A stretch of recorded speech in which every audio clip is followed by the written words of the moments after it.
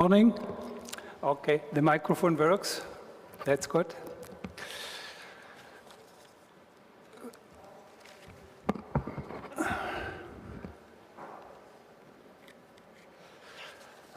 So good morning to all of you, to our session, Deep Dive into Environmental Resilience, Nature-Based Solutions.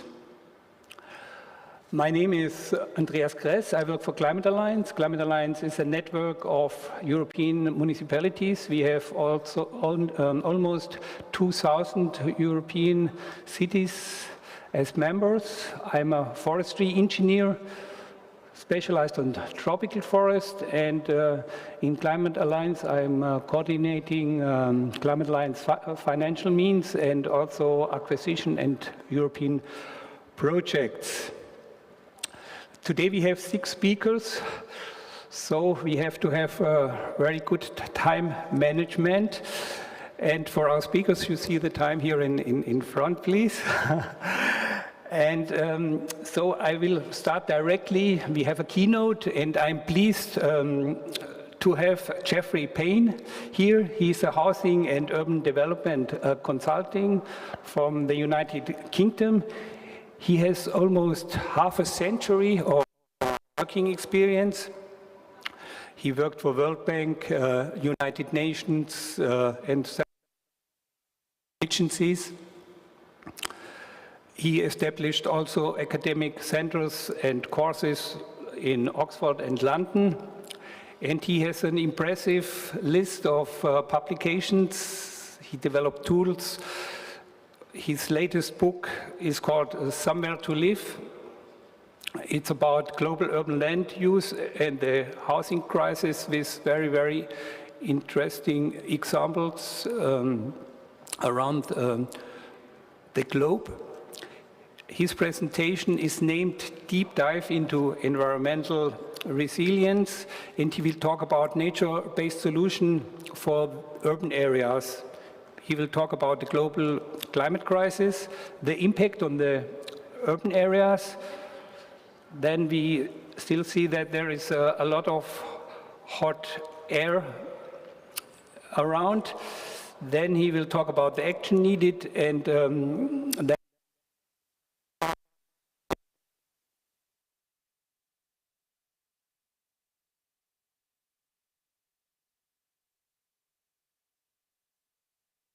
has useful references for nature-based solutions. So please, Mr. Payne, go ahead.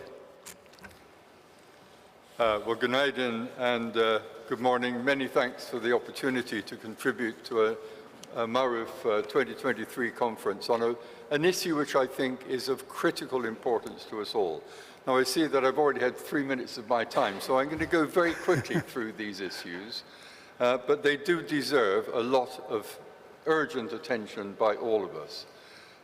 Kullanmaya çalışacağım. İklim sorunu dediğim gibi hepimiz acil bir konu ve hiçbirinize hatırlatma gereği duymuyorum aslında. Bu sabah daha büyük sellerden, afetlerden bahsediyoruz. Guardian'da da bu sabah bir haber çıktı ve bu haberde tüm insanlık tarihinde en sıcak son 3 ayı yaşadığımızı yazıyordu bu haber. Burada PowerPoint'te oldukça yoğun bir slide var ama hepsini okumayacağım. Burada IPCC raporlarına baktığımızda eğer çok acil bir eylemde bulunmazsak ve küresel karbon emisyonlarını ciddi bir şekilde ve acil bir biçimde aşağı çekmezsek ve endüstri devrimi öncesindeki seviyelere indirmezsek 100 yıl sonunun itibariyle 5,7 santigrat dereceliğe kadar çıkabilecek bir artış gerçekleşecek ortalama sıcaklıklarda. Burada aslında şu anda 3 katın üzerinde olması gereken ve buna çizgisel bir şekilde de bakabilirsiniz. Depremlerin ölçeğine baktığınızda vektörel ölçeğine ve Richter ölçeğine göre yapılan değerlendirmeler Türkiye'de de o kullanılıyor. Bu durumun ne kadar acil olduğunu gösteriyor. Tabii ki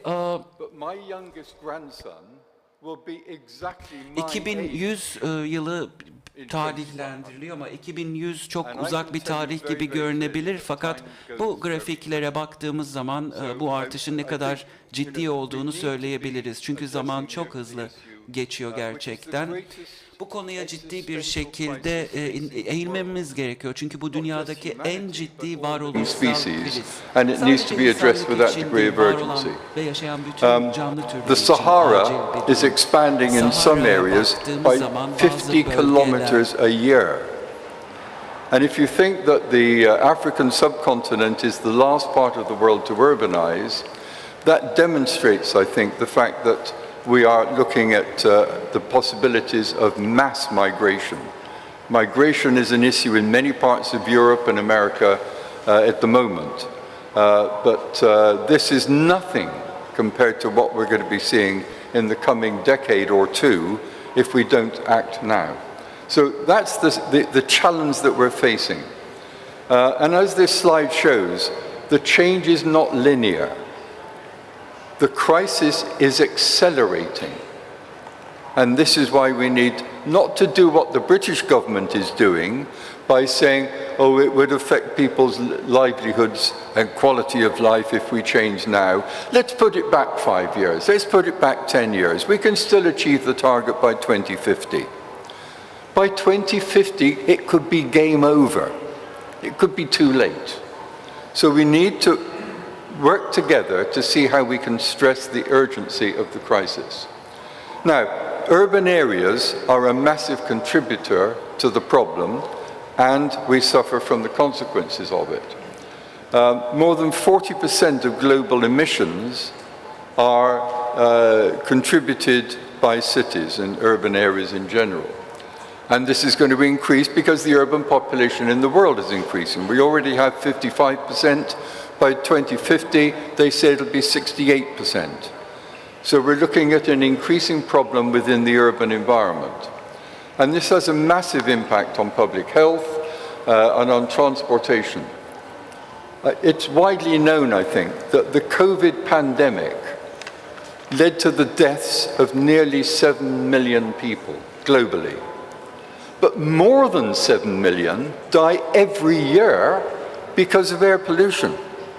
And that doesn't get nearly enough attention. But it demonstrates the urgency and the scale of the actions that are needed. So many of the cities, of course, are vulnerable to sea level rise. We'll be hearing about Portugal later this morning. But sea level rise is already a very serious issue. I was working in the Maldives, where the highest point in the country is 2.8 meters above sea level. Or it was 20 years ago when I was working there.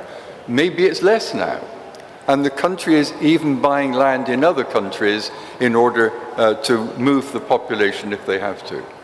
So if you look at cities like Ho Chi Minh City in Vietnam, storms that took place every few years, once every few years, now take place several times every year.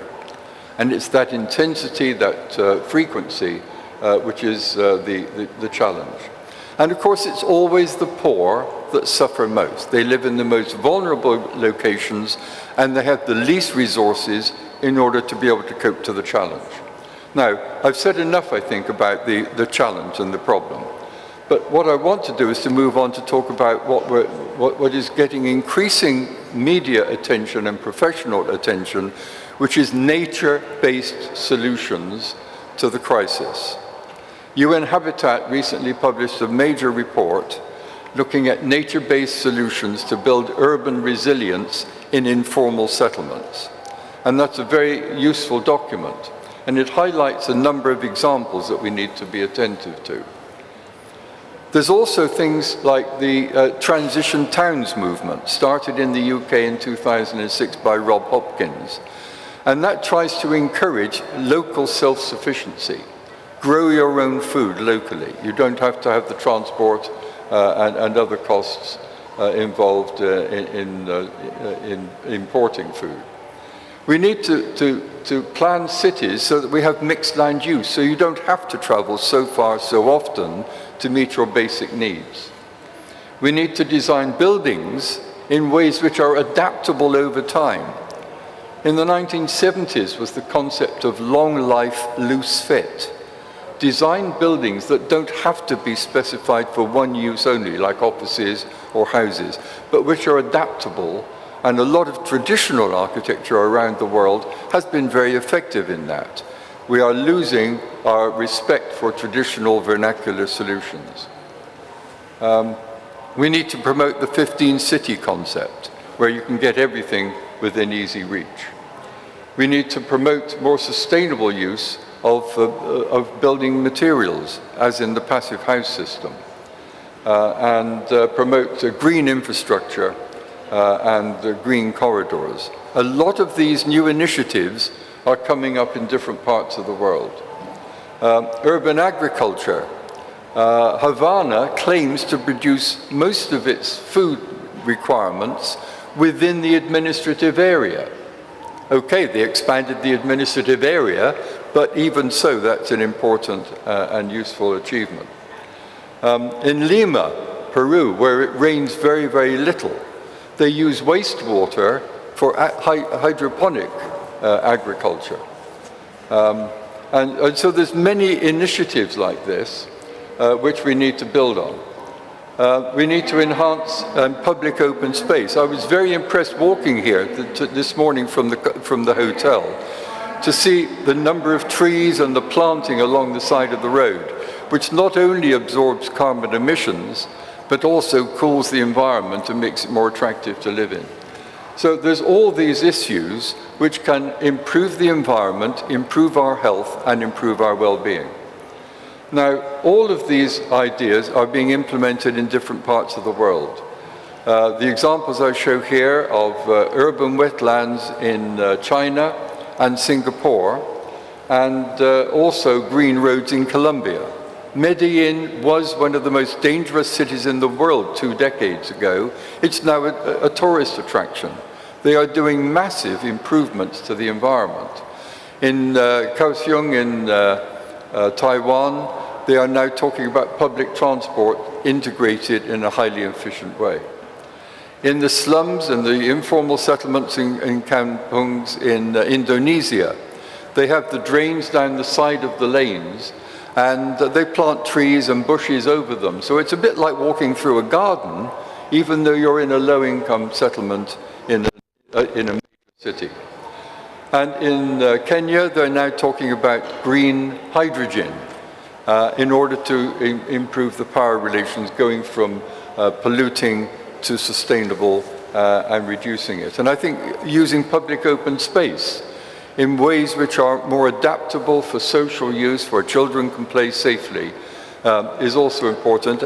And again, back to Medellin, even though the spaces are very constrained and it's very hilly, they have slides for children and paintings to remind people of the urban environment, as well as planting wherever they can. So all of these are very, very important initiatives. The question is, that I'm asking myself, is it enough? We are talking about nature-based solutions, and undoubtedly, these are major contributions to improving the urban environment. But what is needed and what is being implemented is a big gap.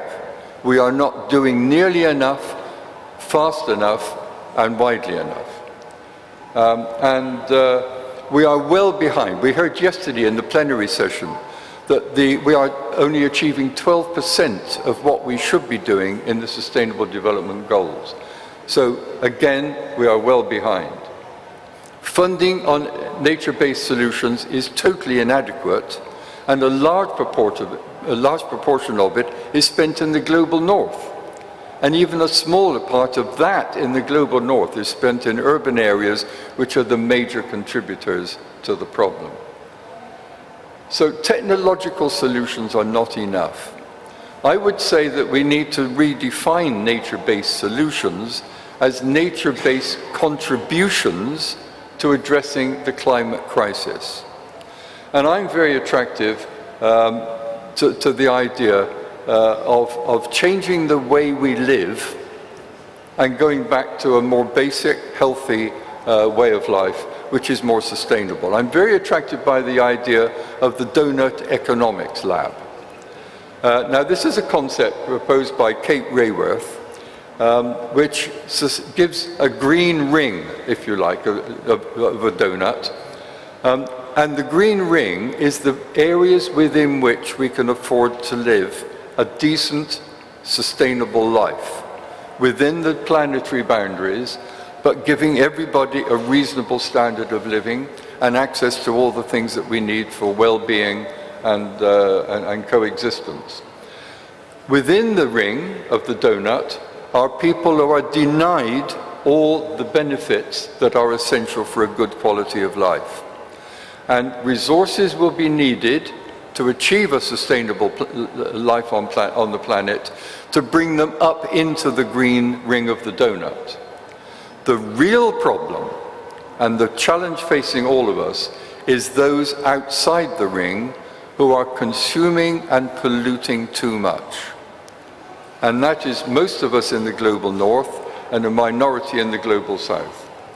So what we need, I think, is a comprehensive redefinition of what we mean by development and how we define the measures in order to achieve it.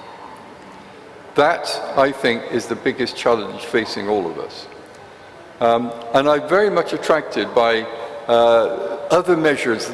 We should not be judging progress, I think, by GDP or GNP. That is a purely economic measure, and it's got lots of limitations, as I point out in my book. But we need to be looking at other measures of progress, such as the Human Development Index, and the idea of Patrick Geddes of conservative surgery. These are ways of harnessing nature ideas for the future. We need to invest, I think, in saving resources rather than saving labor, as advocated by Stiglitz. We need to introduce carbon taxes. We need to tax aviation, fossil fuels industries, private vehicles. I noticed this morning, I had a message from a friend in Singapore, it is now costing well over $1,000 a year, well over $1,000 to tax a private vehicle. And that is going up every year. So we need to be consuming less, and I think we need to have a much more modest lifestyle, which is within the planetary boundaries, and we would all be better off and happier for it. So, prioritizing redistribution over growth. Growth is not the answer, although my government in the UK says it is. Growth is part of the problem. We need to redefinition and a change of what we mean by progress. And I think all of us would be a lot better off. The real challenge, the point I want to end on, is that the real challenge facing all of us, whether we are academics, whether we are politicians, whether we are consultants, is how do we generate political momentum for the change that we need? I think we need to be much better at skills of persuasion. I was once giving a conference talk in Havana, and I said to my friend, the organizer, would it be okay if I title my talk Social Capitalism, Harnessing the Benefits of Capitalism and Socialism? And she said, no, no, no, don't mention the word capitalism. You'll be very unpopular. So I said, okay, so how about if I talk about regulating markets? Oh, regulation, that's very good. I'd like market regulation. It was the same evidence, the same argument I was wanting to make. We need the skills of language, we need to use the terms which those who are in power will find acceptable in order to make those changes. Thank you very much, and I'm just on time, I think. I should say that I have drawn on the book that I did that Rushin Kailesh very kindly referred to yesterday, and which you kindly referred to this morning. So, thank you very much.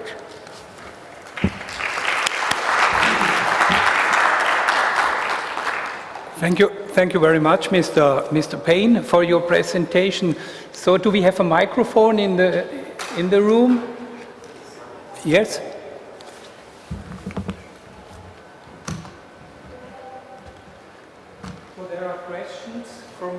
side, we have time for one or two questions.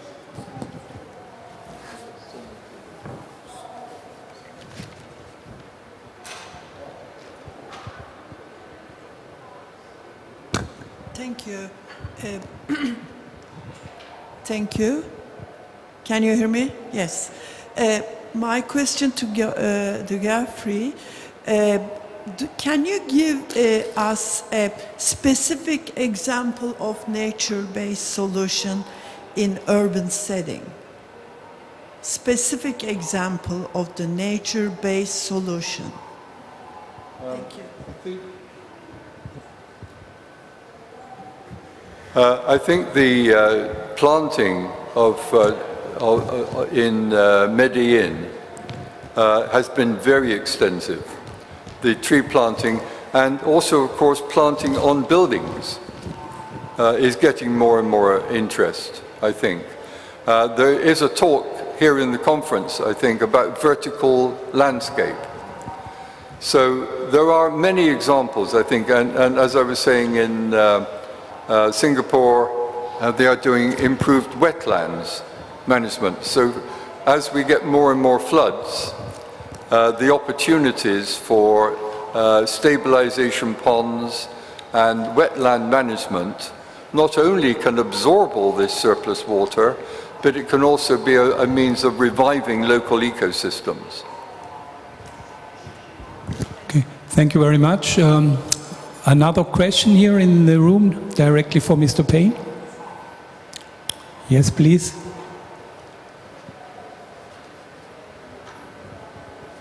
Maybe you could say your name and then.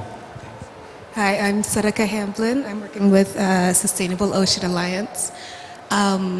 So nature-based solutions obviously are wonderful for the environment and wonderful for development. But do you ever face any political or social pushback when you start doing these? Maybe people worried about the economical impacts or anything like that? Yes, that's a very good question. There is, in many cases, a political pushback.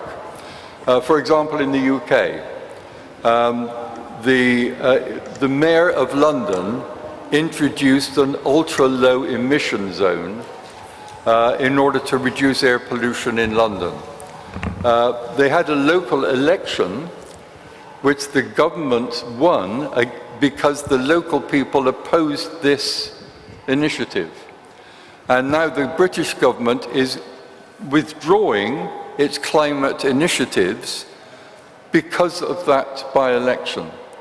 So there's a lot of pushback, even in countries that can afford to make the change. UK is one of those countries that could afford to, if we chose to. But because the argument has not been made strongly enough or effectively enough to the population, there's a lot of popular reaction against change, which a lot of governments are going along with. So I think it's incumbent upon us, professional community, academics in publications, journalists, consultants, to make the case for change in a much more effective way than we have, so that we can address that pushback. Thank you. Thank you very much, Mr. Payne. So we are going to our second speaker. Our second speaker is Miktat Kadioglu. He is professor in Technical University of Istanbul. He holds a PhD in atmospheric sciences from Missouri, Columbia, and he will talk about climate risk management, disaster management in cities. Please, Mr. Kadioglu. Okay. Thank you. Can you turn off? Yeah. Sorry. Oh, okay. Thank you, Mr. Chairman. Ben hızlıca Türkçe anlatacağım. So I'll be very brief in Turkish because we have to create a miracle within 8 minutes. And my presentation was prepared to take 20 minutes, but I will try to be brief. Especially the issue of the climate change comes up quite often in our hot topic, our hot agenda. and it's mentioned in the previously mentioned book, we have to turn this crisis into an opportunity. At least that's one of the things that we have to do, so that we are not in a position that we have been highly affected. And one of the methodologies should include that. About the flood problem, the flood issue, in the same institution, the same colleagues working in the same institution, people are always dealing with it as a climate issue, and some see it and tackle it as a disaster. So the same issue can be tackled and handled in two different perspectives, wasting resources.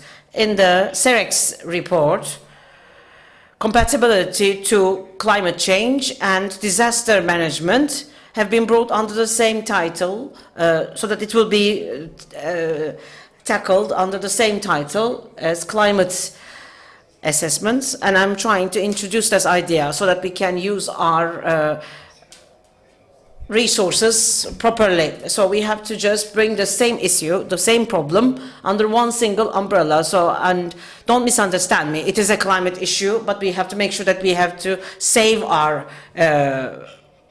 resources. I was going to say that the climate change is being presented in a very incorrect manner, and the temperature change in the weather is not about the climate change. Climate change is not an issue that is pertaining to the current day.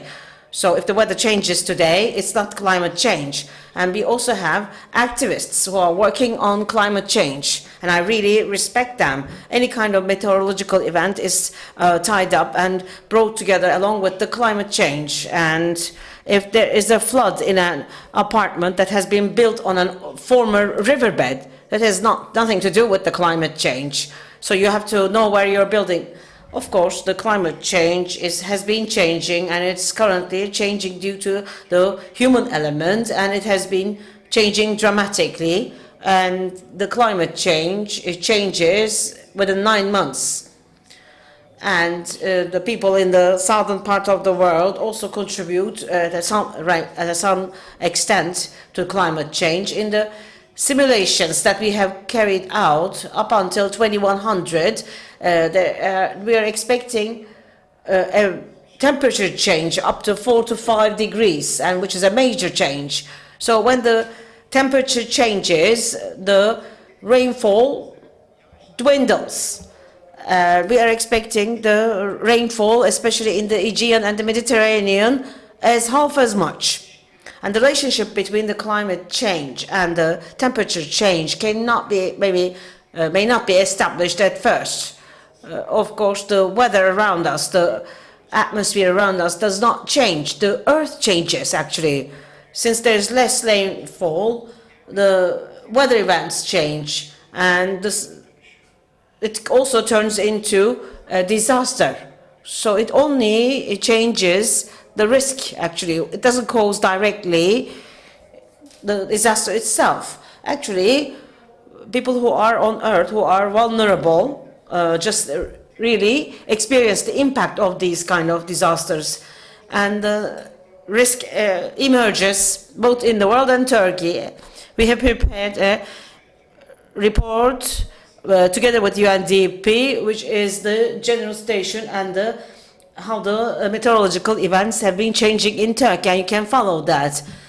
Compared to the 60s, the number of meteorological events have increased at 3 times more.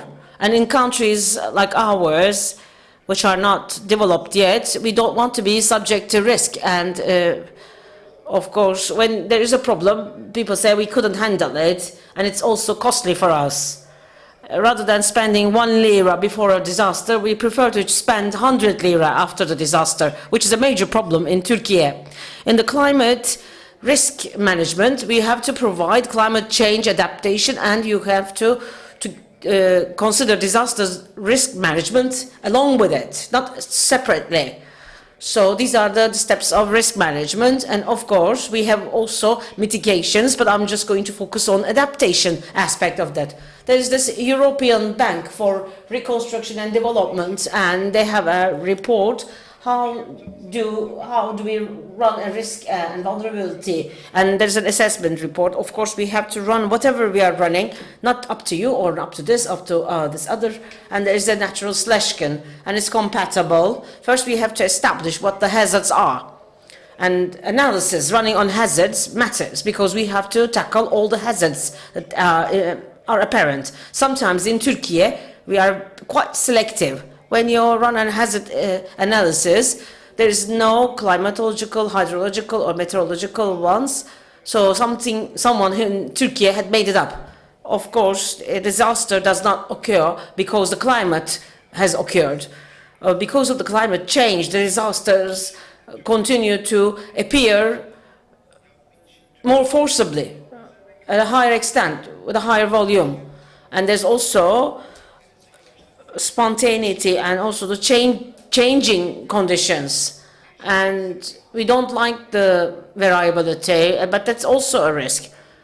This is the plan prepared by the Drought Management Administration Office, and Mr. Jakub can also mention it. We have to use these plans. We establish the risks and the hazards. We have to mitigate these risks. And I'm going to switch. I'm going to skip these.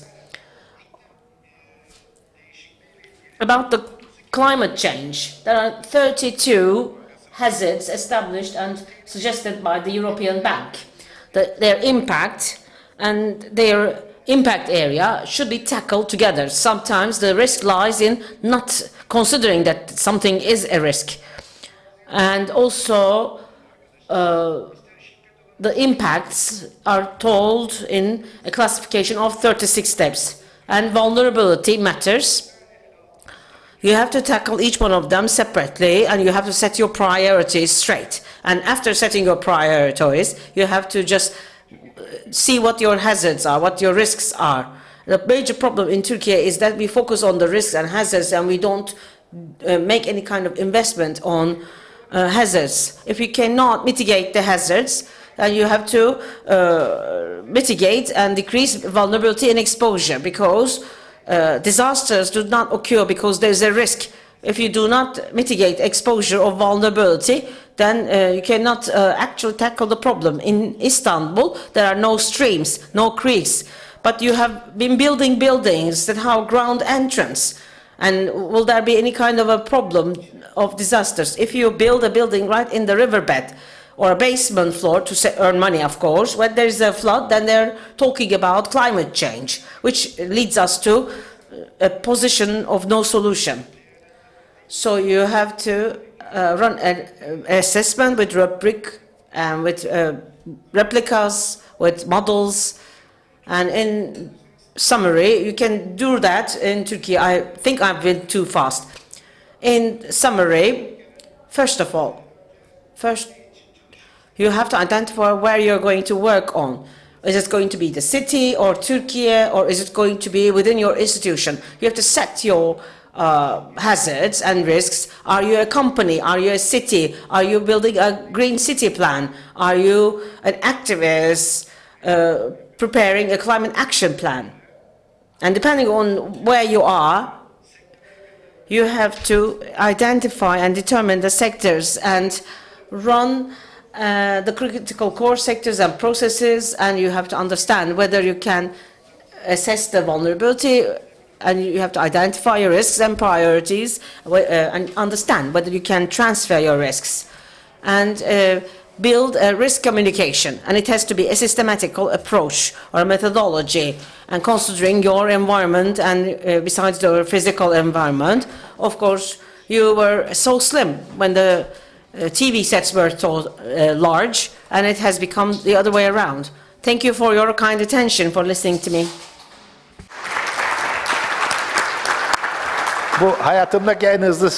This was the fastest presentation I have ever made in my life. Kadiolu for speeding up and for your presentation. In order to give all the speakers the chance to have the full time for the presentation. I prefer to have the questions from you, the audience, at the end. So we have our third speaker. It's Jakub Karaslan. He is Deputy General Director of Water Management at the Ministry of Agriculture and Forestry in Turkey. And he will talk about planning for climate change impacts in Turkey, water management, strategy, and action in face of the vulnerability of water supply in the face of climate change. Please, Mr. Karaslan.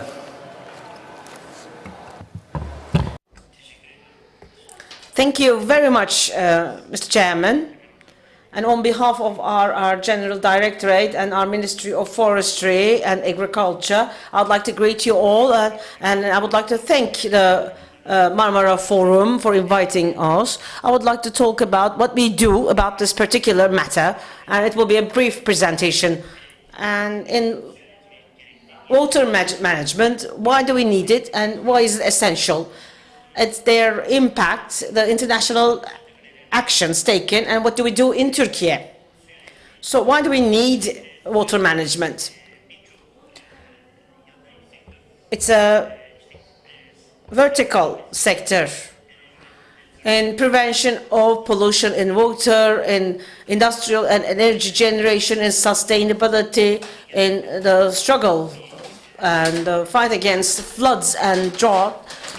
It has a critical importance as well as other issues. In the recent years, there has been a new paradigm called integrated water management suggested on the table, and we need it, first of all, for protection of the ecosystem and social equality, and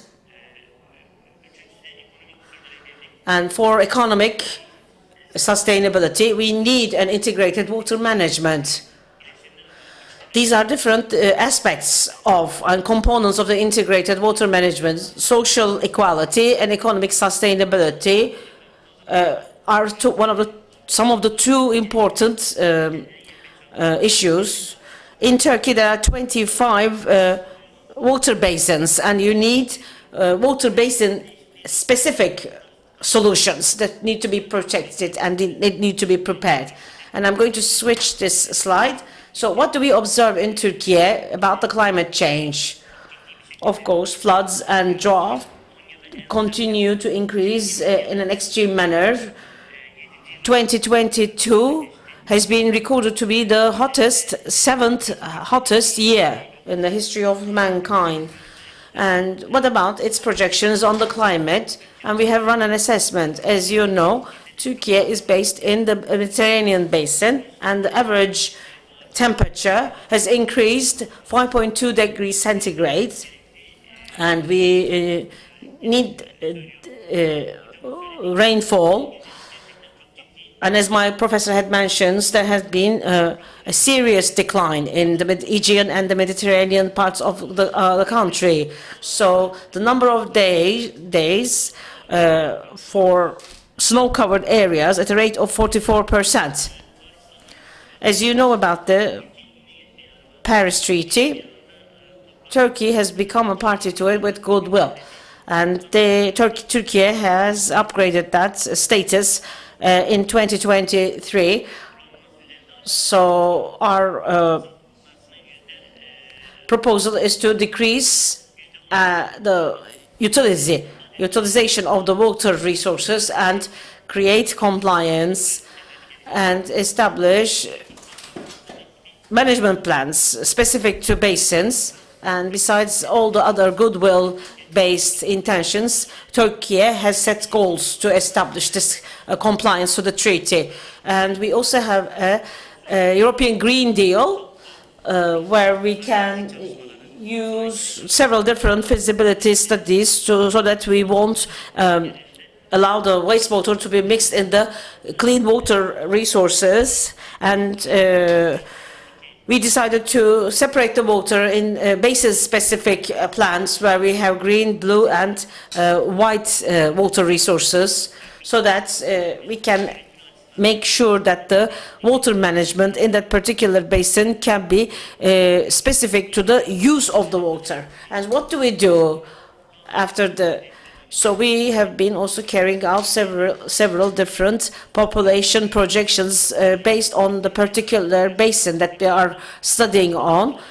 So we are experiencing a 32% of increase in the population, but the potential of water has been dwindling in 25 to 30% rate and annual level. So by 2030, it's going to be 75 billion meter cube of water will be required for a population of 111 million people. So as in 2022, we are using 52 billion meter cube of it, and 10% of it is used in industrial production and generation of power. And our water potential per person, per capita, is 1,313 meter cube per person per year, and we're under the water stress. And when we have a serious drought, so this number comes down to 757 meter cube per capita per year. So we have to take serious and imminent and urgent action so that we can tackle this problem. And we have been preparing basin-based plans so that we can manage them and also manage floods and the drought.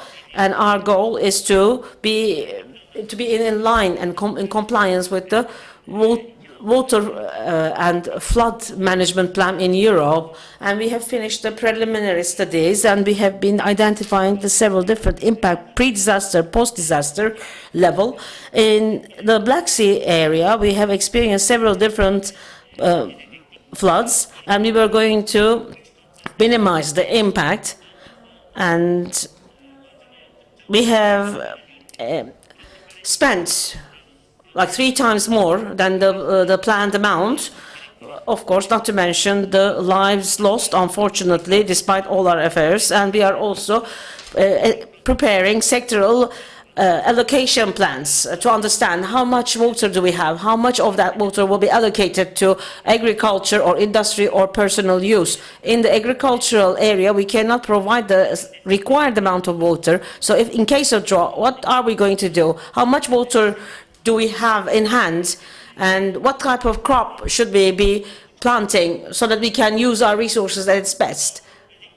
And especially in the urban setting, we have to also carry out several different studies about the rainwater, the grey water, and the pricing of the water. Both the treatment or treated water and the grey water has to be reused. 7.2 billion meter cube of that water is used in landscape irrigation, and we can use it in also in our infrastructure, and we have carried out all the necessary studies, and we have been carrying out pilot projects for grey water and wastewater or treated water, and you can see these plans in our website that is already accessible by public. And we hold sponge cities about the systems to minimize the floods. So the covered cisterns, the underground cisterns, have to be also taken into use so that we can carry out and collect the water. In order to use water efficiently, we have established a document, a strategy document for water efficiency solidarity under the auspices of our President's office as an action plan that's going to take place between 2023 and 2032, which includes several different aspects at the urban water efficiency, industrial water efficiency, and the agricultural water efficiency, and the individual use water, household water efficiency. So we want to increase the efficiency of the urban water efficiency to 24%, which is only 13%. So the industrial water efficiency needs to be tackled as well. For the agricultural water efficiency aspects,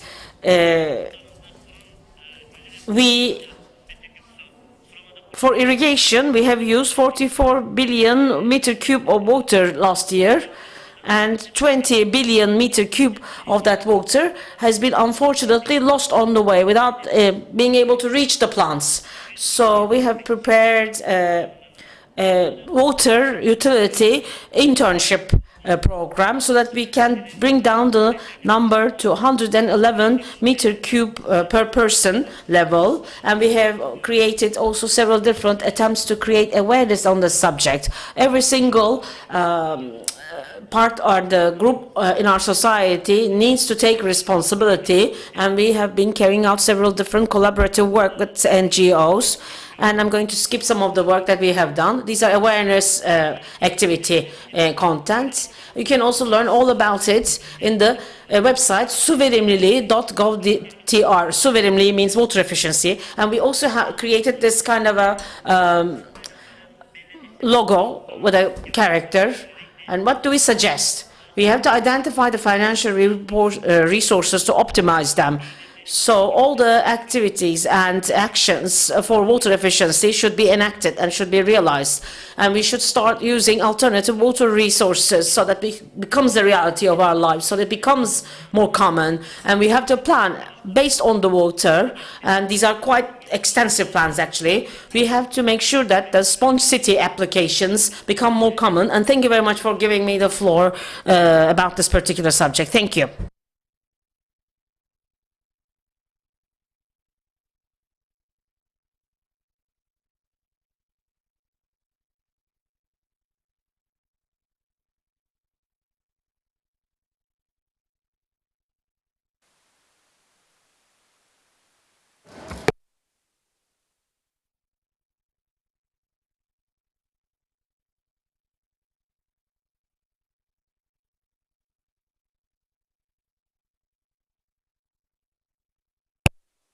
Hopefully you will have time at the end to have the questions for our speakers. And we will go ahead. Our next speaker is Chidem Chayalan. She is professor, head of Department of Public Health, Faculty of Medicine of Kocaeli University. She graduated in medicine, and she works in resilient health systems tailored to withstand climate change disasters. And she will talk also about this topic. She talks about heat waves, urban heat islands, and urban resilience from a public health perspective. Please, Mrs. Chalayan, go ahead. Thank you very much. Herkese merhaba. Well, hello everyone. And I feel great happiness for being here. I mean, generally speaking, when we talk about climate change issues, health is not referred to very often. So in the time allocated to me, I'm going to start with defining what a health perspective sounds like and what it's all about within the context of climate change. So I'm going to try to stick to my time limit. Well, one of the most important impact of climate change is on human health, and from a health perspective, climate change for the 21st century is accepted as the greatest global health threat. Therefore, when talking about climate change and its direct and indirect impact on human health, we can talk about a number of influences and dynamics like the diseases and pandemics and vaccination and the changing places of the viruses, and so there are a number of, as I've said, direct and indirect influences of climate change. So within that framework, today I'm going to focus more on the global warming aspect of climate change, because as we know, the temperature are rising continuously, and the global average temperatures are rising. This is something we observe, and it comes up in heat waves. When we have a heat wave, we have to acknowledge seriously negative impacts on health issues and also public health, because it causes a number of diseases. As far as the heat waves are concerned, we do not have a universal definition, but despite that fact, every country around the world defines this based on their own temperature averages. But the World Meteorology Institution has a definition which refers to an average increase of 5 centigrade degrees or 9 Fahrenheit. And if that happens year after year, then that could be defined as a heat wave. And if it takes longer than a year, then we are talking about a clearly heat wave. And from an urban perspective, urban areas create heat maps when we are trying to visualize them on graphics. So we are talking about the peripheries of the cities, and compared with natural areas or rural areas, temperatures are in average higher in cities. This is very much about the type of land use and the use of concrete and urbanization and architecture techniques and the anthropogenic heat caused by human beings. And again, the geographical position of the city in question might play roles in these kinds of heat waves. So what really happens in our bodies when we have a heat wave is that, I mean, actually for a certain period of time, our bodies try to compensate for that and try to create a sort of balance between the internal heat of the body and the external heat. But if we are talking about an unexpected or sudden heat wave, there might occur a number of health problems related to that. And as I have said, these might be coming up in direct or indirect conditions.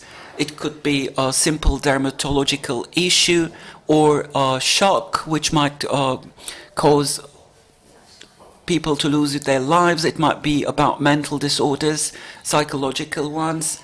And when we talk about the indirect impact of a heat wave, it might create a pressure on the health services in general, and that might hinder the presentation of health services to people. Of course, the most dramatic impact is seen in deaths. Deaths related to heat waves have been increasing in recent years, especially when we are referring to the elderly population, people above the age of 65 especially. So in the coming years, we anticipate that deaths related to heat waves will increase. But the heat waves increase everyone, but there are some more fragile groups within the population, and it's very much related to the level of exposure of people, because fragility and sensitivity. But when we talk about that, we need to refer to women and babies, or those individuals with chronic diseases, especially in the elderly population. The outcome might be mortal, and it might increase mortality rates. And not being able to respond to these sudden and unexpected heat waves further deepens these problems, because you may not be ready sociologically or economically, or your infrastructure may not be sufficient. If you're not providing cooling systems in the interiors of buildings, then individuals are more exposed to these rising temperatures. In 2022, in the European region, due to increased temperatures, more than 60,000 people have lost their lives.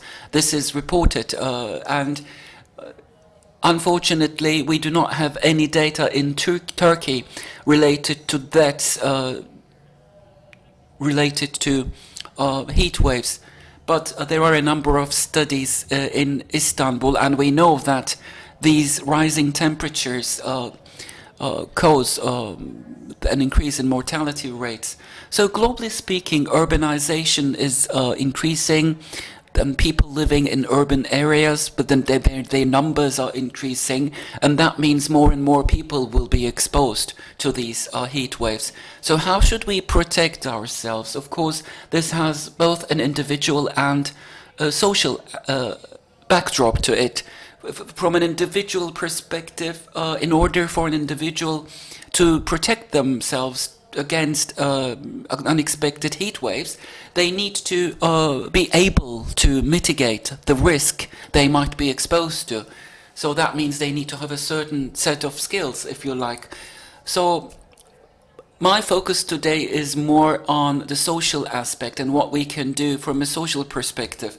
Because really, if you need to talk about the resilience of cities themselves, next to the individual's resilience, we need to talk about the urban structure and the urban dynamics. And once you have a proper design and some precautions on an urban level, we know that we can save many lives. The World Health Organization is working on this issue in reference to urban planning, design and management approaches within the context of architecture and construction of buildings. As Professor Mehmet has just said, these approaches are very much going hand in hand with other dynamics of climate change and urban living standards. We have a number of examples from North America. We have similar strategies being implemented, especially when it comes to designing the urban areas and environmental spaces like insulation and energy efficiency, and in hot climates in order to regulate and control the air conditioning or cooling towers. These are more technical issues, and it's the job of urban planners actually. But as a health professional, I'm not going to go into further detail about these kinds of technicalities.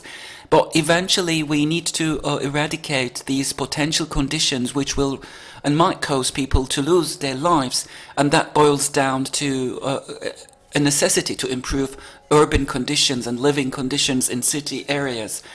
Communication with people who are exposed to heat waves, it plays a very crucial role. That means we need to monitor them and the population in general. And from a health perspective, some action plans are being recommended, especially during the pandemic. We have experienced this, visiting the elderly at home and reaching out to them to deliver their drugs and so on. So it is being recommended that the same thing could and should be done during heat waves as well.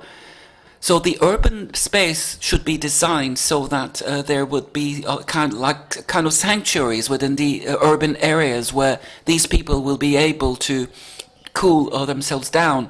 And if we are talking about a lack of cooling system in the interior of building, if we do not have a climatization opportunity, then we might have buildings specifically built for cooling purposes, where people could gather during the heat waves. And we have heat wave action plans, which include strategies and precautions like these. I will not be able to go over all of them, of course, but in addition to what I have already said, we need to have an early warning system and participation of multiple stakeholders. And it's generally the stakeholders from the Ministry of Health and health agencies. So, and again, mitigating the temperature, exposure to high temperatures within the buildings and the interiors. So let me stop here. I have already surpassed my time by a minute. If you will have any questions, I will be more than happy to answer. Thank you.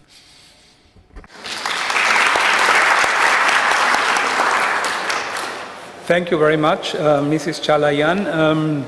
Even in Central European climate, like in Germany, there are some pilot cities already developing heat action plans. So the topic is very, very important on local, on city level.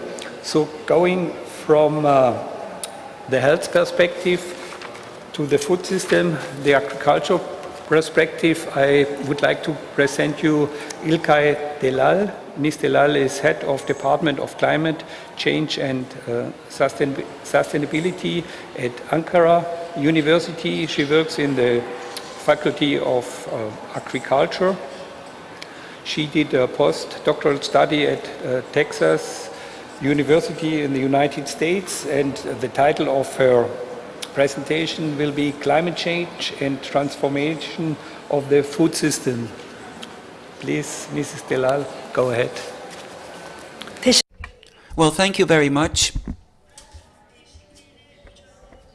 In fight against climate change, I'm going to talk about what changes we need to make in the agricultural industry.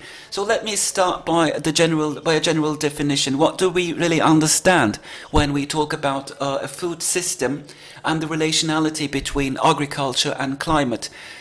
So when we talk about a food system, we talk about this journey from soil to the fork. And it's not only about agricultural production only, but it starts with agricultural production and reaches out to the consumer. And even before the production process, we need to acknowledge other suppliers for fertilizers and pesticides even. So when we talk about a food system, we are not talking about the area where the food is being produced in an agricultural context, but we are talking about a rather complicated system that includes all phases of this journey, from the very beginning to the end consumer. And it's not only these circular chart where we see all the dynamics of this system.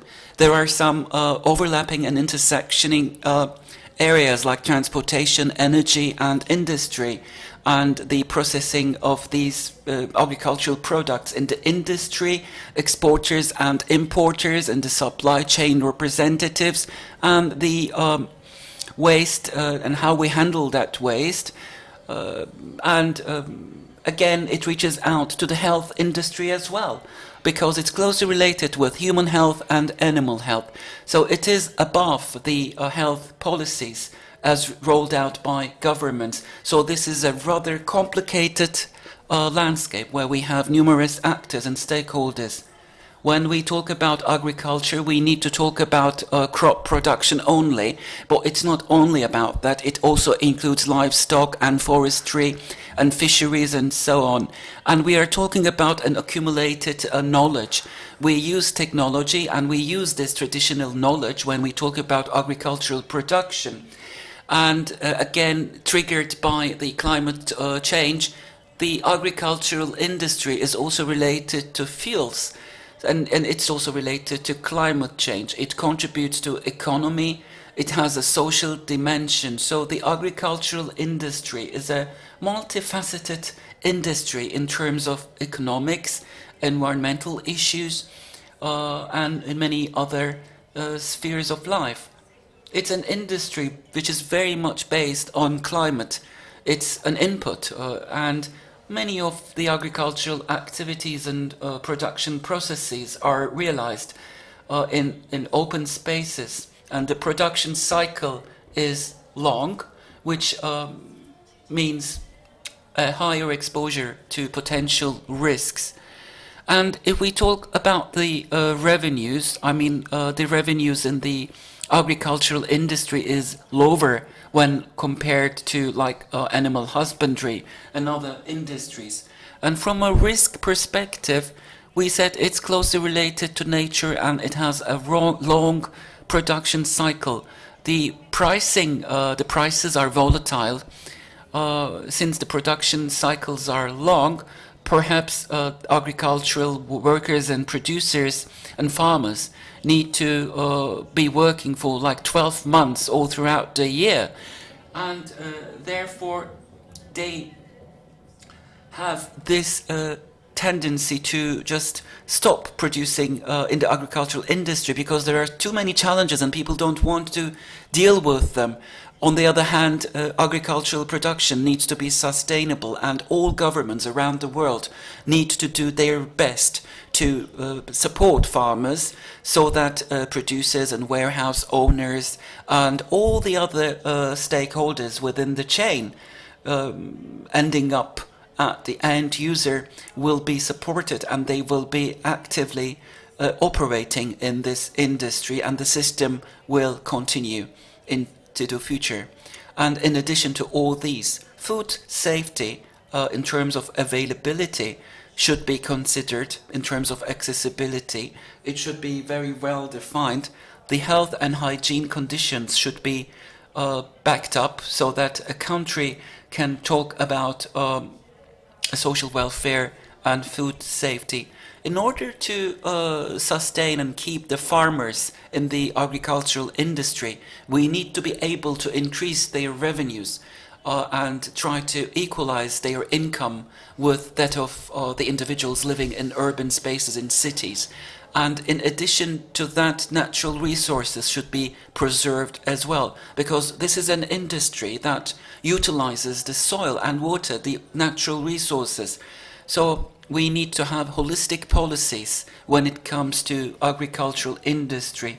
We have numerous structural issues in this industry.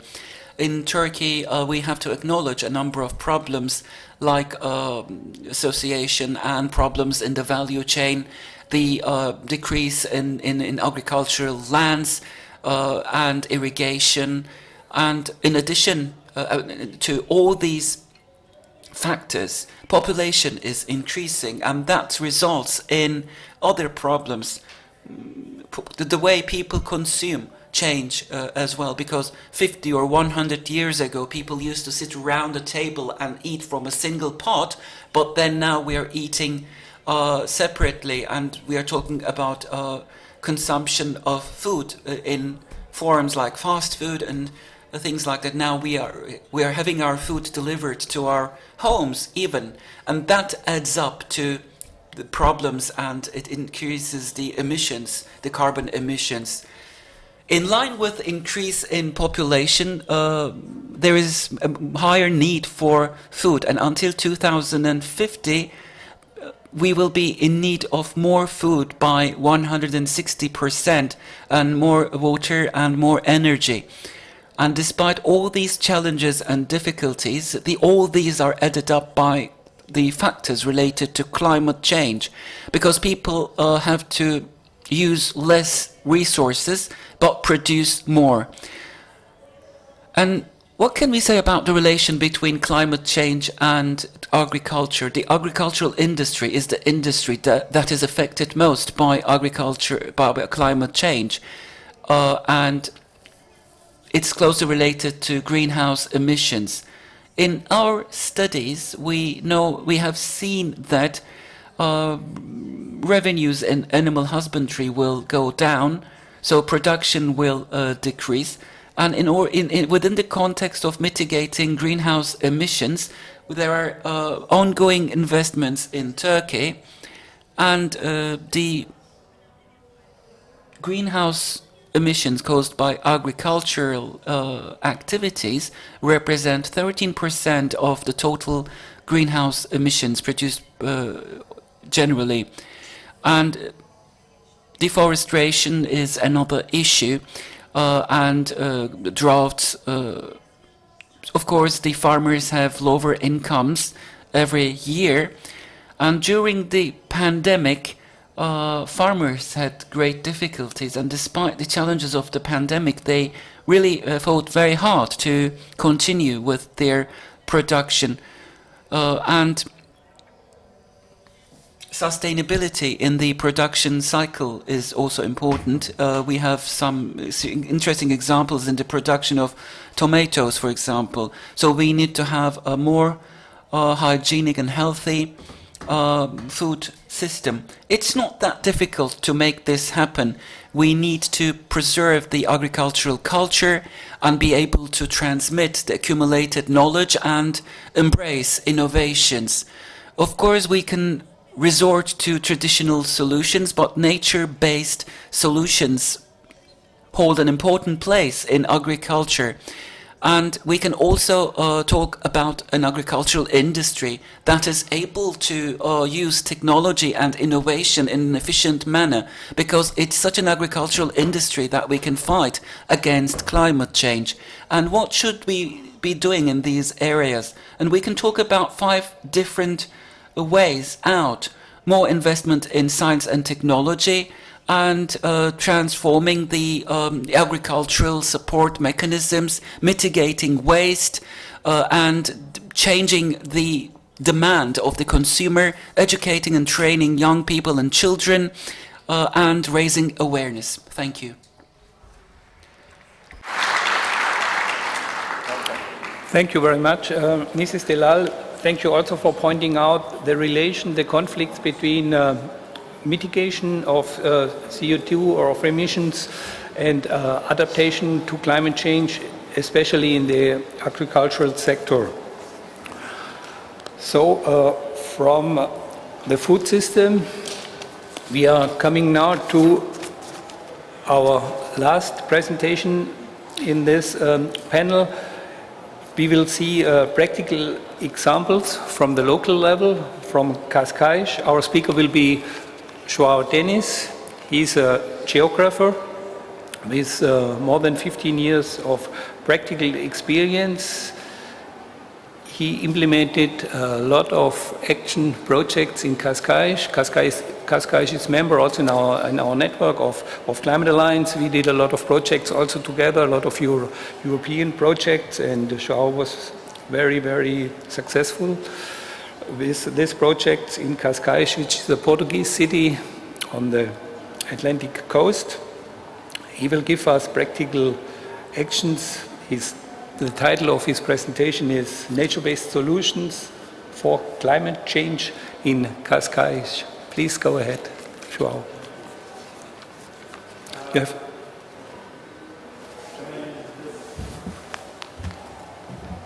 Yeah. Okay. Thank you. Thank you. Yeah, it was on. Thank you so much. I prefer to stand up. It helps me with my reasoning. First of all, let me congratulate this wonderful organization for this wonderful event, a clear example on how to do things right.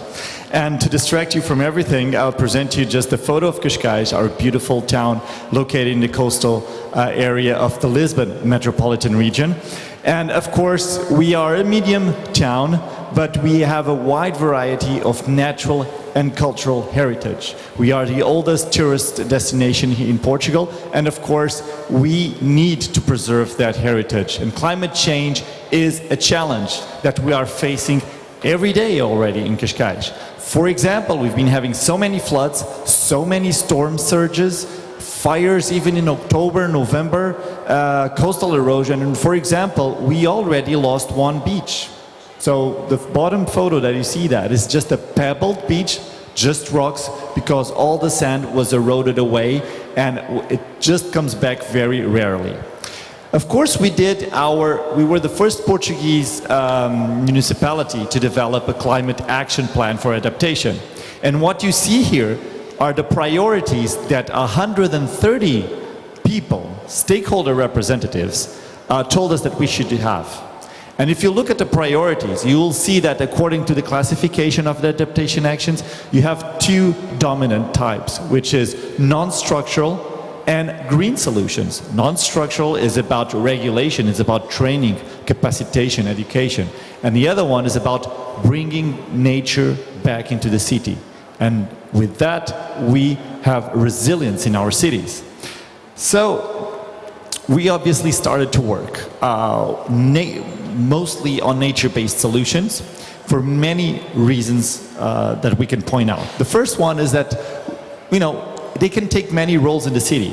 A nature-based solution can help to tackle climate issues, to reduce risk, but it can also be a tourist attraction.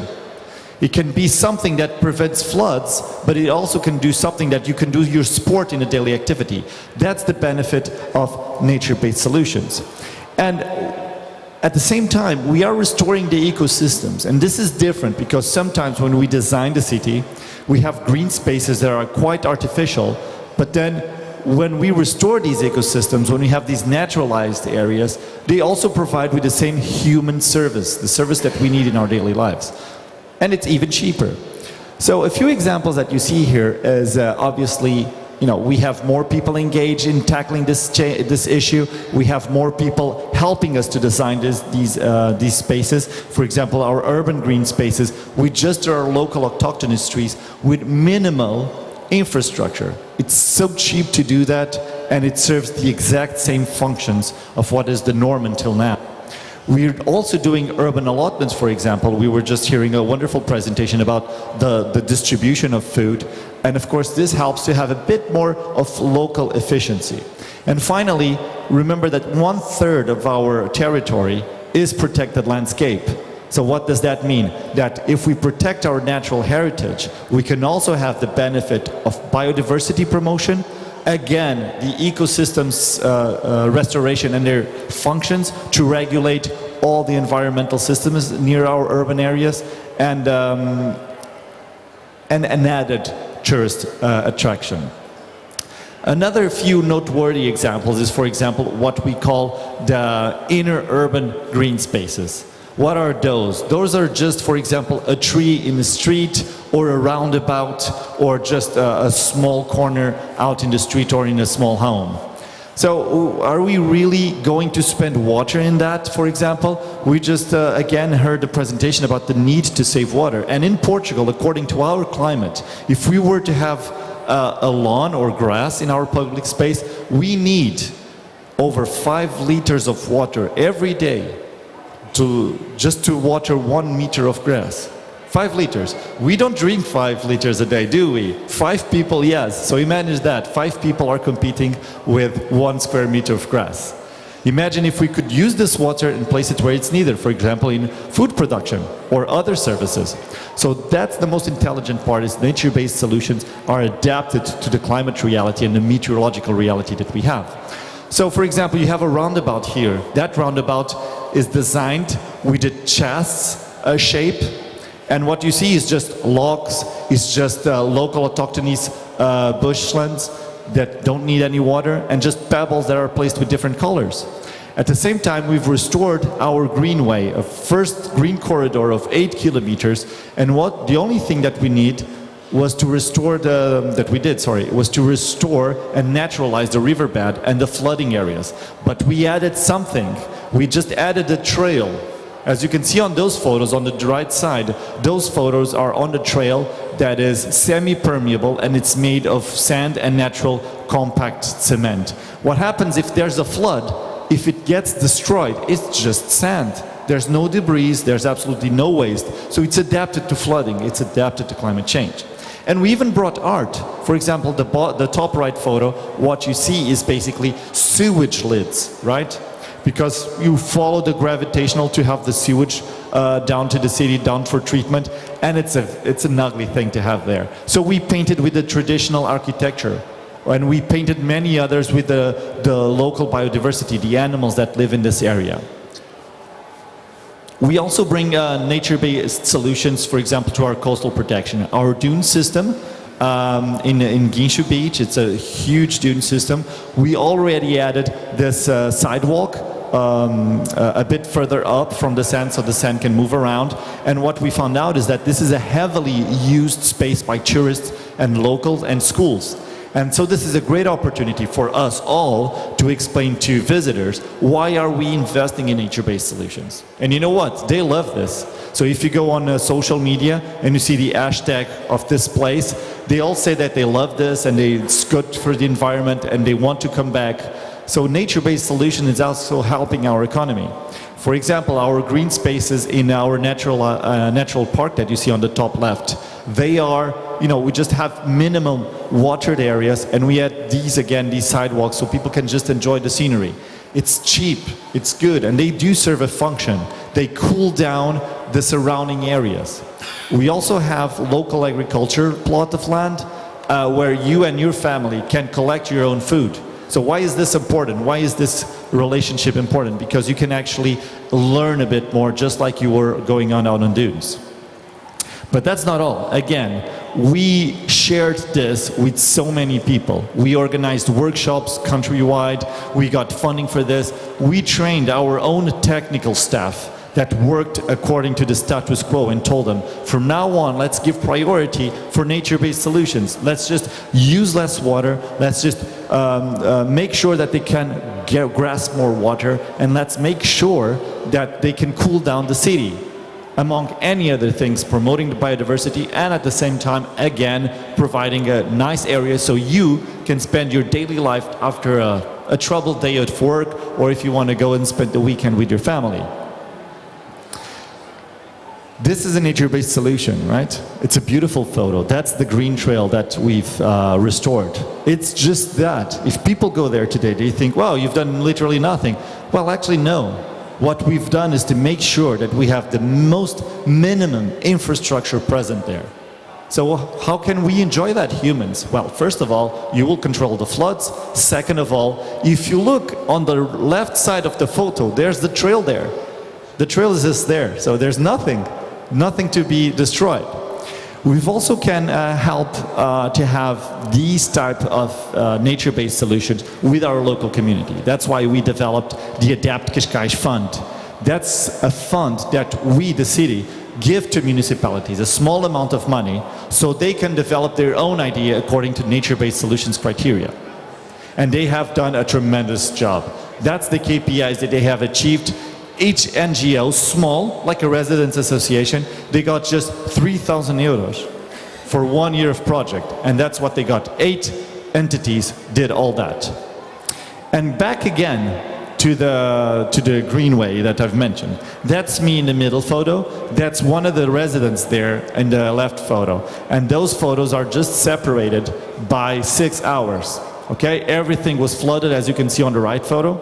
Everything was flooded. Everyone was stressed. This was the second highest rain rate in 40 years. In 1983, we had more or less 127 millimeters. On this day, we had 95. We had 0 damage on the trail. 8 kilometers of trail, 0 damage whatsoever. So that's really cool.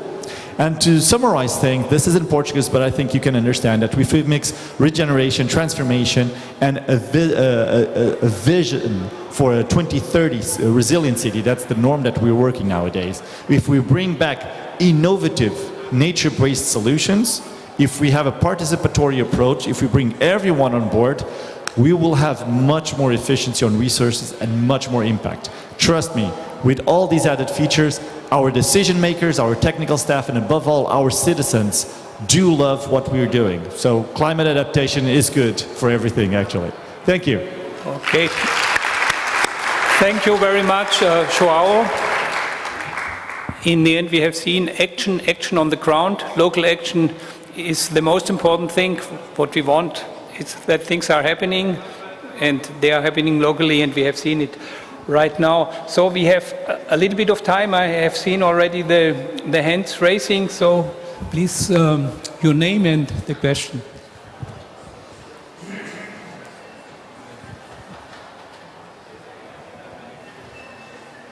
Hello? Hello? Okay. So, hi, my name is Hüseyin Kondakçı, and I'm a landscape architect. I have a question for you, sir. In your presentation, there were 4 pictures. On the left corner top, you have a wooden pathway in the forest area, and the bottom right corner, you had a wooden pathway as well in a dune landscape. So what I'm wondering is that while, I don't know if you know this, but while installing those pathways, did you use concrete to stabilize the pathway, the wooden area? So like, I don't know if you could give like a short explanation as how you like make it stable, like, I don't know, without using concrete. Thank you very much.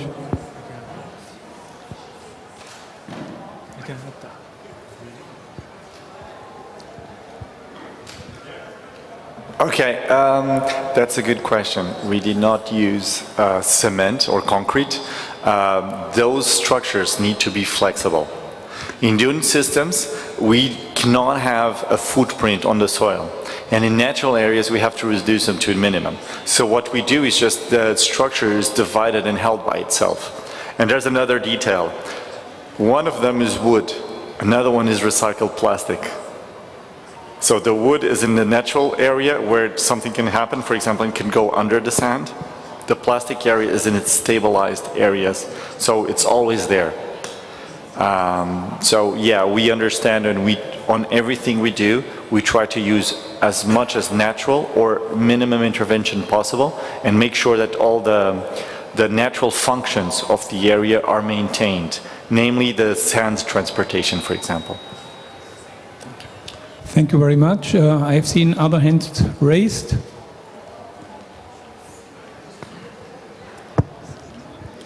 Hello. My question would be to Mr. Payne. I'm an urban farmer myself, and I very much appreciate your concern. I mean, the place you gave to urban farming as a measure to resilience of the cities. My question is related to how the local administrations understand that, because we have some contradictory policies. You know, in the global south, where planning is not a real way that the cities have been built, we have many patches of fields, gardens, or, I mean, unbuilt areas within the cities, which are in the small or mid-sized cities especially, but even in Istanbul we have many small or big lands where farming is done, even today. I am farming in an historical garden in the very center of the city. But the municipalities, when they understand this necessity of putting the green back in the cities, they cannot see how historical gardens are there, or how the cities already have these greens, which are under the pressure of land rent. So we see that these greens are being swept away by the constructions, whereas the municipalities encourage people, encourage some small neighborhoods to build some gardens, usually hobby gardening, and they are happy with that measure. I think that municipalities need to understand that they have to preserve what is farming and distinguish what is farming and what is hobby gardening, because hobby gardening cannot really, it's a good activity, okay, but it cannot help self-sufficiency, it cannot help the urban resilience. Whereas the farming can really, with composting included, can be a very good way to against the climate crisis. I agree totally. Self-sufficiency, local production, and the use of available land, even small areas of land, even balconies, can be a source of producing food. You know, my grandchildren love the fact that we grow tomatoes. We grow some vegetables in our garden, and we have window boxes with those. And I think it's so good for children to see things growing. And the excitement of picking their own tomatoes, their own peas, I used to do on an allotment when I was a boy. And that contact with nature and seeing where your food comes from, I think is absolutely vital for our own well-being, and also, of course, for the production of foodstuff. And I think one problem is that the price of land in urban areas is now so high that many local governments, especially those that generate a large proportion of their revenues from land, certainly in China that's a very big factor, then that puts land under pressure which would otherwise be used for productive use in agriculture. We need to redefine, I think, what we mean by productivity. And it isn't just buildings that generate income, it's land that generates food. And I totally agree with what you're doing. We need a stronger campaign and media attention for that issue. Thank you. Thank you very much for the question and the answer. We could have maybe one short last question. Yes, please. Okay, both speakers, you know, at the first and the last one, talk about the natural-based solutions, but all the, you know, the examples, you know, they show us swamp, rivers, or such a green areas.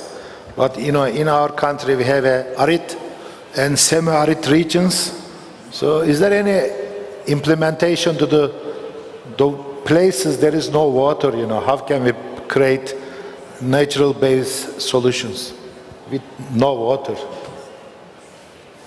I think it's a question for you, Mr. Payne, please. Well, as I was saying in Lima, where it never rains or very rarely rains, they're using wastewater, domestic wastewater, for hydroponic agriculture. And that doesn't even need much land. So that's just one small example that I'm aware of. Thank you very much. I see no questions anymore from the audience. So first of all, I would also like to thank the organizers for this beautiful panel. I would like to thank the audience for your patience and your questions. And I wish you a nice conference. And hope you enjoyed the discussions and the presentations. Bye-bye.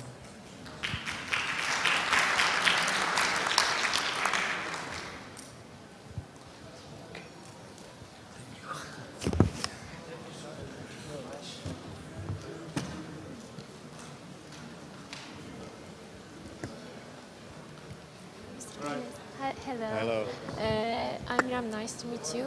Nice to meet I'm you. from the organizer committee. He will he will escort you to the interview area if it's okay for you. That's perfect. Okay.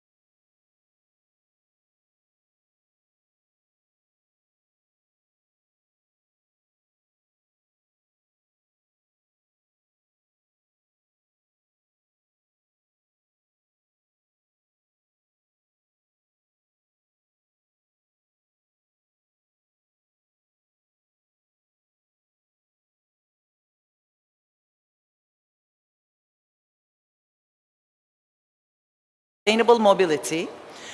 I would like to start by thanking our organizers for such a fantastic event, bringing together all these presenters that we have been listening to yesterday, and also looking forward to all the presentations, all the sessions today and tomorrow.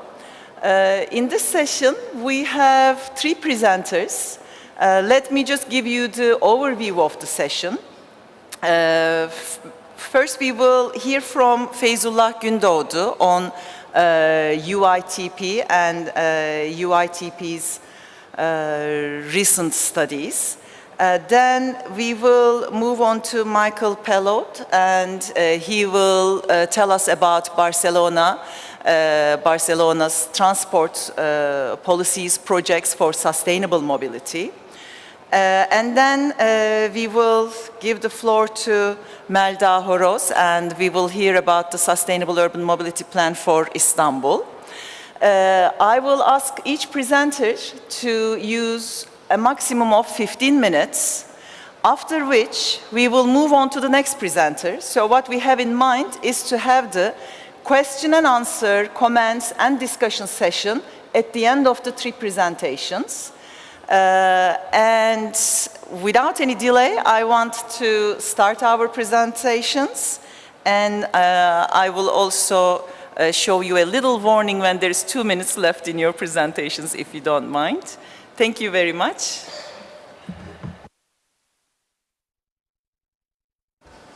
Teşekkür ederim. Well, thank you very much.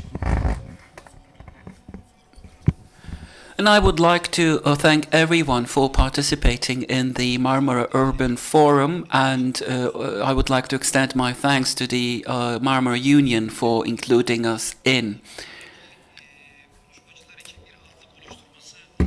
I hope my presentation will set a backdrop to the following presentations for the other speakers, because I'm going to talk about the general challenges and problems we have had during our project, and you will be hearing the solutions rolled out for Istanbul and Barcelona later on.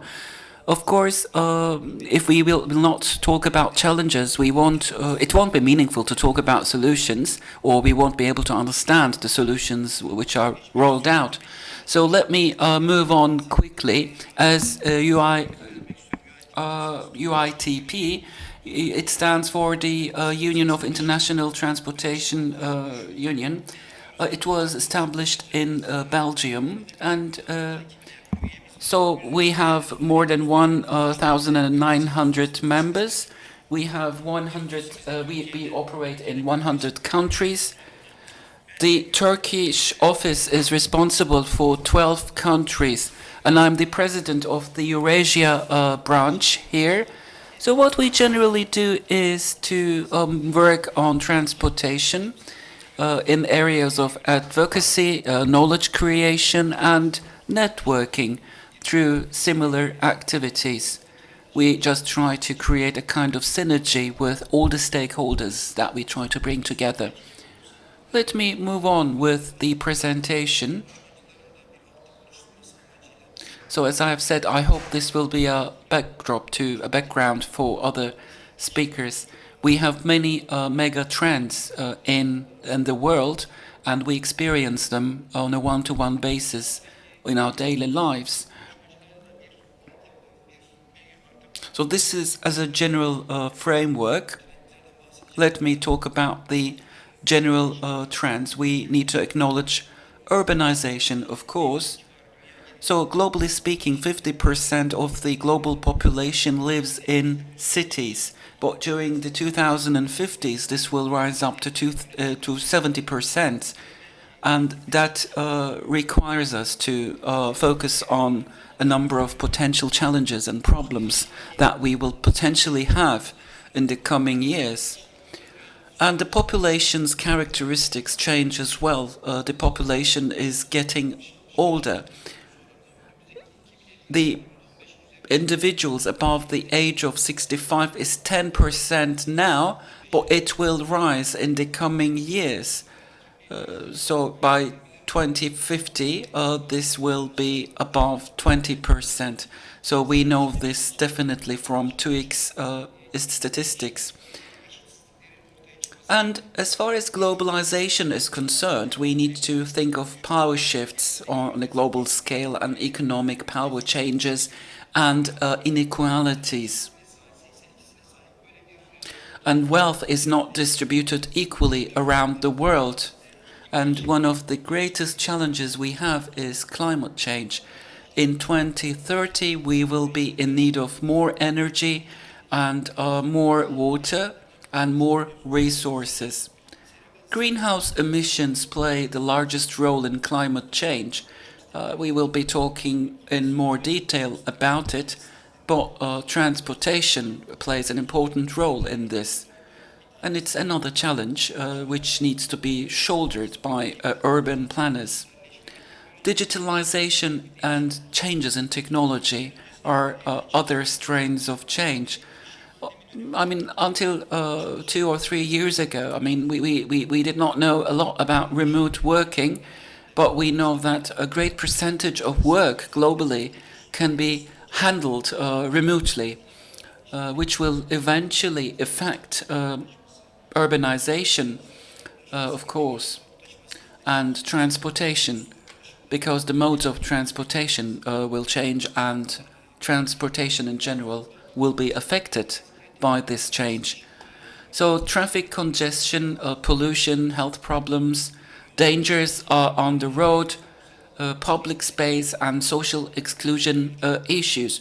So these are a number of challenges we could list. Many reasons for these challenges are that since the 1950s, our cities have been planned with a focus on vehicles rather than on pedestrians. Therefore, we are faced with these problems at the moment. So cities should be people for people and human-oriented. And this is a kind of win-win situation, because if we are talking about people-centered cities and excluding vehicles and foregrounding people, creating larger public spaces for the pedestrians, so these factors will increase life quality in cities in general. I've already talked about the challenges, but looking at the urbanization part of things, urbanization is closely related with mobility, of course. By 2050, mobility will increase by 2.6 times. This is part of a study carried out in 2018 by UITP, which means there will be a higher need for vehicles, and there will be more vehicles in traffic. Traffic congestion and air pollution will be the adverse effects of this, and factors that we will need to tackle with. It is anticipated that there will be 41 mega cities in Africa only. So the African cities will have to face these problems. So what we can suggest for these places is these fast developing cities, public transportation will have to be more in focus. So in such cities where population density is at the city center, will have to roll out different solutions for different modes of transportation. I've talked about traffic congestion based on TomTom data. We see that it's increasing worldwide, and the passenger transportation activity will be more than double by the 2050. And Europe's economic impact of traffic congestion is estimated at around 100 billion euros per year, which translates into 1% of EU's GDP. So we should prioritize investments in the urban public transportation. And again, based on TomTom's data, in London, The average travel distance has been diminished down to 14 kilometers. Perhaps other speakers will give more information about this. It's seen as 24 kilometers, which is almost at around public transportation levels, actually. What that really means is, even if you would be using public transport or your private vehicle, that means the same amount of time will be spent on the road. So that means using public transportation will be more advantageous in terms of travel time. From a climate change perspective, well, industrialization plays a significant role, agricultural activities and urbanization. We can refer to numerous dynamics here, but from the transportation perspective, 70% of oil resources are being utilized in transportation.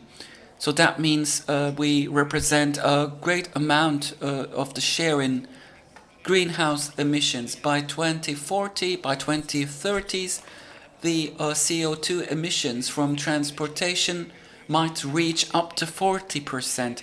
The percentage in Turkey, published by the Ministry of Environment and Climate, is at around 17%. This doesn't mean that we do it better than the European counterparts, but that means public transportation is not as widely spread as the European states. Of course, the Paris Agreement should not be missed out if we are talking about these issues.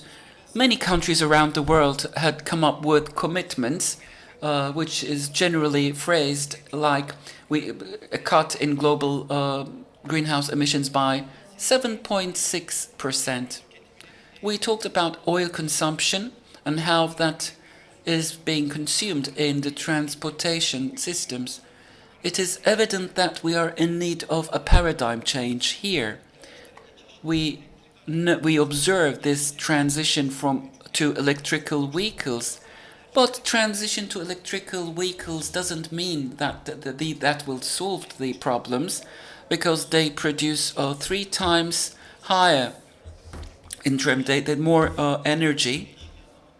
So both in terms of climate change, it's not 100% solution, but in terms of traffic and in terms of land use, it's not a complete solution, which means we need to have a paradigm change. So from individual use of vehicles, we need to move to sustainable modes of transportation, like walking, cycling, and using trains and other modes of public transportation. On the safety side, each year over 50 million people are injured worldwide on roads. So that translates into a loss of $1.3 billion for countries. In traffic accidents, it's usually the children and young people who are more vulnerable, and we are talking about the fragile part of population, like bikers and passengers, the pedestrians walking. In places where public transport is high, traffic fatalities are lower. As you can see on the chart, in European countries, if you compare them with American countries and Australia, you will see that road accidents are less in number. So use of urban spaces and roads. So this is a familiar graph that comes up in different shapes. So to carry 50,000 people per hour, a city needs 175 meters wide road used only by cars. So this is 35 meters for buses and 9 meters wide track for metros. In Paris, 50% of public space is dedicated to motorized transport, but cars are used for only 13% of those trips. And of course, in central London, around 14% of road space is used for on-street parking.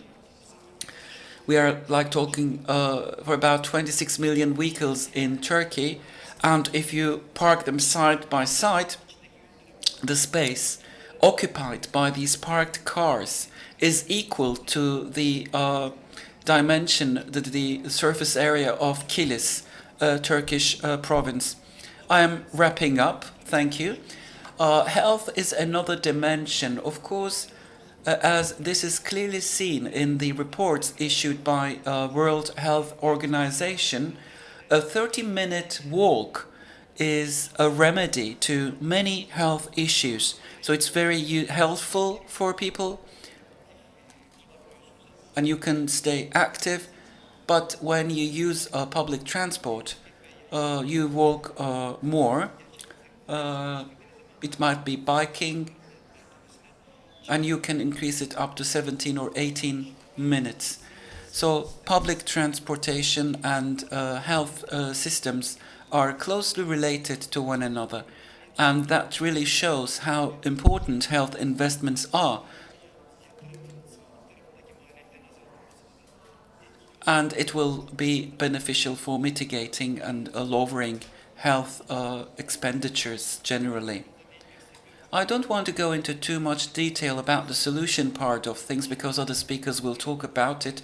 So we need to have sustainable cities focused on public transportation, and we need to plan our cities accordingly, optimizing roads and a proper management of streets, and sticking to innovative and efficient public transportation systems to have more accessible and inclusive systems, to integrate mobility into those systems, build mobility hubs, and attract people to public transportation, which would be more sustainable. So with these strategies, I believe we will be able to roll out solutions. This better urban mobility plan, copies of which were left on your chairs, well, you have more detail there. So the rolled out solutions could be found there, but you can download it from the internet for free as well. Thanks for listening.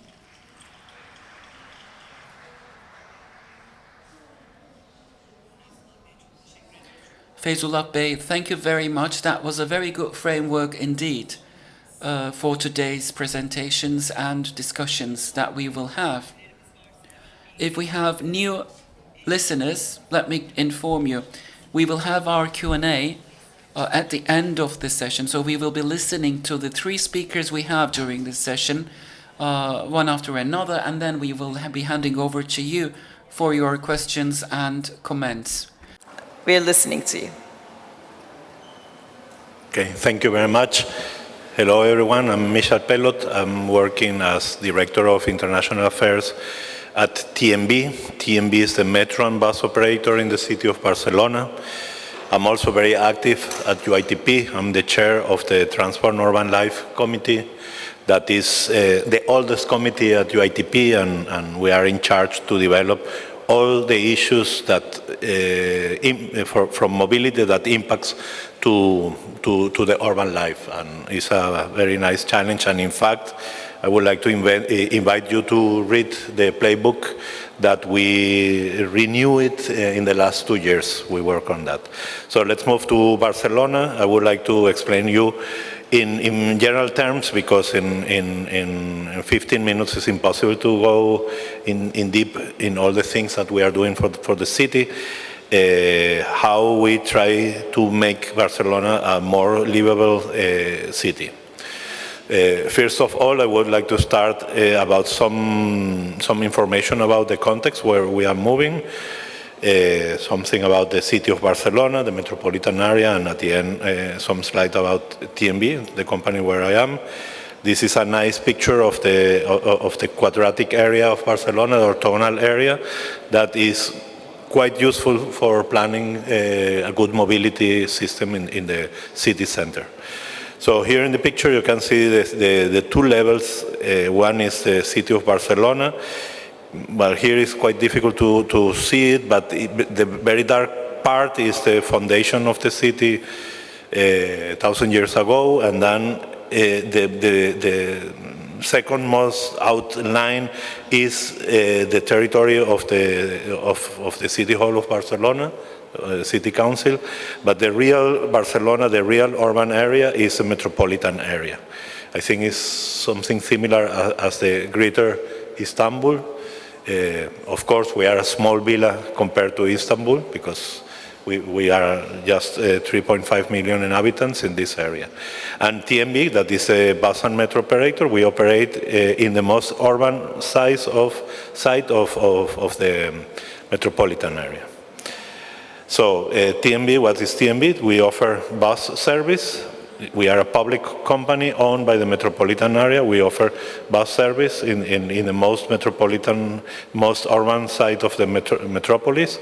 We offer metro service, and in total we are 8,500 employees, and we operate in 11 municipalities with a total amount of 2.5 million inhabitants. So that is what we do. No? So now let's go to the challenge of the problem. What is the challenge here? It's facing an increase of mobility in the metropolitan area. The metropolitan area becomes not to be bigger, but the people are usually moving from the city center to the outskirts because of price, because it's quieter, less noisy, etc. So the number of mobility of trips are increasing, and we have to face on that. So until mid-90s, the challenge was was interpreted by the local governments as traffic. How can I improve the traffic? That means to increase capacities of the streets in order to absorb these traffics. So the big problem of the consequence of that is we have a high level of pollution, we have even acoustic pollution, we have problems with the climate change, the temperature of the city is increasing slowly, we have accidents, a lot of traffic accidents, and finally the number of green areas were reducing very fast because we need this space. The scarcity of space that Feyula mentioned before happens in everywhere, so we were reducing green space to put cars there. So in the middle of the 90s, we started to work in another concept. It's not the traffic concept, it's the mobility concept. How can improve the mobility? And the answer is maybe I don't need a private car to solve the mobility. So what we did is to reprogram the focus and trying to increase green areas, to make the roads quieter, to let's say, punish the use of private car, put in green and blue zones in the city. That means you have to pay if you want to park in the streets. But all these issues against the private car, they have to be accompanied with the increasing of alternative solutions, like bicycling, cycling, public transport solutions, improving the way that I can walk from one side to another, and so on.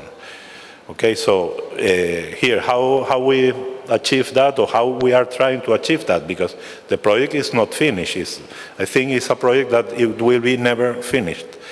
We need a strategic plan. In the case of Barcelona, we have two strategic plans, one in the metropolitan area and the other one in the city of Barcelona. Is what we call the PMU or PMMU in the case of the metropolitan area.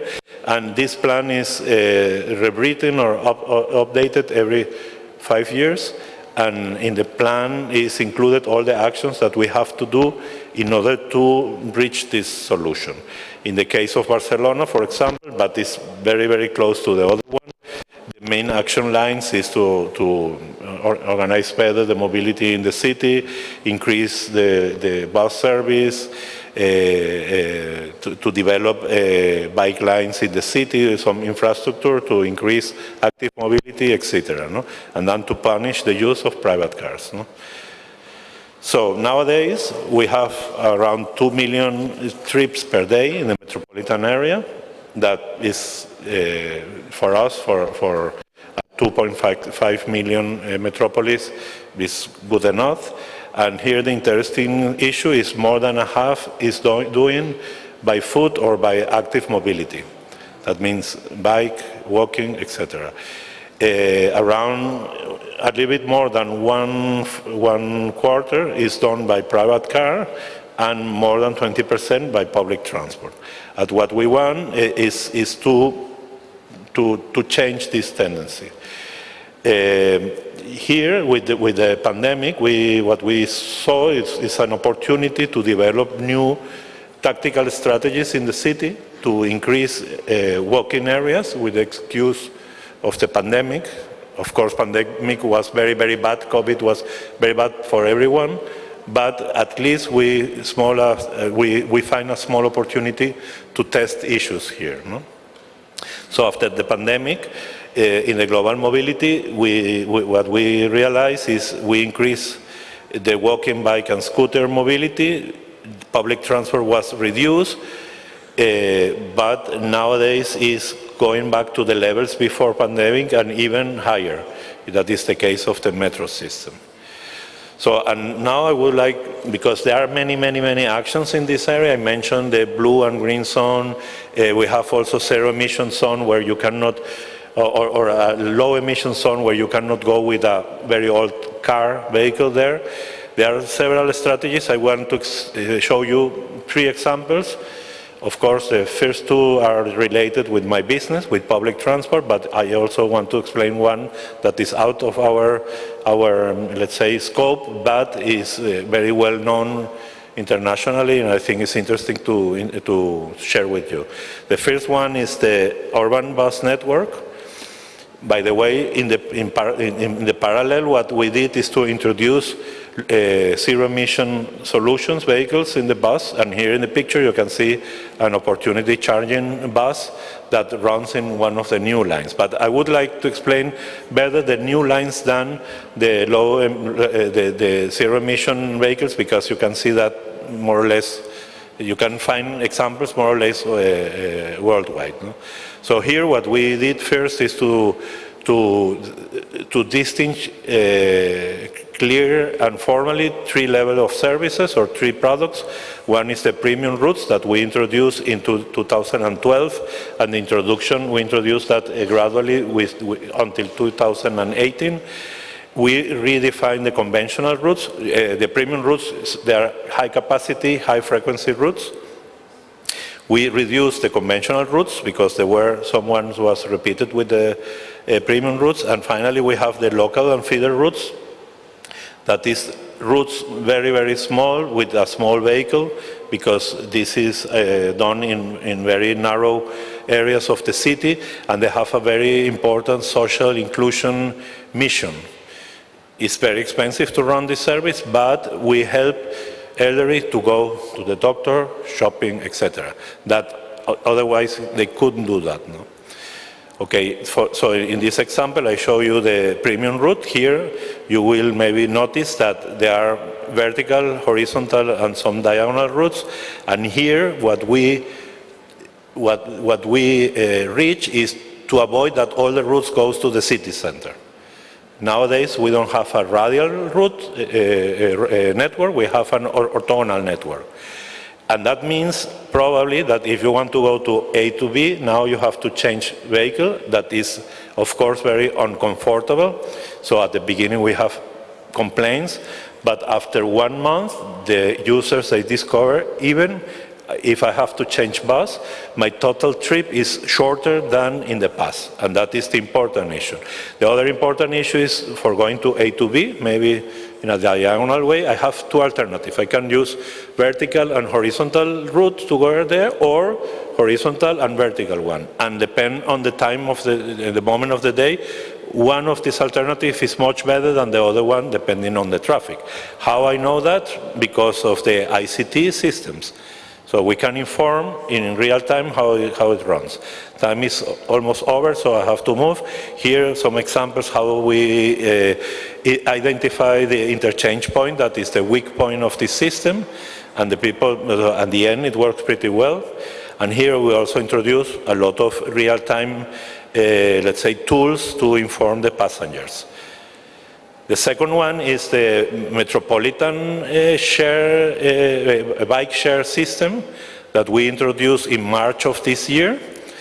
We manage that, we don't operate. What we do is an open tender, and now it's operated by a private company, but we manage the system. It pretends to have 2,600 bikes. Nowadays we have 1,600, and it will run in 15 municipalities.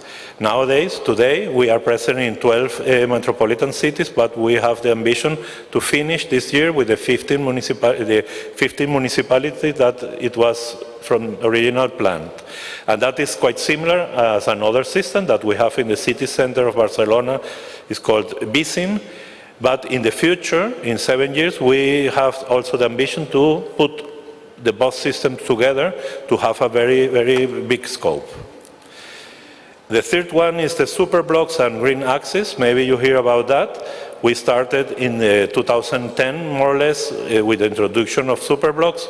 What we did is taking advance of this shape of the city and to define a 3x3 blocks area as a superblock, where the traffic in the inside of this big block or superblock is quite restricted. Restricted means you cannot cross the area from the sea level to the other one and so on. No? So this encourages the drivers to go through the big superblock.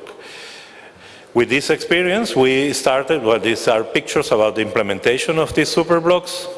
So with this experience, we started with the green axis, means to take a very long street, convert it to a pedestrian street. It's not 100% pedestrian. You can access with your car if you have a parking lot in your building and you live in this street. So we finished this year this implementation.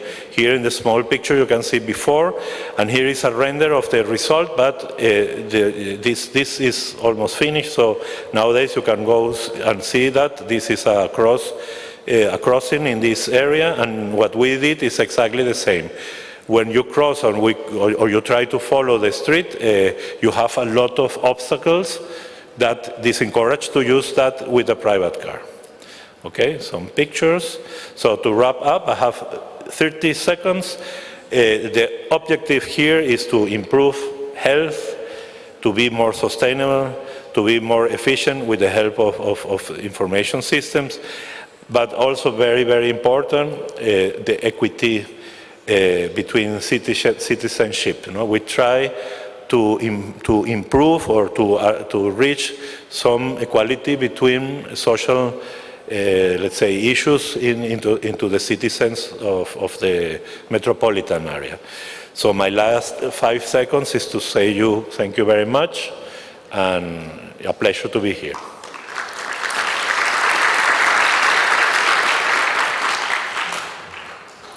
Thank you very much, Michel.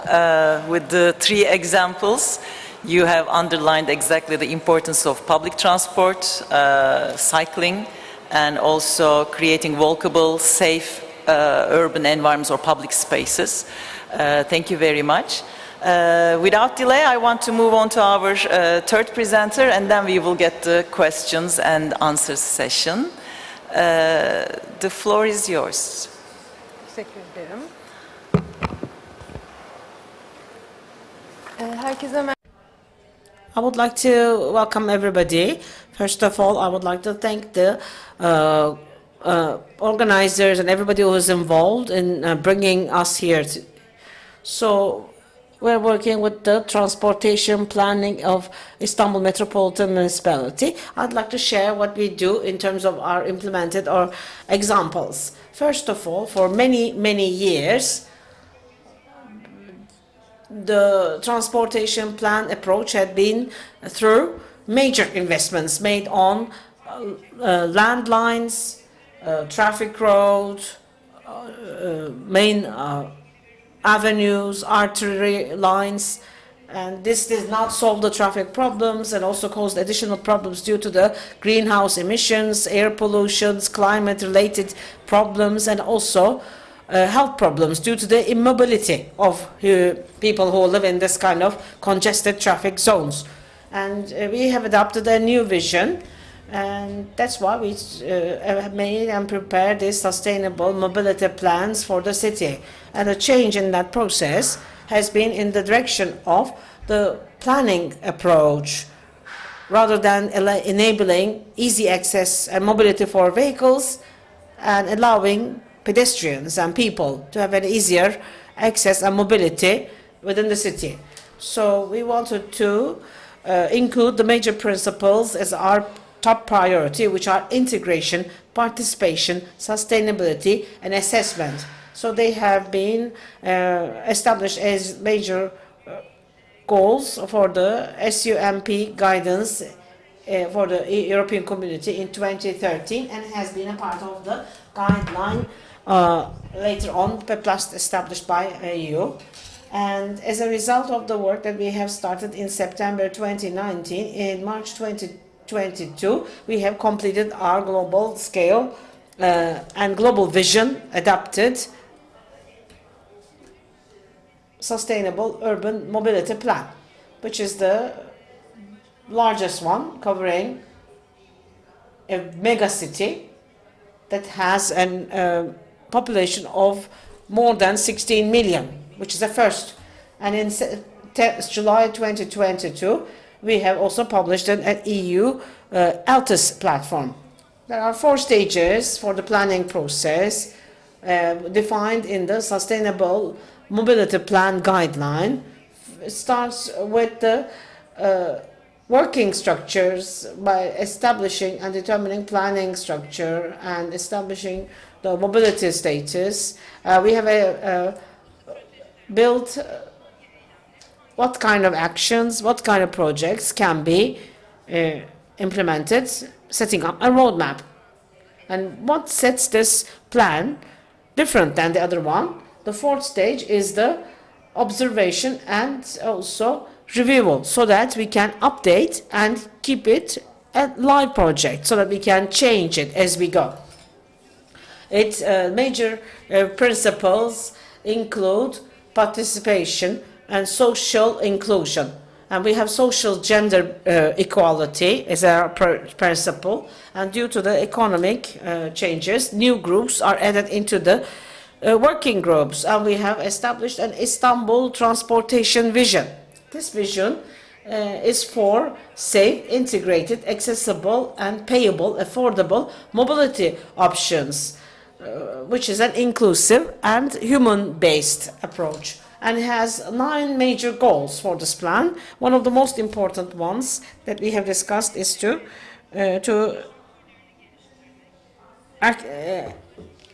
create a transportation system which is inclusive, accessible, affordable, and integrated.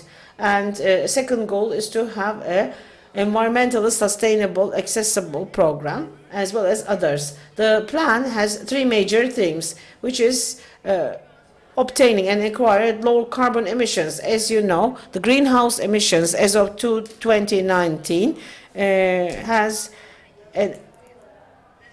28% of it comes from the public transportation. So we decided to discuss what we can do in order to obtain low carbon emissions. And in order to do that, we have prioritized biking, walking, as well as other means. The second goal is uninterrupted transfer and integration. So our major issue is the railed rail track involving public transportations. We have a package of 10 different suggestions and models. And the third goal and the third theme for these goals is to mitigate and also decrease the congestion in traffic. So using the other different tools of policy and increasing the parking lot capacities, we also came up with a third package. We have a website about our sustainable urban mobility plan, where we have explained every single step of the way. And in June of this year, we have finished a different project for Istanbul Sustainable Urban Mobility Plan applications. What we aim for and what we have accomplished are included in this plan, which is published online as well. And working with the GIZ is our consortium leader. And majority of the packages that are covered in this plan, all of their feasibility and all of them, their coverage are now on the go. So let's talk a little bit about the low emission projects. Within the scope of the Sustainable Urban Mobility Plan, we have several different zones in the city. One of them is Eminönü, which is in the historical peninsula of the city. In order to for the revival of the old urban peninsula, and we have set up pricing policies so that people will be discouraged to go, and that's not sufficient, and we have to support it with public transit. So we have also considered using micro-mobility systems like pedestrian walking and biking, and there are also park and leave projects that we have set up around the perimeter of the historical peninsula, and we have done several different studies about the feasibility and mobility of alternative projects, and how do we also develop the micro-mobility projects. That has been another question that we have asked, and we have other projects that involve parking and mobility methods. By assigning high fare zones within the historical peninsula, we are trying to encourage people to park their vehicles outside the perimeter of the historical peninsula, and we have introduced several different public transit system so that you can transfer to the rail line system, and this system is changing. And another policy that we have to do is to make sure that to manage the parking areas in the historical peninsula with high rates. So in Istanbul, we have a bike lane of 454 kilometers. As of March 2024, it was 96 kilometers, and our goal is to make sure that we improve the system, connecting it to the available ones, and using the integration feature of our plan. We want to make sure that cycling becomes the part of the public transit. So we also have bike lanes in public areas, especially around schools, to encourage biking.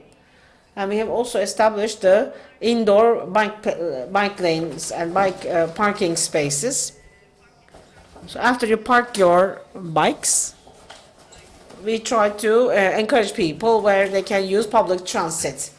And we have several different introductory activities to make sure that the biking becomes a major part of the normal regular culture. In order to raise awareness, we have covered several different social media programs, and we have covered several different activities, inviting and encouraging people to join that. And we also have a bike house in Yenikapı, where we can hold these different kind of activities in our bike house. And we have a scooter action plan. In Istanbul, there are seven companies working in Istanbul with 29,000 scooters. First of all, we had parking problems. People who are using the scooters are not scooter users, actually. And they have become an obstacle for a senior age group. And in order to solve the problem of the parking space for scooters, we have started building scooter bike lanes in major municipalities where we have been hearing about problems being experienced. In order to improve the space for the parking lanes, the local municipalities have also provided their best support. So we try to also inform both the users and the other urbaneers, and to raise awareness about the scooter use in in the cities, we have carried out several different info campaigns by using posters on public spaces to raise awareness. And about the scooter utilization, we have WhatsApp groups. We're receiving complaints about the used scooters, so that we can respond on a personal basis.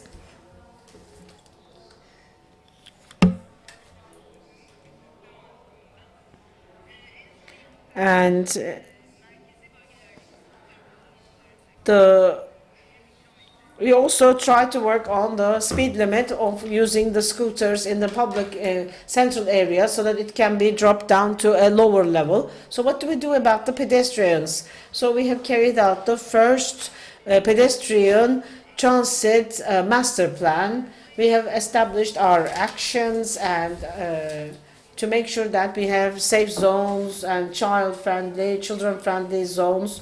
And we have also carried out several different pilot projects. And while carrying out the pilot projects, we have included several different stakeholders from planning to implementation. You have to be out there in the field. And we also included our school zones. This is an example from the Büyükçekmece region, covering the area in the perimeter of the school, because this is a school that does not involve and include the schools. And also we have tried to take a different type of decisions obstructing high-speed vehicles, high-speed traffic running around the perimeter of the school. And we have another school project for children-friendly ones, so removing the parking lanes and also slowing down the traffic so that both the school children as well as the pedestrians and the caregivers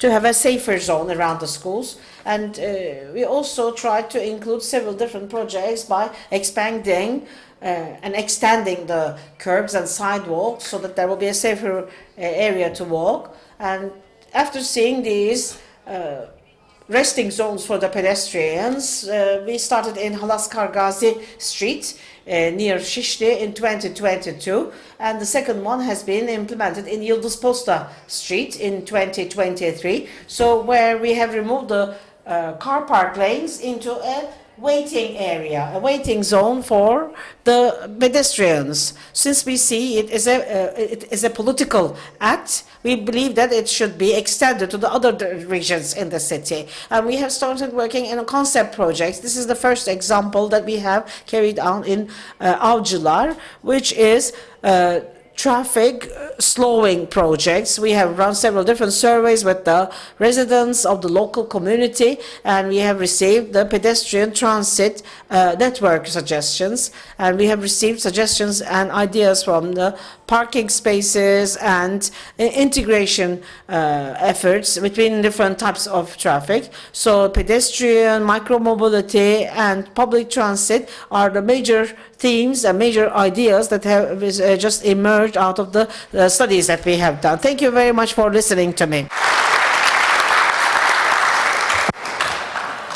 Çok teşekkür ediyorum tüm konuşmacılarımıza. Ben en sonda bazı yorumlarda bulunmak, soruda yöneltmek.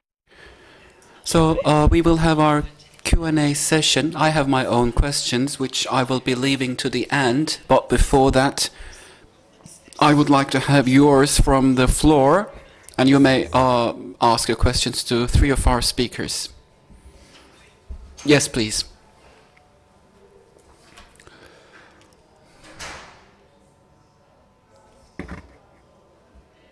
Hello, Nurcan Kalkan. I'm an architect. Of course, we are affiliated with urban issues. I usually work on transportation systems and railway systems. I have vast experience in these areas. So recently a subject came up like mobility centers. When building urban spaces, I mean, especially when we are talking about mega cities, transportation should be in the main focus. As far as I know, the ministry has prepared a design guideline for mobility centers, for urban spaces, for mega cities. My personal perspective is that municipalities do things from their perspective and ministries roll out some other projects. It seems to me that all these work should be aligned and they need to be combined in a holistic perspective. As Melda Hanım has said, scooters, bicycles, and the management and ordering of the micro-mobility centers should be dealt with collectively. So this is what we see in the world as well. Perhaps there might be some similar examples in Barcelona as well, because different modes of transportation are intersecting one another and sometimes they overlap.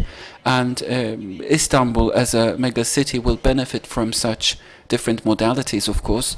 So, as I have said, perhaps the ministries will take the lead, but local governments will support it so that the effort will be minimized and we can come up with more efficient results. Because in different platforms we have different projects being rolled out, whereas the target is the same. They all want to do the same thing. So if we can align those efforts, that would be more meaningful. Otherwise, it's like we are starting from scratch all the time. And another issue is that the implementation of all these different modalities require different urban design concepts. So thinking them beforehand and from an aesthetic perspective as well might provide us with better results. So this was just a general comment and contribution fed by my own career experience and past observation, because every institution is doing something, but then all this needs to be aligned and we can have a common platform. We're bringing in all those different stakeholders and projects. Well, thank you for your comment. So this was a comment and a contribution, but still, if you have anything to add up to that, you can have the say, otherwise we can look for other questions. So we agree with you, definitely. Yes, please, and then we will have another one in the back row.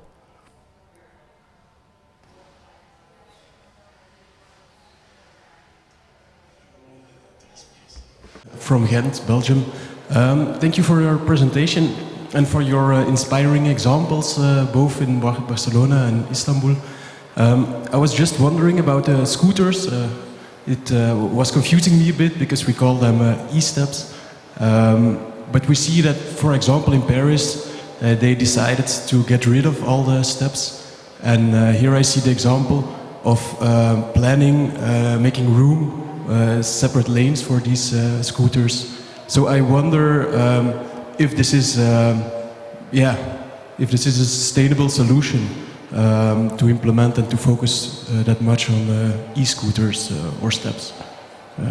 Okay, thank you. I think this is for the Istanbul presentation, right? Yeah, well, I don't know how it is in Barcelona, but in Istanbul for sure. Okay. I think it is for Istanbul. Özellikle hani İstanbul'da e-scooter'ları. So this is about planning e-scooters for Istanbul. Would it be a permanent solution to plan e-scooters because Paris has banned them, but what about Istanbul? So let me answer your question in this manner. We are supporting e-mobility in the city in general terms, but we have to manage the challenges we face together with the stakeholders concerned, with the governments and local governments, so that all efforts should come together to organize this. Therefore, we have been designing these parking areas and park areas. It's not forbidden at the moment, and we are trying to make it a system which could be developed and improved in the future. And we are also working on bicycle lanes. We have bans for payments, but we are working on that. It's not forbidden, but thank you for the question. Let me make an addition for Paris. because there was a survey in Paris. There was a kind of voting, and 8% of the voters said no.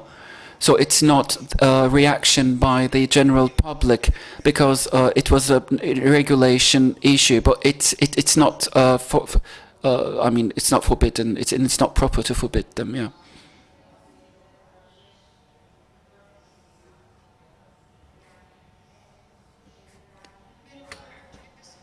Well, hello everyone, and thank you for the presentations. My question is about marine transportation and how we can decarbonize marine transportation. Istanbul, as you know, is surrounded by cities, and ferries are being used for transportation, and this also causes carbon emissions. Any studies on that? I would like to be informed if there are any. Thank you. Well, let me explain it in this manner. Decarbonization in marine transportation, in sea transportation, well, we are managing a project which has been rolled out by EU agencies, and we have, done a lot for this project. We are working on studying on the types of fuels being used, and then we are also working on different vehicles for sea transportation so that we will be able to consider other potential solutions and other cities which might set an example for Istanbul.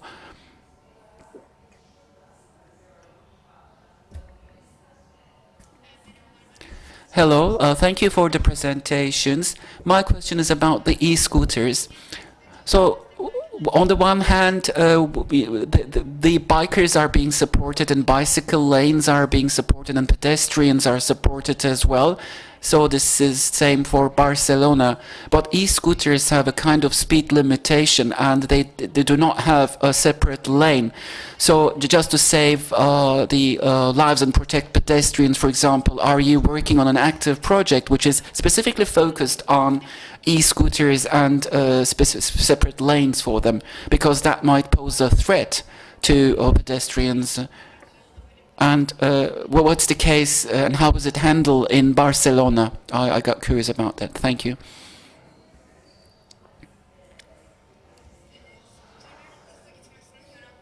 Of course, I mean, your question is about the speed of scooters because they are faster. In the regulation, well, I mean, the limitation was 25 kilometers per hour. That was a limitation put forward by the ministry and its legislation. And then another decision was taken and it was put into use, which downgraded the speed limit down to 20 kilometers per hour. Of course, in central areas, in big cities where pedestrians are greater in number, even 20 kilometers per hour is a fast speed, and some recent studies have shown that we need to decrease that speed even further, and we have just decreased it down to 12.5 kilometers per hour. Again, this was a precaution taken for the safety of pedestrians, and we have some other studies ongoing in that direction. Okay. Today the situation. Bugün Barcelona'daki skuterlarla ilgili durum şöyle. Elbette paylaşımlı skuter bulunmuyor. Çünkü bunun için bir imtiyaz lisansına ihtiyaç var ve kent konseyi park sorunu yüzünden buna izin vermiyor. Çünkü çok yoğun bir bölgede böyle bir izin almak çok zor. Kamusal alan buna izin vermiyor. Yani kendiniz isterseniz şahsen gidip satın alarak kullanabilirsiniz. Ve olabilecek her şeyi kullanıcıya ya da üçüncü tarafa ya da yayalara zarar verebilecek her şeyi kapsayacak bir sigortanız olması lazım. Aynı şekilde rotalarda benzer şekilde aynı. Yine bisiklet hattında, bisiklet şeridinde skuterları kullanabilirsiniz. Yine araçların park edebileceği alanlara da skuterınızı park edebiliyorsunuz. Yine skuterları kamusal alandaki toplu taşıma alanlarının olduğu şeritlerde kullanmak yasak. Bu tabii ki elektrikli bisiklet ve elektrikli skuterler için de geçerli. Çünkü küçük bir olay da olsa bir yangın olayı yaşandı. Biz bunun potansiyel bir tehlike arz ettiğini fark ettiğimiz için bireysel hareketlilik araçları gibi e-bisiklet ya da e-scooter gibi bataryası trene bindiğinde patlayabilecek diye düşündüğümüz için bir bisikletin, e-bisikletin ya da e-scooter'ın toplu taşıma araçlarında kullanımı ve aktarımı yasak. Çok teşekkür ediyoruz bir yorumla ve bir sunumları yapan konuşmacılarımızla bir soruyla devam etmemize istiyorum izin verirseniz. Çok geniş kapsamlı bir çerçeve sundular. Hareketlilik için, sürdürülebilir için ve sürdürülebilir ulaşım için planlama yaparken dikkat edilmesi gerekenler hakkında çok geniş bir kapsam sundular bize. Da fark ettim. I will switch to Turkish if you don't mind. Actually, all of our speakers have also found explained the importance and the emphasis on how to improve and how important it is to provide and safe mobility for the pedestrians. And in order to intimidate, we have also covered several different examples of several different policies that will discourage people from using cars in central urban spaces, and for sustainable and also less energy consuming and less carbon emission causing mobility variety of tools is a package of policies which includes low energy consumption and to use clean energy, which is a part of that policy package. And also, most of the time, when it's first mentioned and when it's first discussed, this is something that is ignored. Social inclusion, equity, accessibility for all principle has been covered with every single presentation in this session, and I'm very happy to hear that because it's a very important part of that policy package, because mobility without any obstacles is an important issue, and it's a part of that package too, and has to be a part of that package. And at the same time, sometimes when we are discussing sustainable transit, we're talking about traffic safety, and urban safety can be ignored, and that has also become a part of the discussions today, and I believe that it's a very important and essential part of that policy package, and it was important to hear that. And the healthcare issue and health issue is an important, essential one. Both the important tools in transit, in public transit, in mobility, also have to see health and protection of hygiene. And it's a party and a section of our policy package. And we have also covered some of the awareness principles, which is very important in order to increase social awareness and to change the nasty habits of ours. So it's very important. I have always been saying that it should be tackled as a policy package, and maybe we can add something to that policy package, because the title of these discussions is Resilience and Beyond, and I would like to just emphasize on that, about the climate change, and along with the climate change, and since the urban transportation has become a major issue that has been in discussion, and urban transportation is one of the major resources and major reasons for carbon emission increase. And there's another issue when we are tackling the climate change. Climate has changed. We've talked about the Paris Treaty, Paris Agreement, and it's very important that we decrease the carbon emissions at a higher level, but we have gone through the threshold. The climate has changed. We experienced it at a personal level, the fires that we experienced and the personal loss that we experienced due to the floods and the heat waves and the problems that we experience as a bike user, as a cyclist, as a city person through that climate change. And it has to be a party to this climate change and also sustainability program, both the resilience of the programs. And we have started also discussing that we should have white roof school buses so that we can create pedestrians areas which are protected, increasing the green space, this resilience and the climate change and the perils of climate change, and to protect the urban area and the citizen. Last but not least, maybe I can start from the other side of the, ask about the, what does Barcelona do about resilience? Is it a party? Is it a section of your discussions? And maybe I can hear it from the other speakers. Would you like to start, Mr. Pello? Resilience. Resilience of Barcelona, and what do you do?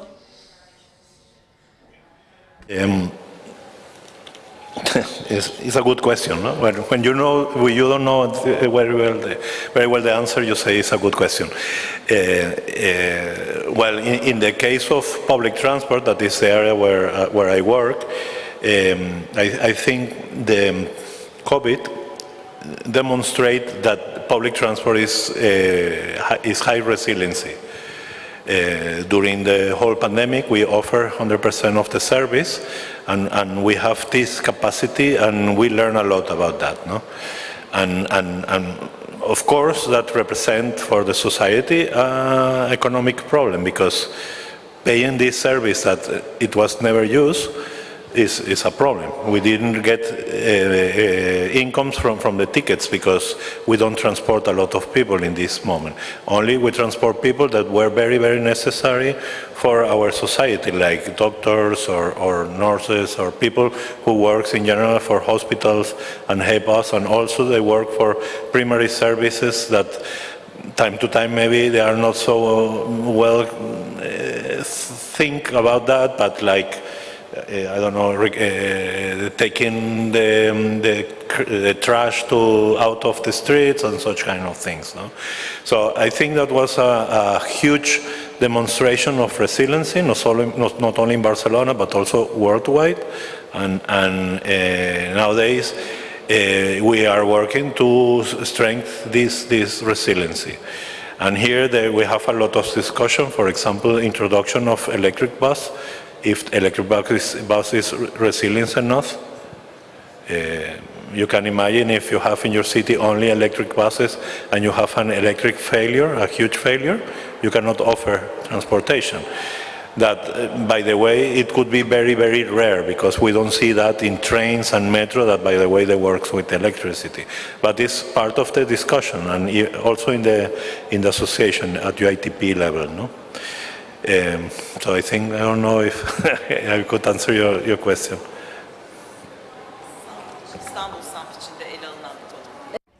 So this is something we think and consider for Istanbul as well. For Istanbul, we had three main themes, actually, which is about resilience again. And it's very much part of the general framework we have rolled out recently, because there is a component in our actions to increase this kind of mobility, which is part of the strategy. And in addition to that, in line with harmonization studies, in line with climate change, we are working on different areas like use of energy and use of proper materials. So these are ongoing studies. Let me answer shortly as well. As Michel has said, this is one of the most important issues in terms of resilience. And within the climate context, we have a lot to do. And we have drawn many lessons from recent challenges we had, like during the pandemic. One of the main themes we discussed around in a recent congress we organized in Turkey, and a number of webinars also, we talked about financial resilience within the transportation industry. There was participation from America and from Japan, and we have listened to different examples of best practices and what kind of implementations have been rolled out there. So that kind of sharing of information and experience, which is very much backed up and encouraged by our own platform as well, that those have proven very fruitful. The webinars are for free, and if you would be following our institution on social media, it will be very easy for you to download the past webinars. For example, some cities are more resilient to floods and heavy rains. And what is being done in those cities? What a yellow alarm means, whether schools will be closed down or not. So as UITP, we are encouraging the sharing of that kind of information and best practices. So we would like to thank the three of our speakers and for your participation, for your questions and comments. And this is the end of the session. Thank you to everyone. Thanks.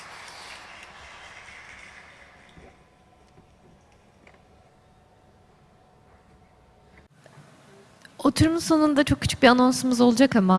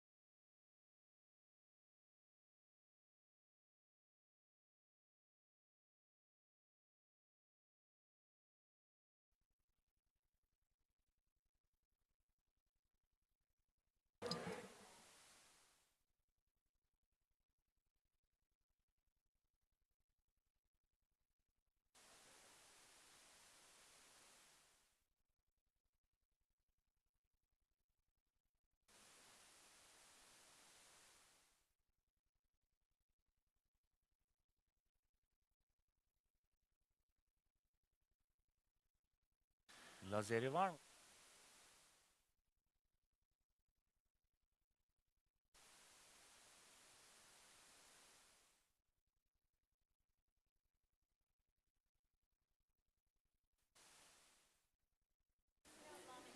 Olur, tamam, birkaç dakika beklerim işte daha şeyden. Biraz geçeceğiz. Ondan bilgisini verdim Hı ama hı. özellikle çevirmenler için çok zorlayıcı oluyor uzun saatler. Tamam. Mümkün olduğunca belki soru cevap Ya benimki zaten şey hani herhalde 20 dakika 25 dakikada bitiririm. Öyle yani evet. belki toplu soru cevap olabilir. Hani sizin oturumunuz ve sonrası için ya da çok kısa alıp geçebilirsiniz. Nasıl arzu ederseniz. Onu bir sorayım. Hani hemen ardından değerli bir panelimiz olacak, oturumumuz. Bana ve diğer konuşmacılara toptan soruları da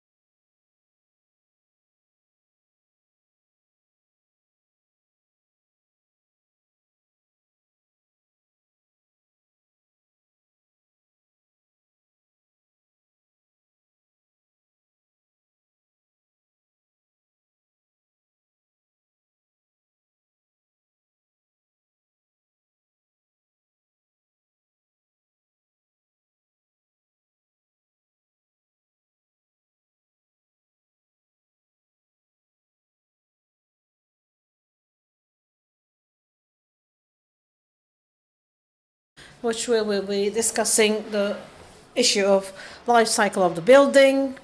So the first speaker of this first session of the afternoon will be Ant Akman, who will be covering the issue of the life cycle of the building.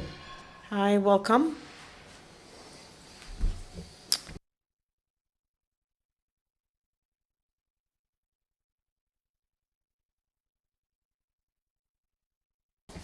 So, can you check the presentation, please? Thank you. Our subject matter at hand is life cycle of the building.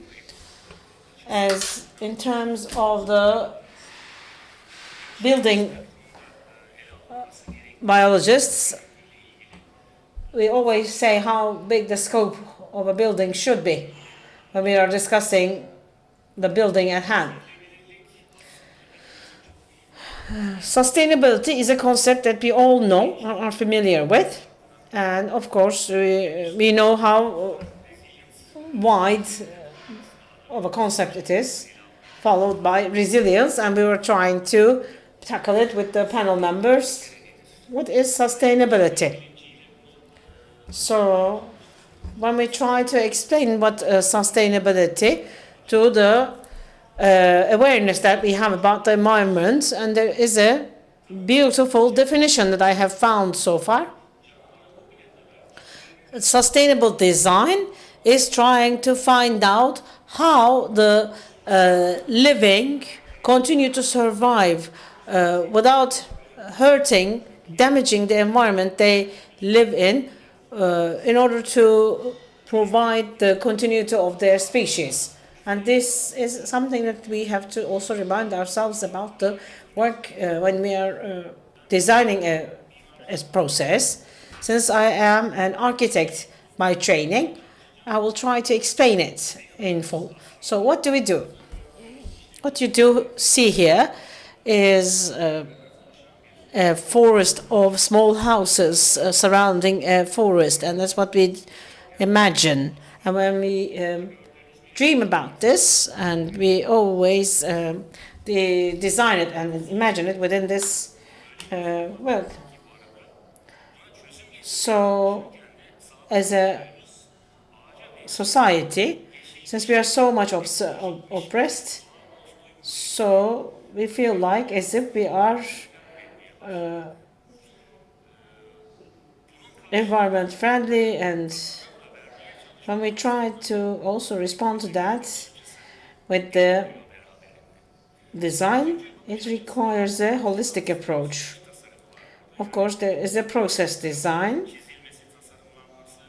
It's design, it's building, it's construction of a building, its impact and its ecological impact and its social impact have to be also included in the process, and we have to know it in the beginning. That's why we have to have a multidisciplinary approach, bringing sociology and philosophy, and we have to see it as a prioritized one, prioritize this principle, and we have to tackle the subject like that.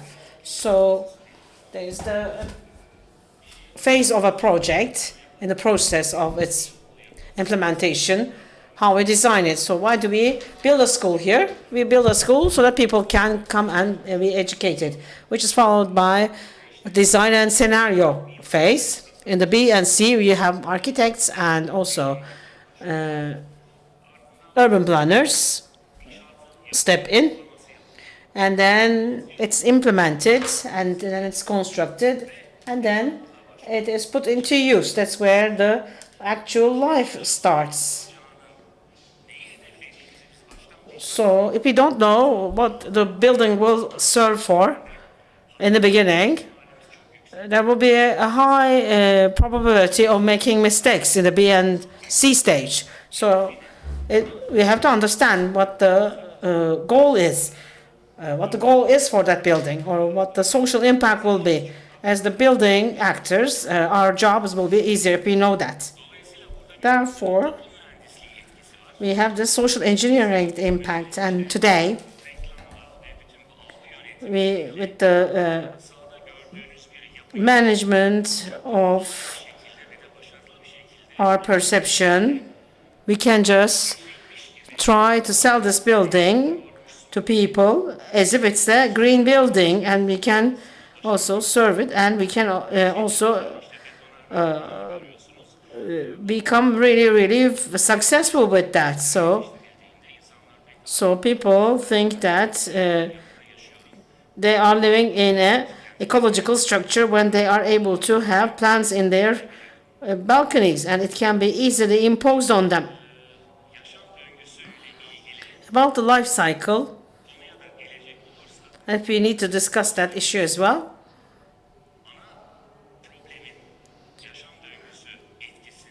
About the life cycle issue, the matter at hand, the energy that is used in the construction of the buildings, because that's where the biggest share lies. Of course, if we need to make a comparison, a simple comparison of the material used in the window frames, and also if you compare the amount of energy used in the production of these materials, the first one is wood, the second is plastic, the third one is aluminum, and the fourth one is a combination of wood and plastic. So as an architect, we have to also, in terms of the carbon footprint and also its life cycle, and we can do that for all buildings. This is a cycle that you all know of, how the raw material is extracted and how the acquisition takes place. Then it's turned into a material using energy, turned into manufacturing. We use it, and at the end of its life, we're talking about a 60-year period of time in buildings. So in Japan, they knock it down in the 61st year because the material is old. And after using it for 60 years, and we also come to a possible phase of disposal, are we able to recycle it, or should we dispose it as it is? So only the time frame of 60 years for its use what kind of an impact does it have when we use it? It has a direct impact on human health. It has a direct impact on the environment, and also it has a social impact on the society, and also it needs the building sector because of the renovations and upgrades during the time it's used. Considering the life cycle of a building, this is only a small part of it.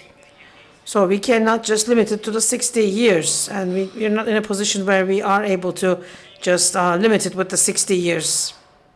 As I mentioned earlier, this part, the period which covers from the raw materials extraction and also how the material is used, requires a lot of energy, and we have to minimize this energy as well. And the calculations saw that this, if we can, recycling does not actually cause any kind of a environmentalist impact as its original terms, because there's a huge so there is a mitigation zone, and this area is the point where we are coming to a bottleneck in the life cycle phase of the one. So in order to just tell you how much of a consumption we have, it can be any kind of building, could be a school, a place where you live, and we need this kind of building, and we have to also make a decision. And our goal is to build a sustainable building, to be able to build a sustainable structure. So I'm just going to use the window frames as an example, and if considering this kind of impact through the perspective of the window frame, this is where it starts. So we start to consume energy and consume also resources. So while we do that, we are going to also extract natural materials. We have teams, we have used energy, we have used resources, so it could be fuel, could be fossil fuels, could be solar power, could be wind, just to be able to extract the raw material from its actual origin. And there is this also scenario of the manufacturing of the material. There is also the other sector of transportation. Whether it's coming from a quarry or a forest, it needs to be transferred to the actual place of manufacturing. So you have to also include all the other different parts and elements of transportation. So we are just approaching to the manufacturing of the aluminum window frames. There's also another sector of transportation. Let's say that we have extracted aluminum and also managed to carry it to the place where it's going to be produced into a product. And let's say that we have chosen the material and the construction phase has started, as you can see, after completing this construction phase. So we have our window frame, the aluminum window frame. Actually, there's so much of energy consumption, and there are so many sectors, business sectors in the background. So we see a major difference between choosing a window frame made out of aluminum that is in consumption of high resources, or another type of window frame that uses low resources. There's a big difference. It goes for climatization, electrical infrastructure, ventilation, for all the other elements, and also the furniture industry that has been involved in choosing the furniture for that particular building, and it all comes down to one house, nothing else. A house that is going to host and accommodate us for a period of 60 years at its maximum level.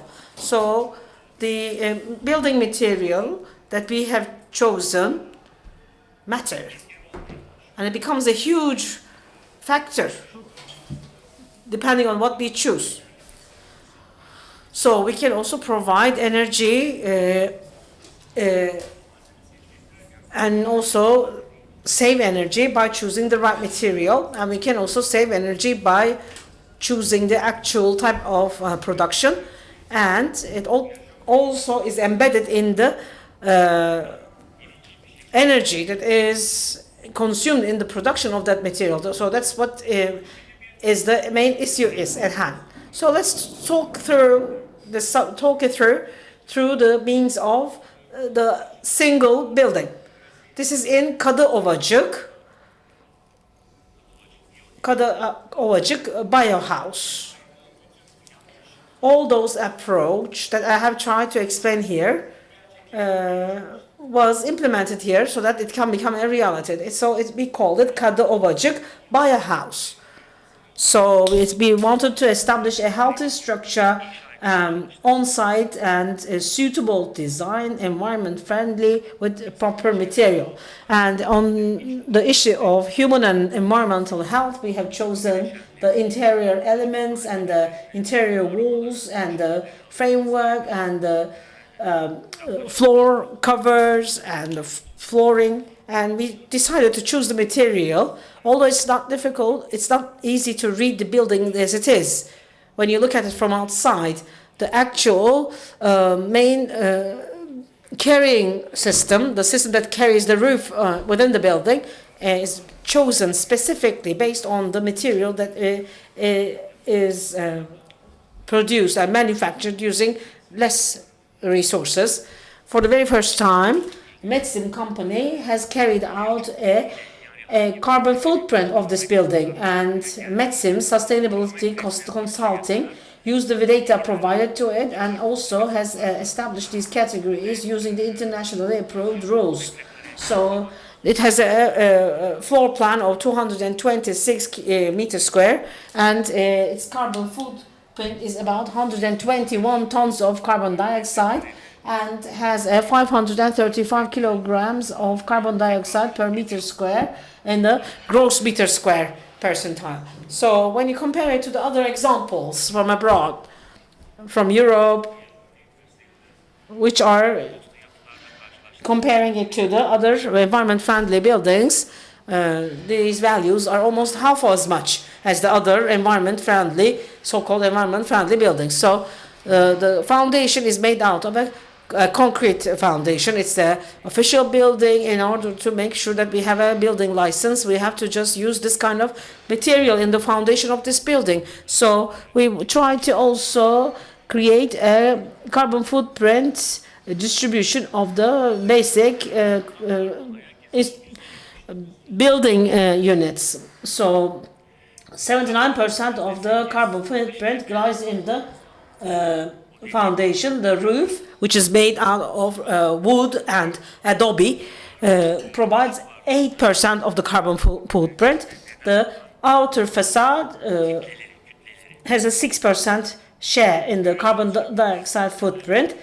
And as you can see, the 79% of the carbon footprint comes from the foundation, and which makes the big difference.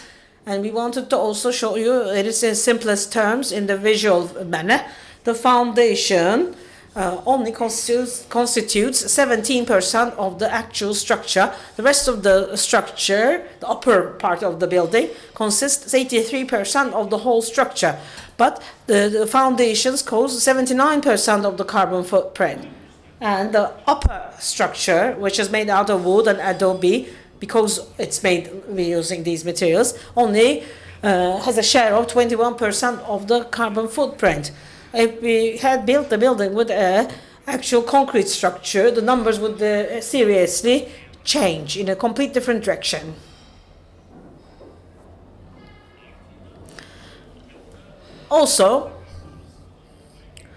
thanks to the photovoltaic energy generation system installed in the roof, will also allow us to diminish and mitigate the carbon footprint, which we were only able to install 2 years after the building had been built. This is the first of its kind. The total carbon footprint is half as much as a regular house in Europe. So we have a solar energy GES integration allowed us to pay it back to the grid, and we can also provide a lot of savings. And you deduct it from the carbon emissions, we have a carbon surplus. So it's a basic building built with 80% of natural construction materials. And I'll follow from there, trying to give you more information about the inner world of this building. You have a wooden structure. The insulation material is the wheat. It could have been a rock wool or some other common construction material. The heat insulation value and the performance values are the same, but the glass wool and the rock wool has a huge impact on human health, and in terms of the energy used in the actual production of these materials, the weed insulation material is far off the charts actually. So, and this is actually material that we can produce, and it's not chemically treated. It's simply just bound together with a simple wire, and it's the easiest material you use. So it's also legally acknowledged in Germany because of the norms provided by religion and DIN norms as well. And the Adobe on one side have high heat storage capacity. And what is more important here, Adobe material, Adobe bricks require very few, small amount of energy in its actual production. Since it's prepared in an oven, the life cycle also is extended, and also the plaster is that is used in the interior walls require earthenware material. So we first we tried our best efforts to make sure that the acclimatization of the building will be an active manner, so that we would refrain from any kind of climatization, so that we wouldn't need any kind of air conditioning systems. So with the cross ventilation, so we allowed the rising warm air to be discharged off the house, thanks to the structure of the Adobe brick buildings, by creating shadows. And we try to make sure that the summer sun rays are in contact with the interior walls to prevent the heating of the building. And in winter, for heating, so you can also see it as the resistance system that you would install on the back window of your car, and the wires are also installed in the back of the earthenware covered plaster. So we have installed them by carving out channels, and the Adobe brick wall that has been covered with earthenware plaster, and it requires a very simple touch screen, allows you to control the system in general. So the energy generated off the solar photovoltaic cells are actually stored to keep the walls warm during winter. And here is what we have done. The mass heat acquired through summer is used in fall. And the red screen shows you the temperature in summer, because in summer this temperature may go up to 35 degrees centigrade, and in fall, in autumn, this temperature of the walls will start to go lower. And usually, considering the geographical conditions of this area, it may be in September, October, never late as in November, when we realize the wall temperature is up to 20-21 degrees centigrade. We use this touch screen to adjusted to make sure it goes up to 22. So until the next spring, we keep the walls as warm as that. So the building is never heated from zero ground level. We always use the summer mass heat and the summer mass temperature of the building so that it will be heated at a higher temperature. No other material will provide you that except for the adamant brick that is used. It just heats up slowly and it cools off very slowly. So it's usually used for buildings that are used when you live on a regular basis. So it's not the right solution if you're going to your summer house and you cannot heat your summer house right away. So this is, again, an example for passive acclimatization. This cross systems, and there are windows which are open throughout the year. So we have windows above and below where the direct sunlight is let in, and during summer months, for example, the windows below are shuttered down. The shutters are closed, so the interior is enlightened sufficiently in a natural way. And lastly, again about this building, a couple of images from the interior. These are again mud surfaces, and we have wooden floor tilings.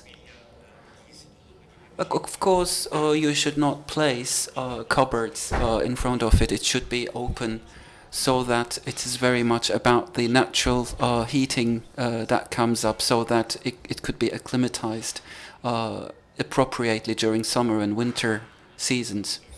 A number of other images from the building, and I think this is the last one from the terrace. Again, this area is used during summer, and reeds are used to create some shadowy areas.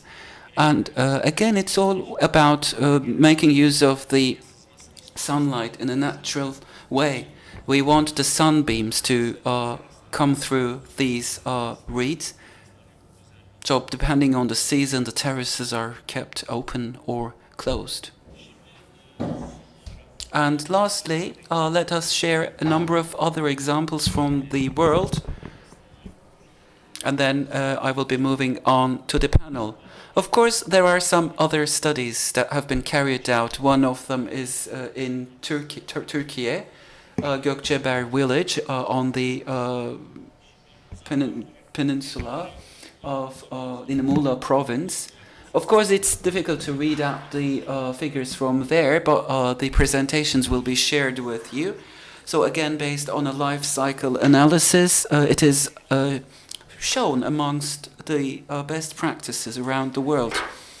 Another example from Germany, in Rosenheim, another structure. Again, it's made of mud brick. And this is the floor tilings. Bricks are used, and then it's again a mud brick structure. We have the insulation and ventilation systems mentioned previously. This is the Causa publishing house. I think it was published. It was established 3 years ago, and they have published a book in Switzerland about buildings as such. So they have 21 examples chosen from the world, from different parts of the world. So the IBN Institute is in this book as well. This is the Herba farm.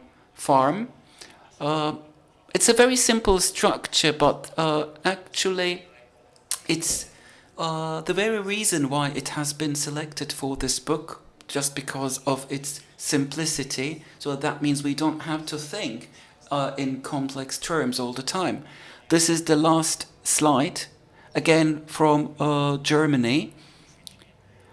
This is a selection made by the Ministry of Environment, again from 2013, a wooden structure. And again, the figures and values are on the slide. So well, we have many other data and figurative pieces of information which could be diversified, and you can collect more and more data. But instead of dancing along with numbers all the time, today I would like to focus more on principles and on a holistic perspective. This was what I have tried to do. What do we really mean when we say sustainability, and what it means to raise awareness in issues of environment and acclimatization systems and so on.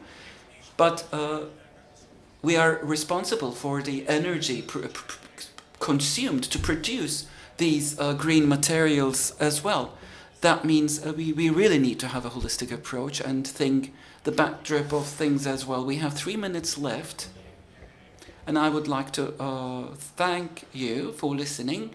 And if you have any questions, we can have 1 or 2 questions during these last 3 minutes, and then we will move on with the panel. Yes, please.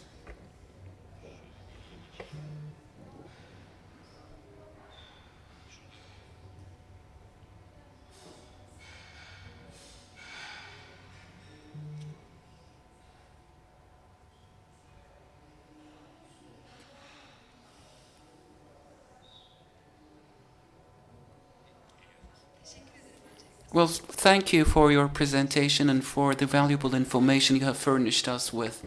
I have 2 questions. I mean, you talked about reeds and other sorts of materials that you have used or which have been used, and I think you have also talked about hay and how that material is used.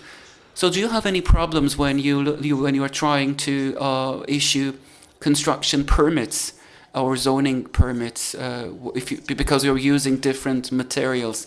And secondly, you talked about keeping the walls warm.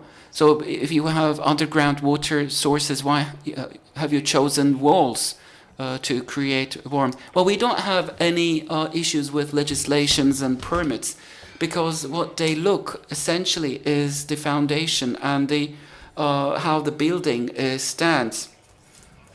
So we have 3 options.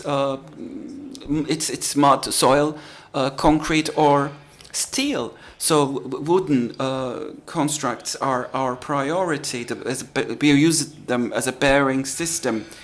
But even if we would have to use concrete as a conveyor or as a load-bearing system, it's not a great issue, because when we use concrete in the carrier systems, in the conveyor systems, we are talking about like 15 or 20% of the building, and you can ignore this 20% and you can still use natural materials for the remaining 80% of the building.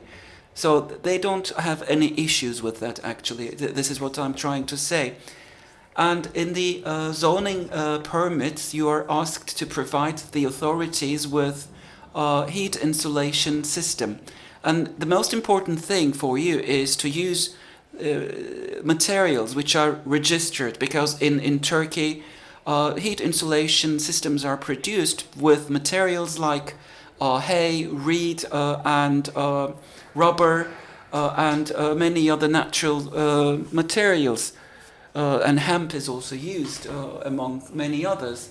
So, for example, we have rolled out a project and delivered the papers related to it, and they have asked me what that is all about, and they have asked the physical value, I mean, how much that would cost.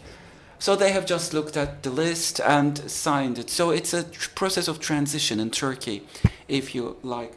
So natural construction materials will be part of the legislations gradually.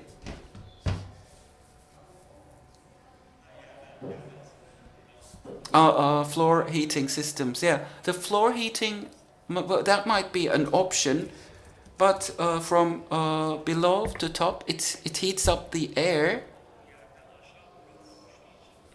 And since the air is coming through the windows, and it enables the particles in the air to rotate in mid-air, so underfloor heating is not the best solution we have for our challenges, because when you use it and disseminate it on larger surfaces like the floor, like the walls, instead of the floors, because on the wall the temperature is rising above 23 centigrade degrees, for example. So that should be made use of.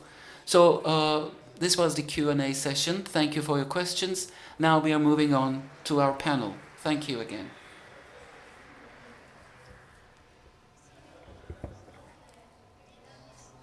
Our next session will be From Grey to Green, Sustainable Built Environment. And Akman will be moderating, and we will have our speakers as Bolorma, Ilhami, and Sanem and Zeynep.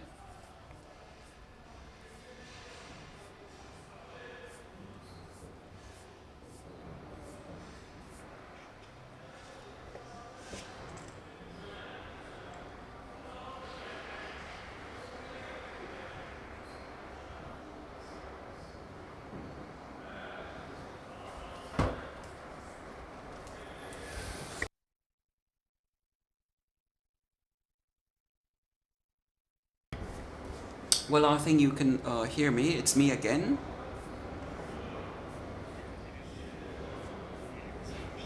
Now we have another inspiring panel. Our distinguished speakers have taken up their seats. Zeynep Özleyiş Çetin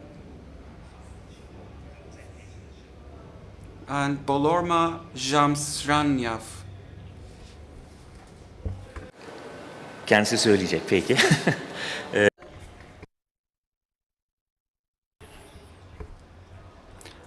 Sanem Şener Özbil and Ilhami Akkum. Before giving the floor to them, I'm going to introduce them very briefly. So this is how we got prepared.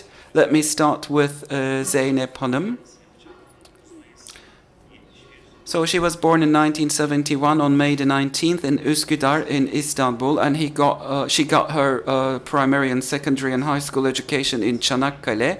In 1994, she got her graduation from Istanbul Technical University from the Department of Urban and Regional Planning. In 1995, she started working for the Çanakkale municipality.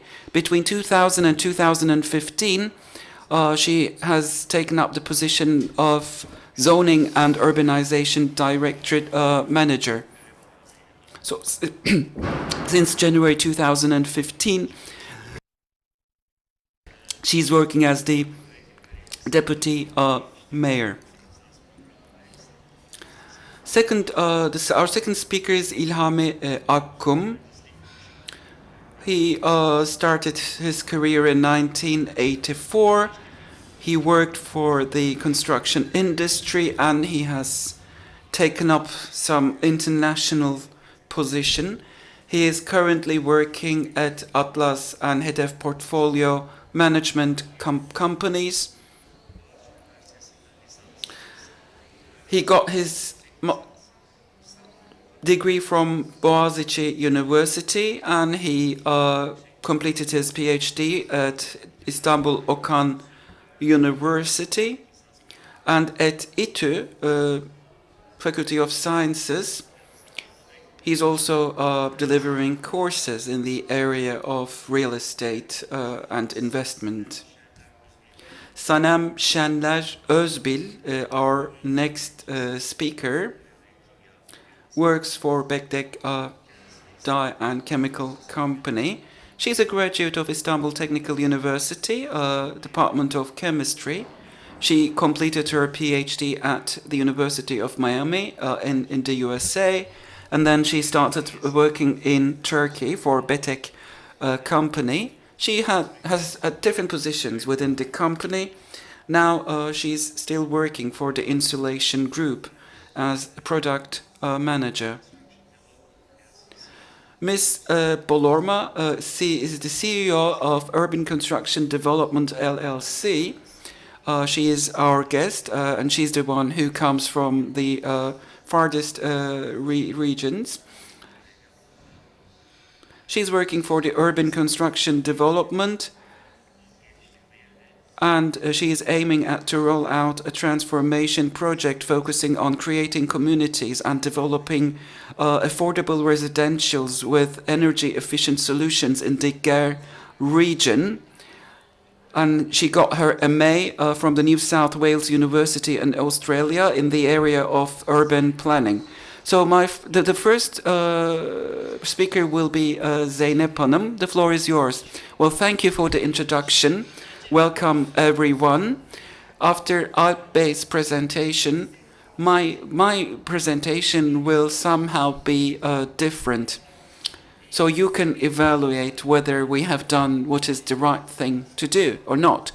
If you permit, I would like to share with you a short video before the presentation. Can we have the sound as well, please? Yes.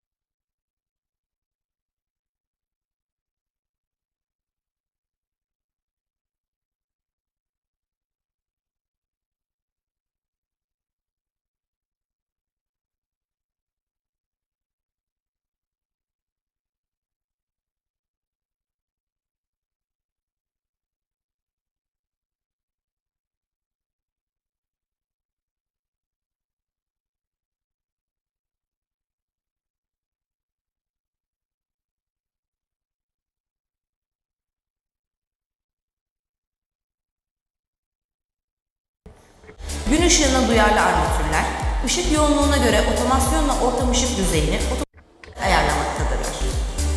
Çatıdan ve teraslardan sifonik sistem ile toplanan yağmur suları 75 tonluk yağmur suyu deposunda peyzaj sulamasında kullanılmak üzere depolanmaktadır. Gri su dediğimiz lavabolardaki atık suların arıtılarak klozetlerde kullanılmasına olanak sağlayan sistemle birlikte lavabolarda da su tasarrufu sağlayan fotoselli bataryalar kullanılmıştır. Binanın ısı ihtiyacını karşılayan kojenerasyon cihazı ile elektrik üretilerek artan baca ısısı hem ısıtma hem de soğutmada kullanılmaktadır. Binamızda bu sistem ile 143 kW elektrikle birlikte 207 kW ısıtma ve soğutma enerjisi üretilmektedir. %50 bağıl nem ile şartlandırılmış hava, çift beam cihazı üzerinden soğutucu nozullardan geçerek mekanı soğutmaktadır. Kullanılan sistem ile klima bakım maliyeti ve drenaj maliyeti bulunmamaktadır. Cam önlerinde geniş cam yüzeylerde termal konfor sağlamak amacıyla yer tasarrufu ve ortamı çok kısa sürede istenen sıcaklığa getirmesi sebebiyle yer konvektörleri tercih edilmiştir. Toplam 27.083 metrekare kapalı alana sahip yapıda zemin altı birimleri, müdürlüklere ait arşiv alanları, 172 araçlık 6.602 metrekarelik kapalı otopark alanı, 800 kişilik 855 metrekarelik çok amaçlı salon, 370 kişilik 400 metrekarelik nikah salonu, 690 metrekarelik fuaye alanları, 800 metrekarelik çökeltilmiş avlu, hizmet alanları ve tebrik fuaye alanlarından oluşmaktadır. Zemin üstü birimleri 84 kişi kapasiteli 275 metrekarelik meclis salonu, kent meydanı üzerinden girişli 404 metrekarelik sanat galerisi ve müdürlük modüllerinden oluşmaktadır. Ofisler mümkün olduğunca açık büro anlayışıyla, net hacimlerin modüler olarak bölünmesiyle de esnek ve dönüştürülebilir nitelikte tasarlanmıştır. Alt zemin kattan itibaren tüm yapı koridorları üzeri cam çatıyla kapatılmış galeri boşluğu sayesinde gün ışığından direkt olarak fayda sağlamaktadır. Çelik makaslar arasına yerleştirilen masif ahşap panellerle ses yansımalarının minimuma indirilmesi, akustik konforun arttırılması ve güneş ışınlarından kontrollü şekilde faydalanılması hedeflenmiştir. Hem çalışanlarımızın hem de hizmet alan kentlilerimizin konforunun ön planda tutulduğu bu çok özellikli bina, aynı zamanda kentin sosyo-kültürel yaşamına ve kent silüetine de büyük katkı sağlamaktadır. 2023 Mart ayı itibariyle hizmet vermeye başlayan Yeşil Yerel Yönetim ve Kültür Merkezi binası, çalışmalarında çevre faktörünü her daim ilk planda tutan Çanakkale Belediyesi'nin en önemli çevre yatırımlarından birisidir.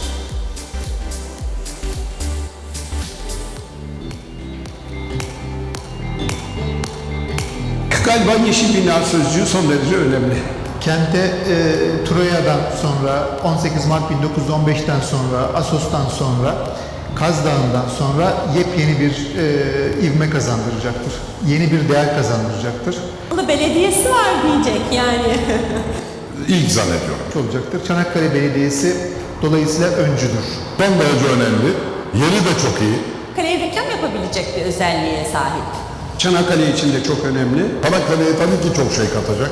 Cesaret gerektiren bir binadır. Çevreye duyarlı, öncü bir proje değil. Korkman'ın söylediği söz aklıma geliyor. Yani Türkiye'de Çanakkale'yi tanırlar. Aşağı yukarı ben 89'dan beri buradayım. Belediyemizin eski halini de biliyorum. Yeni halini de çok güzel oldu. Bizim için yani kullanım şey olarak yakınlaştı. Bu tarafa bir canlılık getirdi. Çok memnunuz yani. Efendim ben 74'ten beri Çanakkale'liyim. Fotoğrafçılık işiyle sektöründeyim yani. Belediyenin eski binasını da biliyoruz, yeni binasını gördük. Gayet güzel olmuş. İyi oldu. Çanakkale'ye güzel davet etti. Ben Ahmet Kıvan Başoğlu.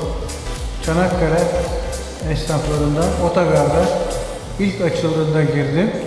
Bugüne kadar hala hizmet vermekteyiz Çanakkale'mize. Yeni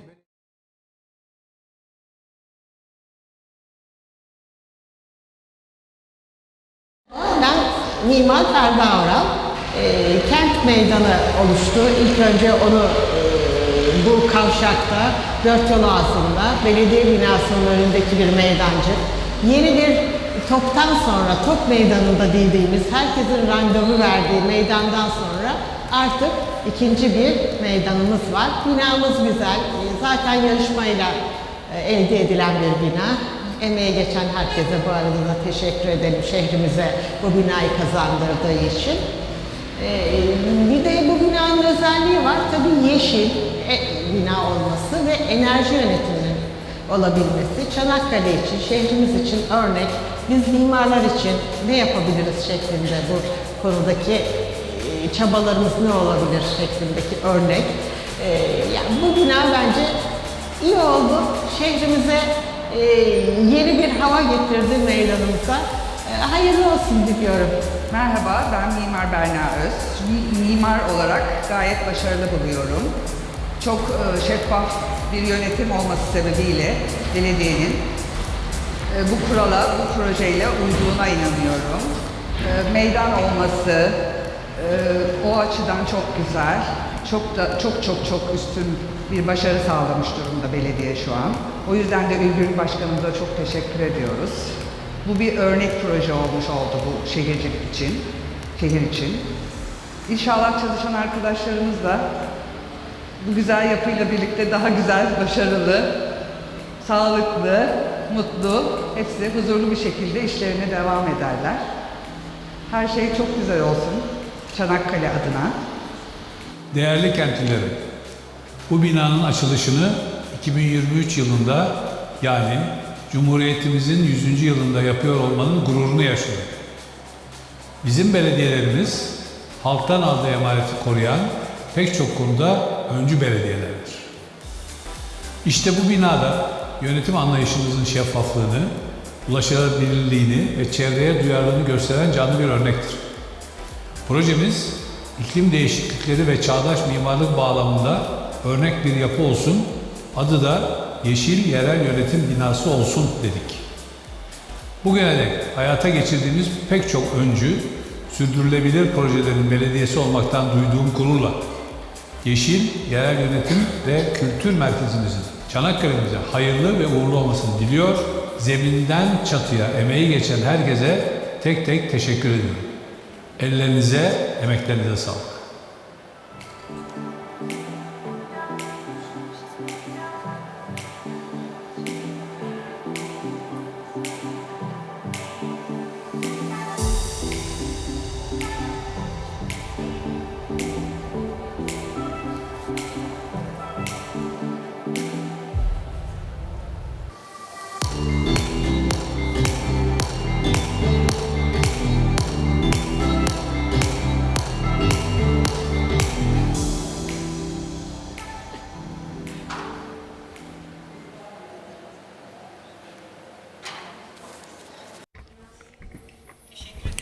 Well, thank you for watching the video. Of course, the video speaks for itself, so you have an idea about the building. But what I would like to share with you is why we have done something like this. These are some compulsory services, but we have another idea, and we think that we need to have some sample projects and exemplary ones to set a role model for others. So the building previously was a garage building, and in 2012 we had a competition, an architectural design contest, and we did not come up with any limitations, but our priority was that the building should be self-sufficient and sustainable, and it has to be a project which could turn the building into a point of attraction, if you like. So many applications were done, and some projects suggested like building smaller buildings, a group of smaller buildings surrounded by trees and green areas. So we really questioned ourselves like what we should do. But since this was a public building, there were a number of things we could not do without. It was at the crossroads, and it was a place where people could meet with one another. So it had to have different functions, very much like a municipal building. Some services could be within the building and some others outside. So the building had to be built in a transparent manner, so the transparent building. So together with our board of juries, we have just browsed through the applications. In 2012, we had been criticized severely because we wanted it to be a green project, and it was like they came up with an idea which was like the building was supposed to be situated within a large green park area. But then we have explained ourselves that sustainability was not all about green areas and trees. And then we have started working on the details. We knew that we had to use some materials, natural materials, and many of them were not produced in Turkey. So as you can see, we are talking about a closed area of 10,000 square meters and an open area of 20,000 square meters. So the building can use sunlight and rain and turn them into energy, which makes it self-sufficient. And the design of the building is able to answer all sorts of different needs by the users, despite the fact that we had some problems during the process and we were late in our timeline due to economic reasons. We were able to complete the project. The building is windproof. That means it can preserve the warm air in its interior. As you have seen in the video, the roof is covered with solar panels. We have used half of our time. So with this exemplary project led by the municipality, it was great to see that a public building could be self-sufficient and sustainable and green, and we wanted to be a role model. So thank you for listening. So the video has already spoken for itself anyhow. Thank you. So we wish every municipality could have such a building. Now we have to make use of our time efficiently. Let me hand over to İlhami Bey. He will be talking to us about the concept of resilience, and I'm very curious about what he has to say. Well, thank you very much. I'm going to do my best to make use of my time efficiently. I would like to thank the organizing committee for inviting me. Resilience is an important concept, and this was what I wanted to talk about, because we are talking about important concepts here, and we need to see the breakdown of things. So what do we really mean by resilience? How can we discuss around this concept?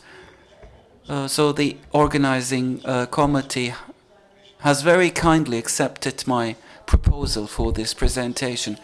So resilience and beyond is the subtitle. So please move on with the slides. We can run the presentation. Do you have a clicker? Yeah. Oh, thank you.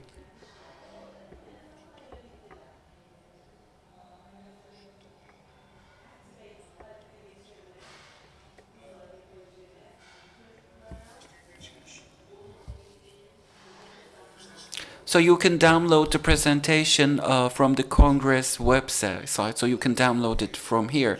So in Turkish, resilience means somehow like durability and being able to resist forces coming from outside.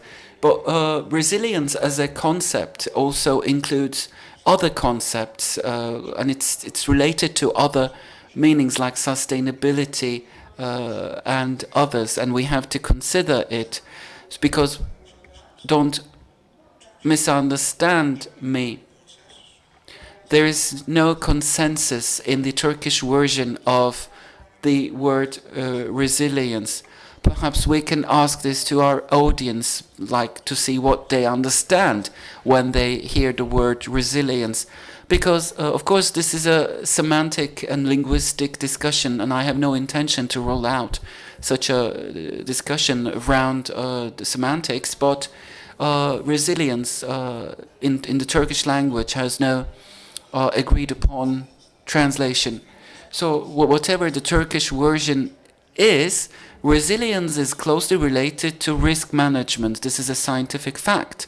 Because if we are going to talk about resilience of a building or an environment or a municipal building and so on, that means they need to have a portfolio of risk management procedures, like they should know beforehand what potential risks that they have and what they can do and what kind of steps they can take to manage those risks, which is, of course, closely related to the ecosystem. And so these are also procedures and implementation. This is one issue. And another issue is that when we talk about resilience, prevention is another main concept. It also includes that meaning which we call the workers' safety and security. In the English language, safety and security have slightly different meanings. So, of course, the culture of safety should be installed within the institution in question, and preventive care. So the Turkish version very much overlaps with the English concept. If you're a bus company, you might have another cluster of preventive care, but if you are a municipality, things are different. Or if you are a factory, or if we are talking about a larger scale like that of a country, they might have differences. But in any case, from preventive care, we move on to preparedness, because there is a close relation between the two concepts as well. If I'm talking about an organization or a company to be resilient, then you need to acknowledge and mention a process of preparation and being prepared. So that requires some initial workings and steps to be taken. And that very much boils down an effort to build capabilities. This is a tripartite cluster with three main pillars, if you like, and the resilience concept refers to these three areas. And another concept is that you need to have warning systems. You need to be able to monitor everything going on in your country or in your municipal region. So this is all about, as I have said, early warning systems, and in the Kandilli Observatory, of course, there is an array of actions like that. So how you will decide, or what your decision-making process will be when, like, an earthquake happens, and when the incident occurs, you need to come up with a kind of reaction to it. So that means you will need a kind of synchronization and communication amongst the stakeholders of the community you're talking about, and the ecosystem needs to be able to handle all these variables. As this cartoon, this comic shows, no matter what the potential damage might be, you need to find a way out to minimize it and mitigate the risks. Of course, it's very crucial and critical to be able to discuss around these potential risks. We have to just move towards improvement or recuperation, because we talked about some kind of preventive care. And so you have to be ready for unplanned maintenance.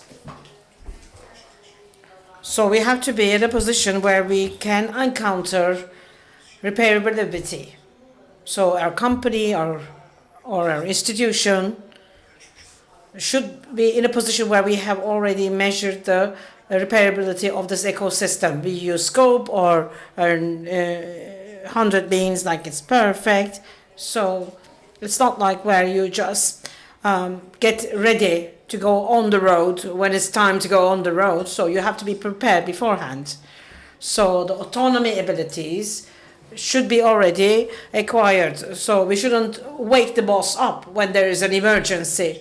If something unpleasant comes up, we have the abilities and the skills of resilience. If it's a situation that's dire, requiring these abilities of accountability, then we have to be in a position where we go and evaluate that and assess that, considering the previous implementation, so that we can have a better solution implemented in the ecosystems. So AI has become our eyes and hands, and it's going to become even more important in the future, and it's going to be a major instrument to be able to use this. So deep neural networks, and we also have the learnable components, and there are other tools where we can use in our municipalities, companies, individual institutions, and we will be using these kind of resilience tools,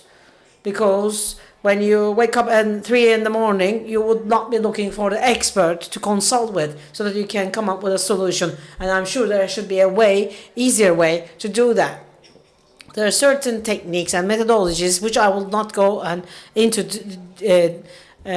detail, but the machine learning and neural guided deductive search can be something that we can immediately start using. It's a cluster of tools. There are a cluster of tools. So this is a very famous management coach called Peter Drucker. You can't measure it, you can't manage it, says Peter Drucker.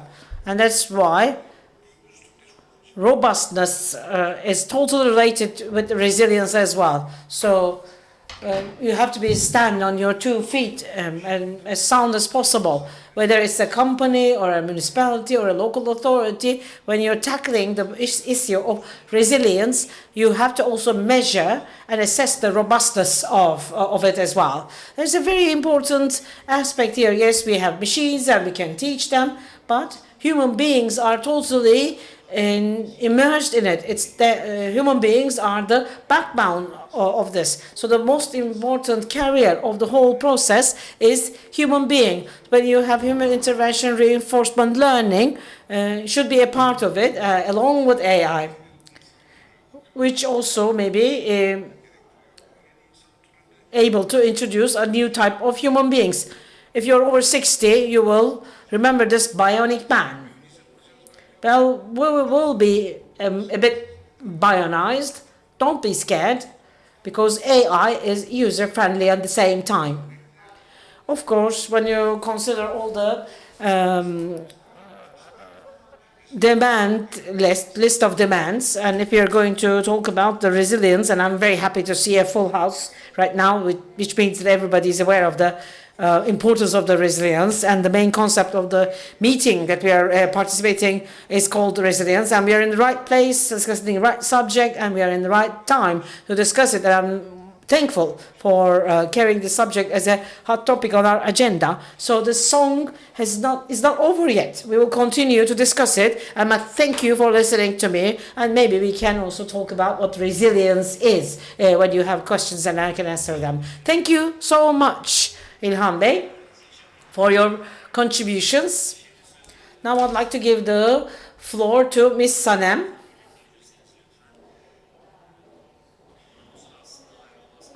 Of course, a very indispensable part of our subject is the building materials. We have talked about design. We talked about savings through design, but the building materials do matter, which is the gist of it all, actually, as far as I have understand.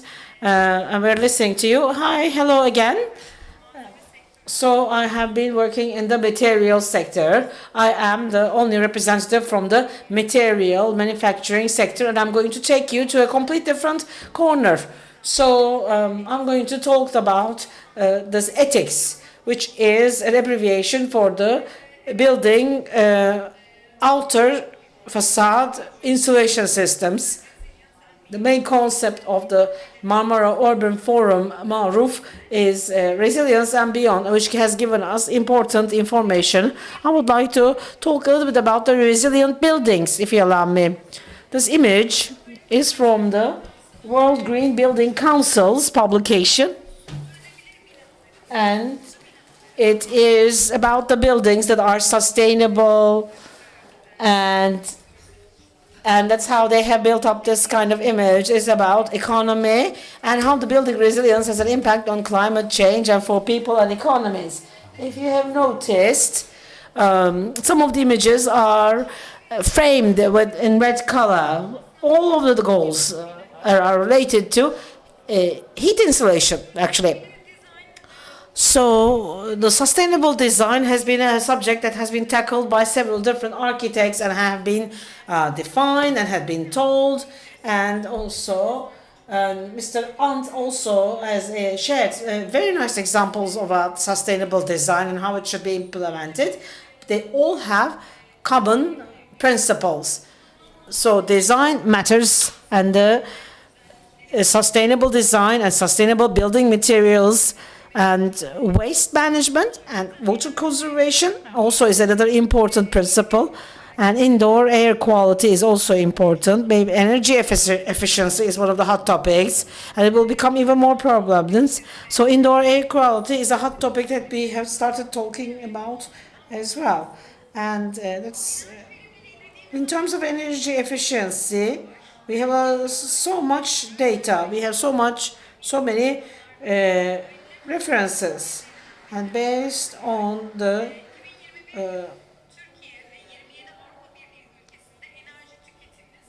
previous references, you can see the energy consumption distribution both on sector basis in local level in Turkey as well as in the EU. So when you compare it to the numbers of 2021, the consumption in household is almost close to the consumption in industrial sector. So EU, the household consumption of energy is almost close to the industrial consumption. So households are responsible for a high amount of energy consumption. So we have also the buildings and the household buildings are responsible for the 36% of the greenhouse emissions and our carbon dioxide. So the information that you see in the image is something that we keep updating every year as a company, and it's also a proud moment for us.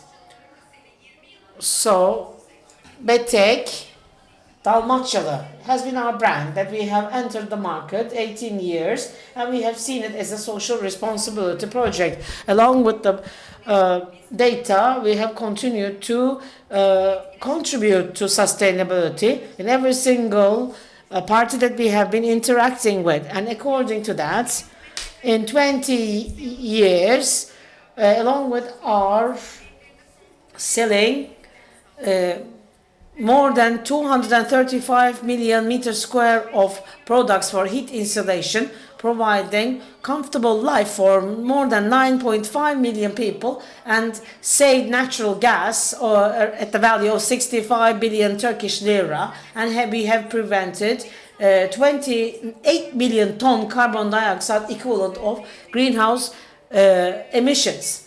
What does that mean? This amount that has been prevented for emissions is 21 times of the carbon dioxide emissions that has been released from the forest in Bolu. And I'm sure a lot of people in this room would know about the thermal insulation, and we have also students in the room, and in order to prevent any kind of the facts that are known as facts but are incorrect actually. So any kind of external thermal insulation composite system, which is abbreviated as ETICS, is system that has been used where you have a set of materials applied on top of each other. And we keep saying that for thermal insulation, you have to apply a system rather than a single product, because these individuals are also, these individual materials are used as thermal insulation materials. But when you apply it on the outer external facade, and if we expect it to perform for longer years, and of course, we are also talking about what kind of energy has been consumed during the manufacturing of these kind of materials. And to make it durable will be the biggest step that you can take to make sure that they are sustainable. So if you want these kind of materials, these thermal insulation materials to be as durable and as usable, as long as the building is usable and durable, then we will have to make sure that the system lasts.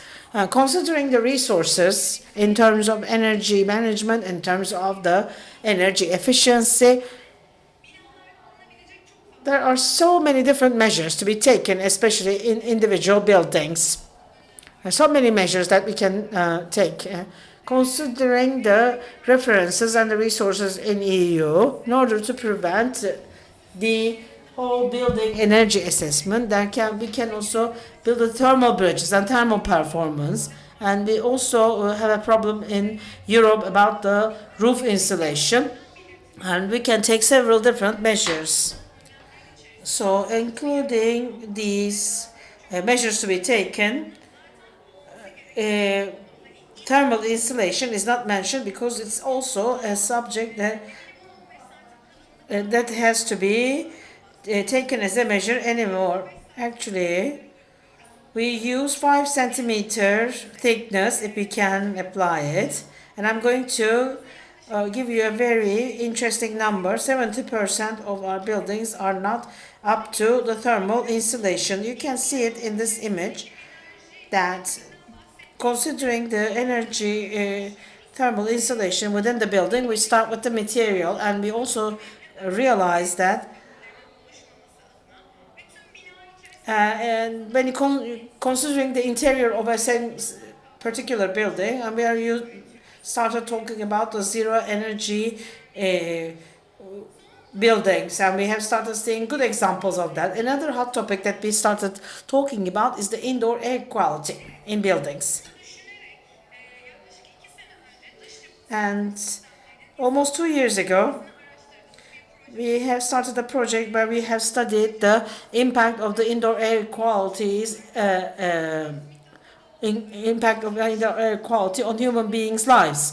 And we have worked with our Professor Dr. Miktat Kadıoğlu, who has supported us in every single part of the project. And another part of the project is the study of this indoor air quality on human health. We have worked from Professor Dr. Bülent Karadağ, who is the head of the Department of Medical Faculty for Pediatric Health and Pediatric Respiratory System. And we have established 2 houses. This is the garden of our factory or mills in Gebze. We have 2 different, completely individual but completely identical structures. The only difference between these 2 buildings, one is insulated, one is not insulated. To understand the impact of air insulations, both in terms of the energy efficiency and to measure it at the same time. As a result, we had striking results in terms of the thermal comfort. The indoor air temperature had been quite different in 2 of these buildings, both in terms of summer and in terms of winter. We have also acquired data depending on the seasons, on several different days where there were different meteorological incidents. There has been a major temperature difference between day and night. And we could also see what kind of a change has occurred between the house that has been insulated and the other house that has not been insulated. And we have also tried to use air conditioning systems in both houses to understand and made measures where the air conditioning unit was not working and to understand the changes within the indoor space. And we also made calculations and measurements both in the temperature of the walls, both indoors and outdoors. And that has been, we have also measured the indoor air quality based on an individual who is supposed to be seated or who is not supposed to be seated. And also we had another sensor to measure the difference in the indoor air quality between the top of the head and also in the chest. Last but not least, we also have observed a microbiological growth in the house that was not being insulated. Molding occurred immediately. And our Professor Plant has studied what this kind of molding was, and this was a penicillium, so any kind of building that is not insulated properly, this occurs, which we call humidity. And last but not least, our Professor Bülent has conducted a survey to represent the whole of Turkey. We have held a survey in 800 households. As a result of that survey, especially in houses where you have mold, which did not also have thermal insulations, and we have seen that the frequency of asthma attacks and COPD and bronchitis has been 50%, where it is also 22% where there is no mold, which is a thermally insulated house. And we will also see that the temperature increase has changed. There's a time-lapse video, very briefly, showing how we have built our houses.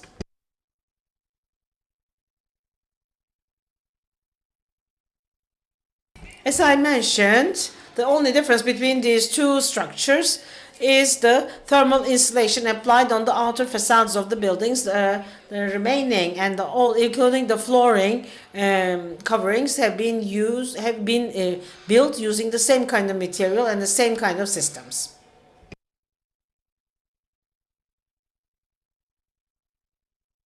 And you can also see the thermal insulation applied on the building. And thermal insulation included a system that was installed to measure all the measurements supported by the Meteorological Institute.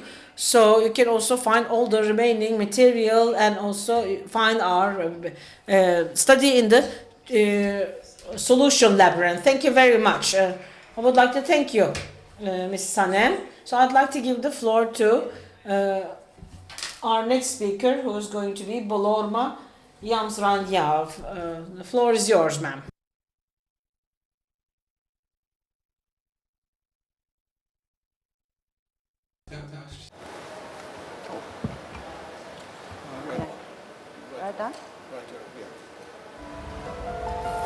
Ulaanbaatar, capital city of Mongolia, is confronted with ESG challenges. The city's expansion hasn't matched its rapid growth, resulting in insufficient infrastructure with the Ger district, where traditional Mongolian house and non-standard houses predominantly exist. This deficiency in infrastructure has subsequently given rise to elevated pollution levels, casting a detrimental impact on public health. While the air quality in Darkhan city is relatively better than that in UB, Darkhan is emerging city as one of the largest cities in Mongolia, experiencing population growth in recent years. Without proactive planning for a comfortable and healthy environment that caters to the needs of its residents, there is a potential risk of repairing challenges faced in UB.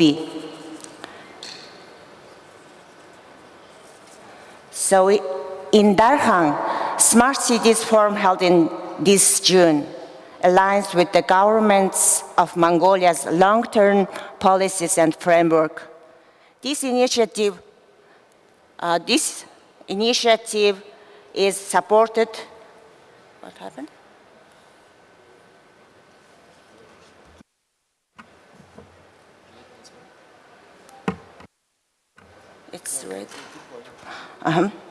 This initiative is supported by the European Union through the Friendship Project. Darkhan City, driven by a strong ambition to establish a model and concept for a smart city, is taking the lead in Mongolia by initiating the creation of Smart Cities Union. Today, we are delighted to share with you a case studies featuring my company, UCD, CALE project, which was implemented in Ulaanbaatar.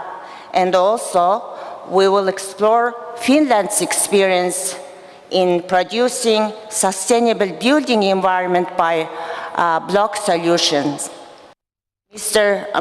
Marcus is there.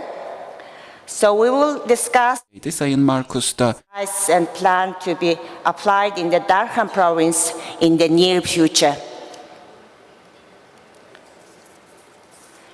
Priorities to these case studies, UCD's parent company, Gund Investment and TOS Solution, in partnership with the International Councils of Systems Engineering, officially announced new product from the Smart City Initiative. INCOSE Smart Cities Initiative proposes a human-centric model to help city authorities to make decisions with human needs in mind, and also to support communities in developing their smart cities, concepts, applications, technologies, and services by leveraging system engineering tools and principles. We have implemented CALE project, which stands for Create an Accord Living Environment. The purpose of CALE project is to provide long-term, professional, and sustainable services to transform residents-owned properties into energy-efficient houses by integrating engineering infrastructure and fostering socially responsible communities among residents. The implementation of our project, we transformed a single house de tek bir evi canlı bir topluluğa yaşayabileceği bir each building using different technologies. After testing this structure for 4 years, we are proud to report that the third building has demonstrated remarkable energy efficiency and minimal heat loss.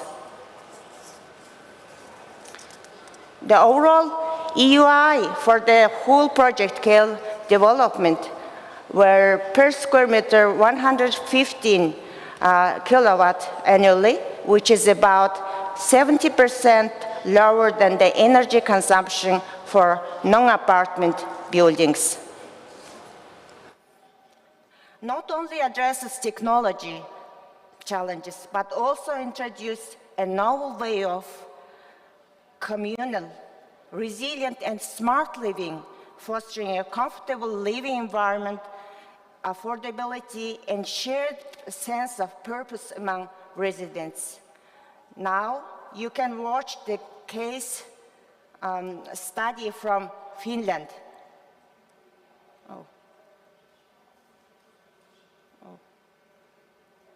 How can I? Sorry. And, yeah.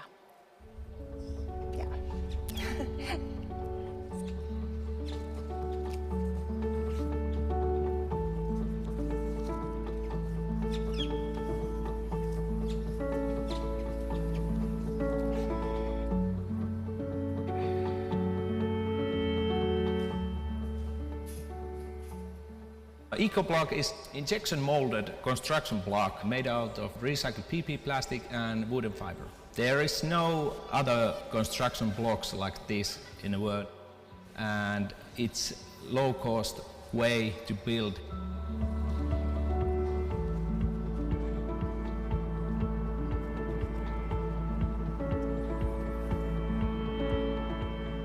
With this, you can build so much faster. We can build a 5-classroom school in 5 days, and it's going to last 100+ years. So knowing that these homes and schools can be passed on for generations, you think of the value for the country over the long run, is significant.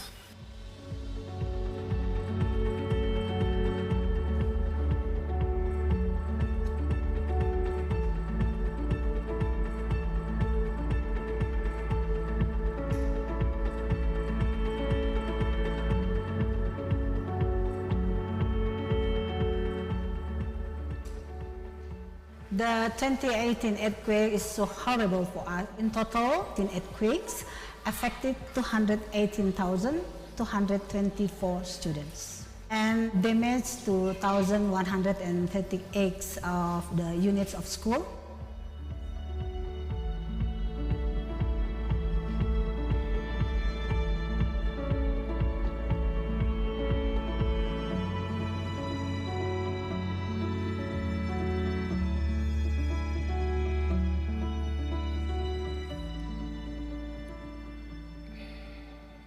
By having the factory of eco-block in our province, we believe that it will create solutions to our waste problem, as well as contributing to the local economy.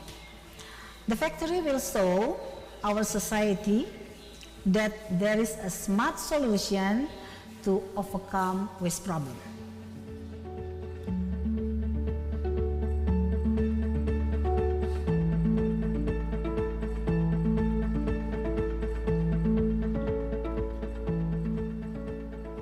My grander vision hope is that the first factory gets built here, and this factory inspires other islands across Indonesia and across Asia and the globe, that this technology is shared with every country that has a need, that can take plastic waste and turn it into a valuable product that can create use for societies.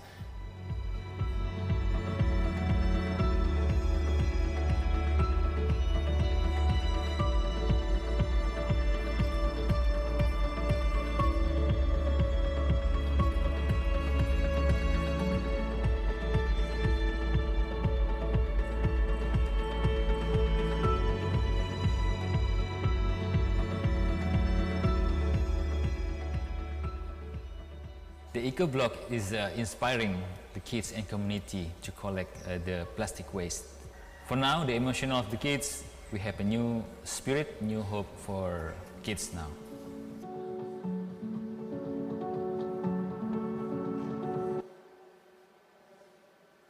In 2019, my company continued to improve our CALE project design in cooperation with Arup Hong Kong, which was included holistic design and pre-FS.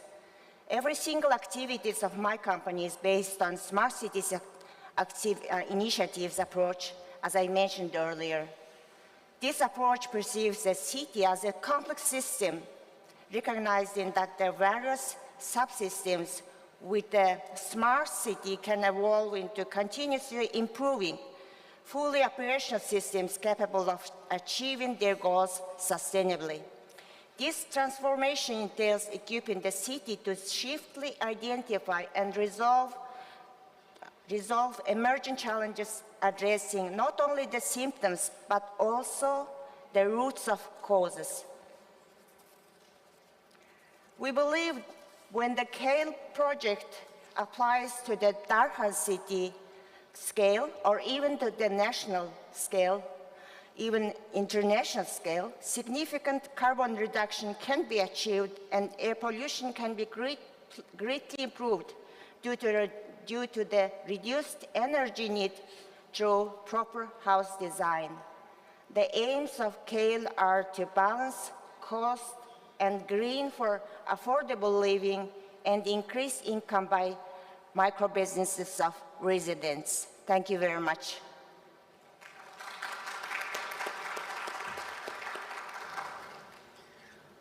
Çok teşekkür ediyorum kendisine. Well, thank you very much for your presentation. So these are some interesting examples from a geography that we do not know much about. And they were very enlightening. So we have exceeded our time by a couple of minutes.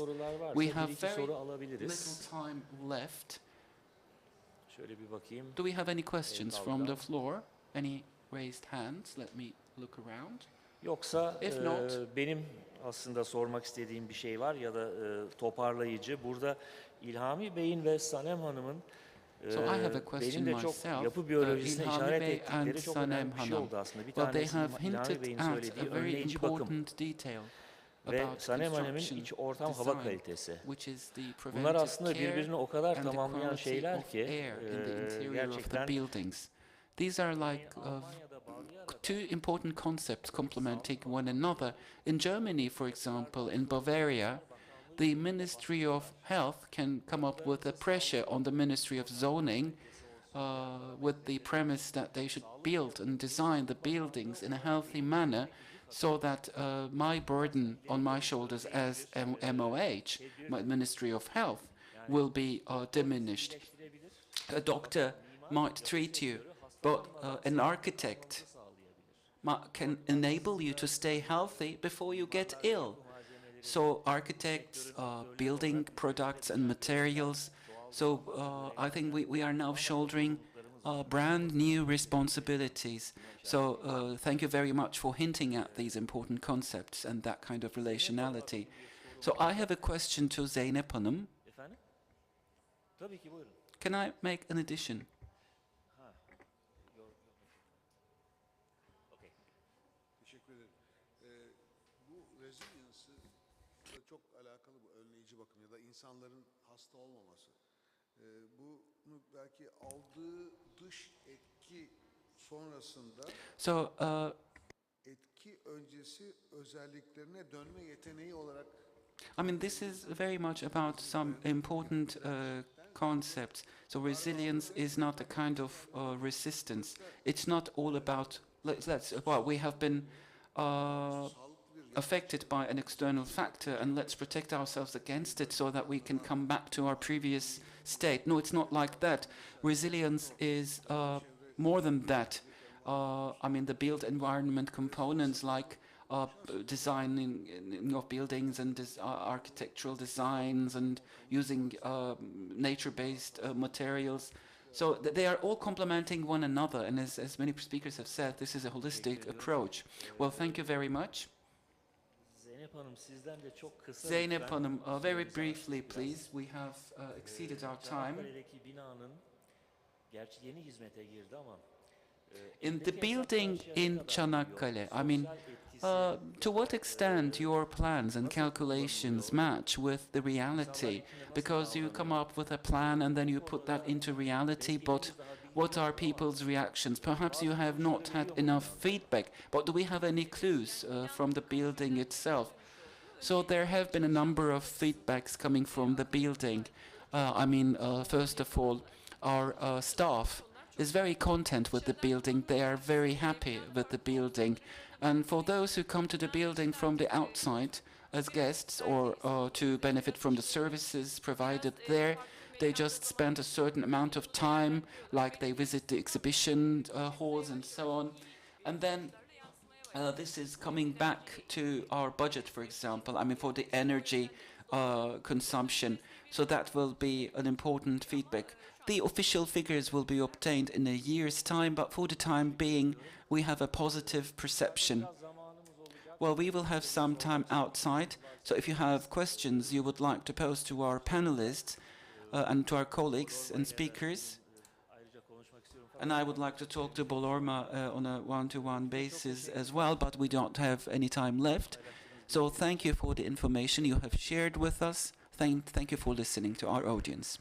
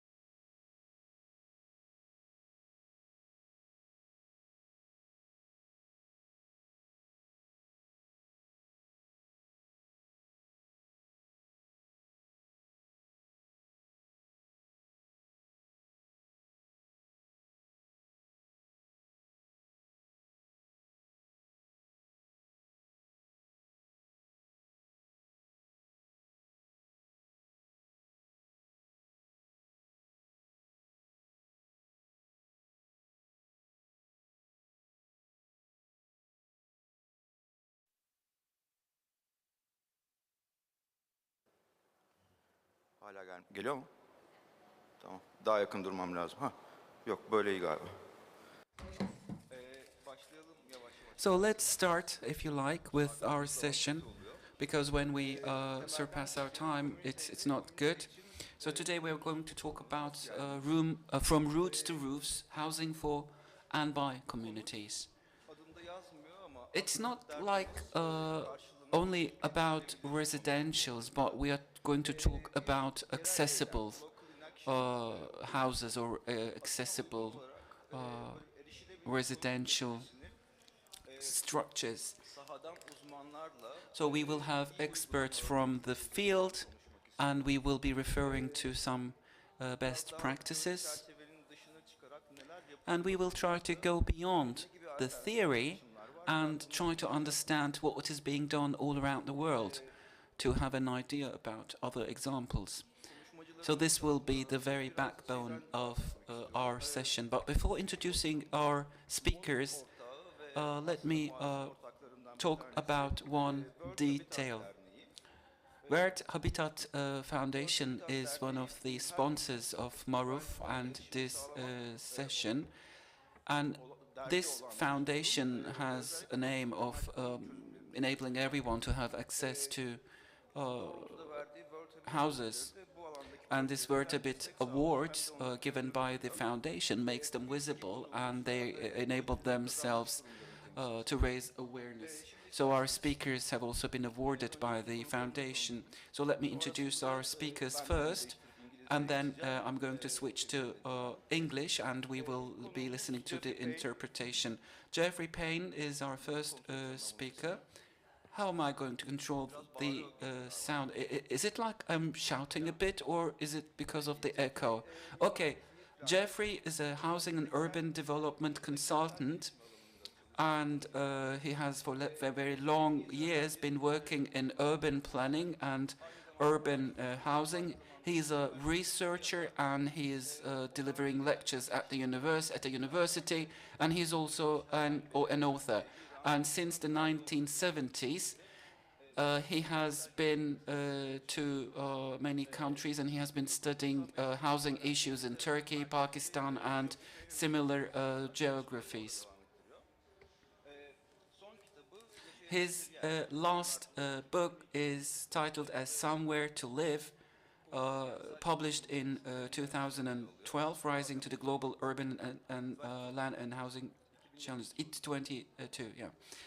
So welcome, Jeffrey. Our second speaker is Elizabeth Raffles, coming from Barcelona. She is a literary translator, and she is a member of Sostre Civic, and she's a member of this residential structure, and she's going to talk to us about this.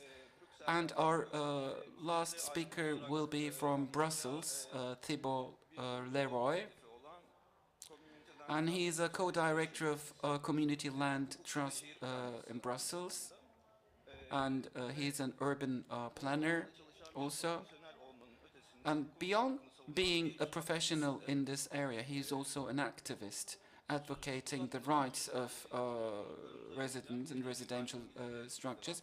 So I'm going to switch to English. So you will each have 15 minutes for your presentation, and then we will have a brief Q&A session. Welcome again. Welcome all. Let's start quickly and use our time efficiently, let's say. Please, Jeffrey. Thank you very much. Thank you very much indeed, and it's great to be back in Turkey again. I first came here in the 1970s, and it's great to see a friend from the old days when I was first doing research here in the audience, Schule Elserecken, and a chance to meet other many good friends. So thank you for that. What I want to talk about today is the issue of communities and the process of housing provision, housing development and urban planning.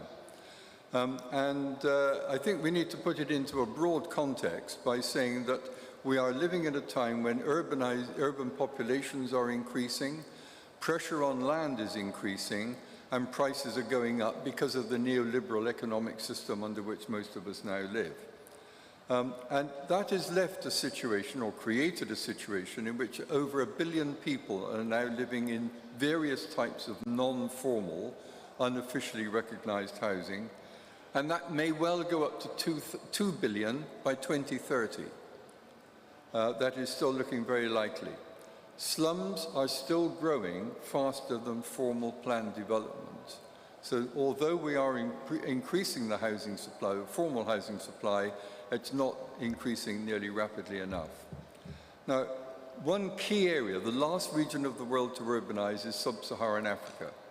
And I was amazed to read a report recently that while half of the urban population currently live in various types of self-built, unofficially recognized housing, the additional urban population in the region is expected to be 800 million by 2050. Now, that is the equivalent of the entire urban population of Canada, USA, Mexico, and Europe. And we've had 200 years to achieve that. They've got something like 27. So it's an enormous challenge, especially when you're starting from such a low base. The challenge has, however, not restricted to the global south. Even in the UK, the government has admitted that the housing market is broken. So we all need to learn a lot from each other about the role of how people can get affordable and decent housing. Now, I started my studies in Ankara in 1974 when I drove my students from London to Ankara to study the housing situation. And what you're looking at in this slide, in the lower part of the image, is what they used to call gecekondu. And this is housing built overnight or on weekends on public open land, which was outside the city area. And so people built their own houses and they built their own communities. And gradually, of course, as demand increased and people had more money, developers would come into an area and they would negotiate with the squatters, the occupants of the land, how many apartments do you need in order to surrender your land so I can build an apartment block like you see on the top of the slide. And these areas coexisted for many, many years. And the local government had no resources to cope with such an enormous demand. And so what they would allow is for the, they would simply subdivide the land as a plan and allow the developers, when the market required and when the market justified it, to go to the residents of an area where they thought they could make a profit, negotiate how many units the squatters wanted, and then make their profits on selling the remainder.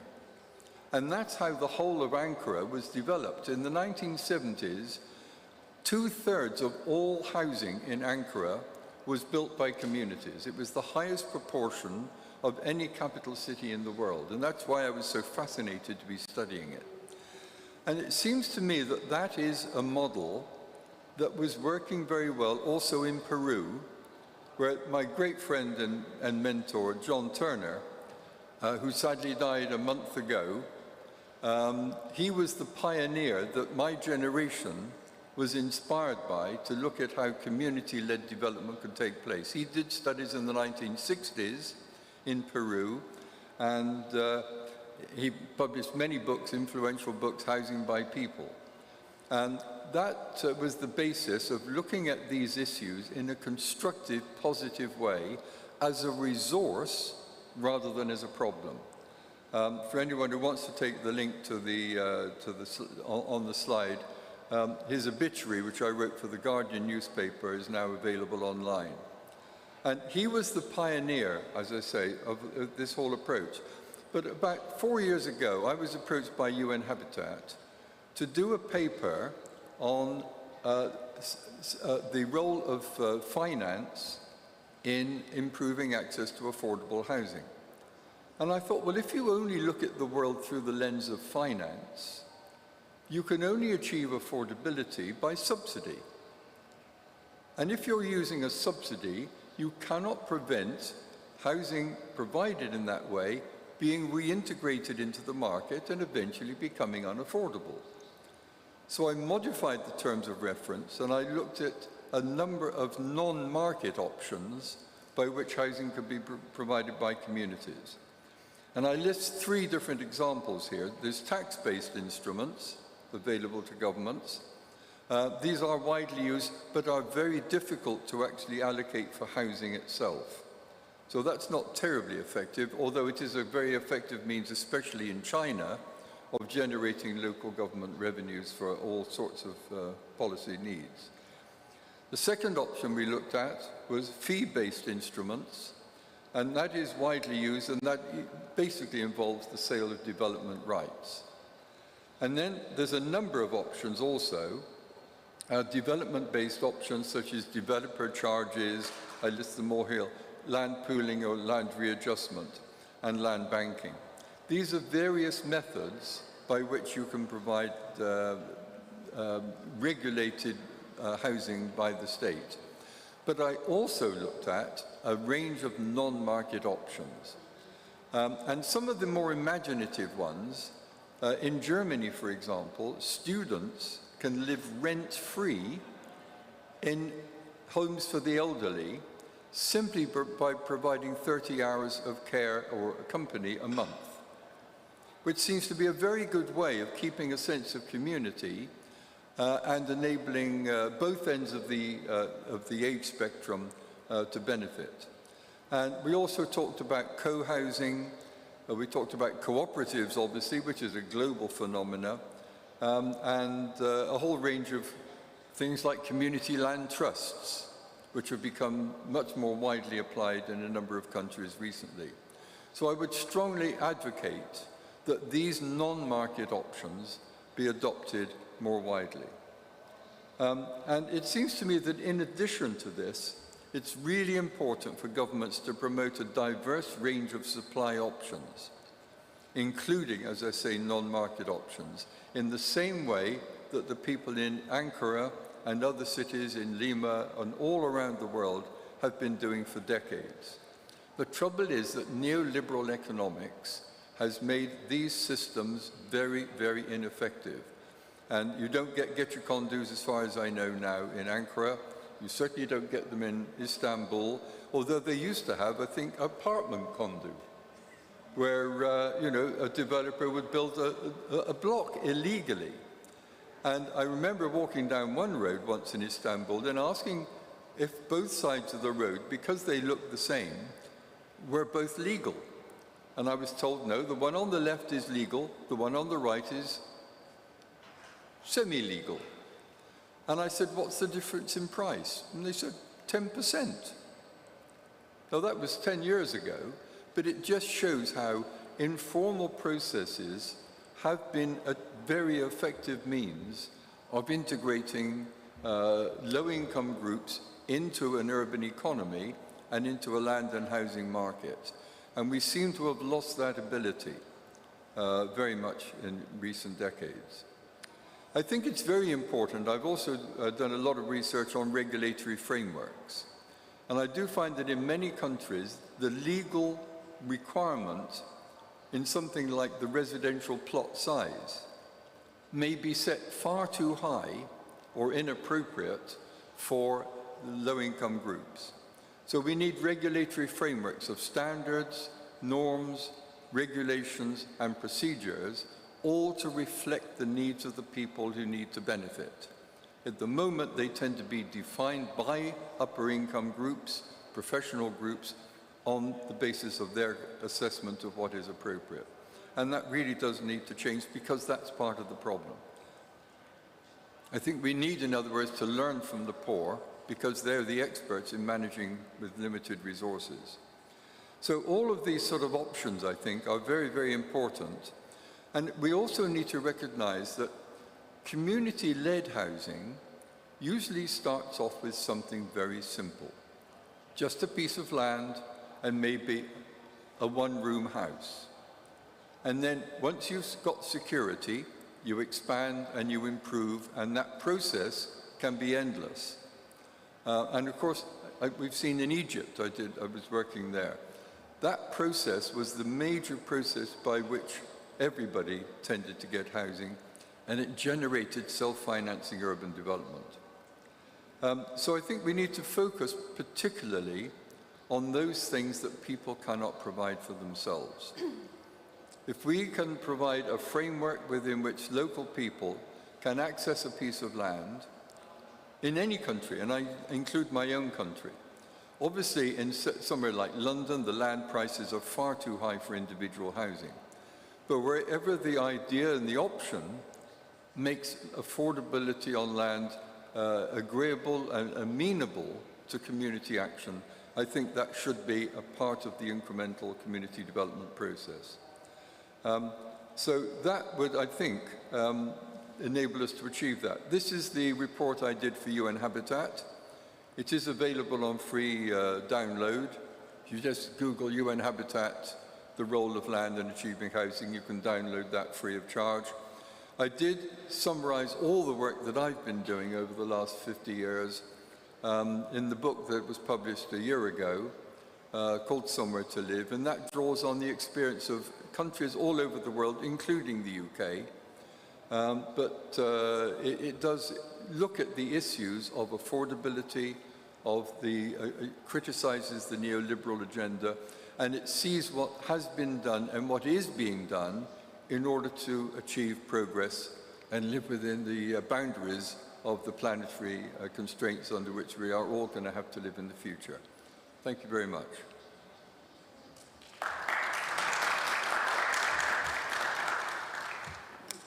Yes, thank you, Jeffrey. Can you just... Sure. Yes.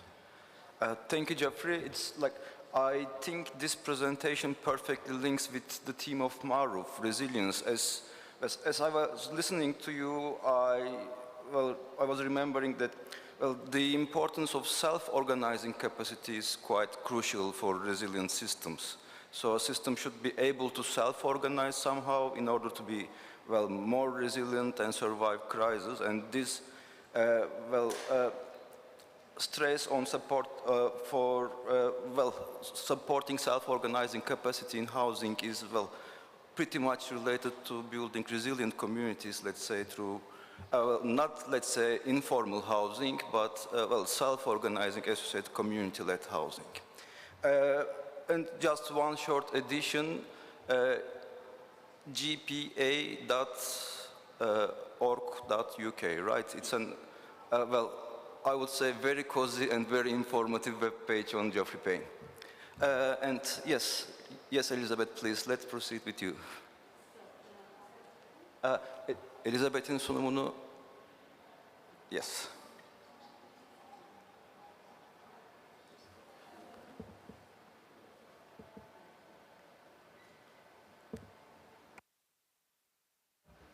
Can say I'm not expert in managing this. I'm no expert urban planner, but I am an expert on grassroots movement, let's say.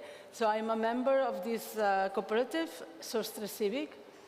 Sostre Civic is made of 12,000 people. We are 1,200 people, not 12,000, 1,200 people. And our mission is to provide housing that in a cooperative way that is that we want to take out of the speculative market. So it's an alternative to the system as it is now. Okay, one moment. I'm gonna try it. So this organization started in 2004. And it's not until 2016 that we had the first cooperative housing functioning. So that means many years of groundbreaking or of finding ways of making it possible. At this particular moment, we are 1,200 members plus. We are present in 27 cities in the region of Catalonia. So the headquarters of this cooperative is in Barcelona, but there are projects all scattered in the Catalan territory. Then we have 14 groups that are just starting. So there is no land, there is just the people. And then we have 11 projects with people already co-living. And then 13 projects self-developing. That means that, that the land is there. Maybe now they are working on the architectural project. Maybe there was an old building that we want to renovate. So people are not living there, but we have something concrete.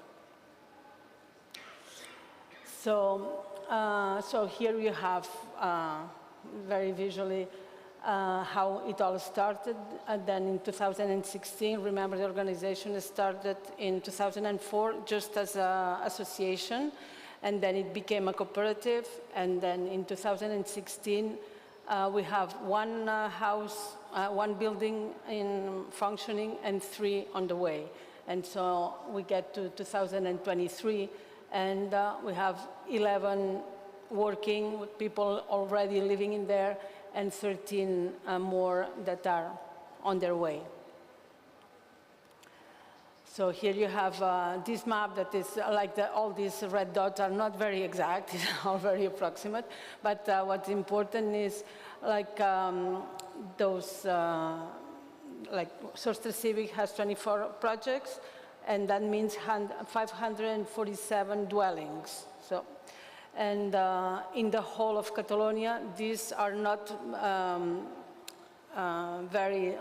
they are not actualized information, but it's close to that.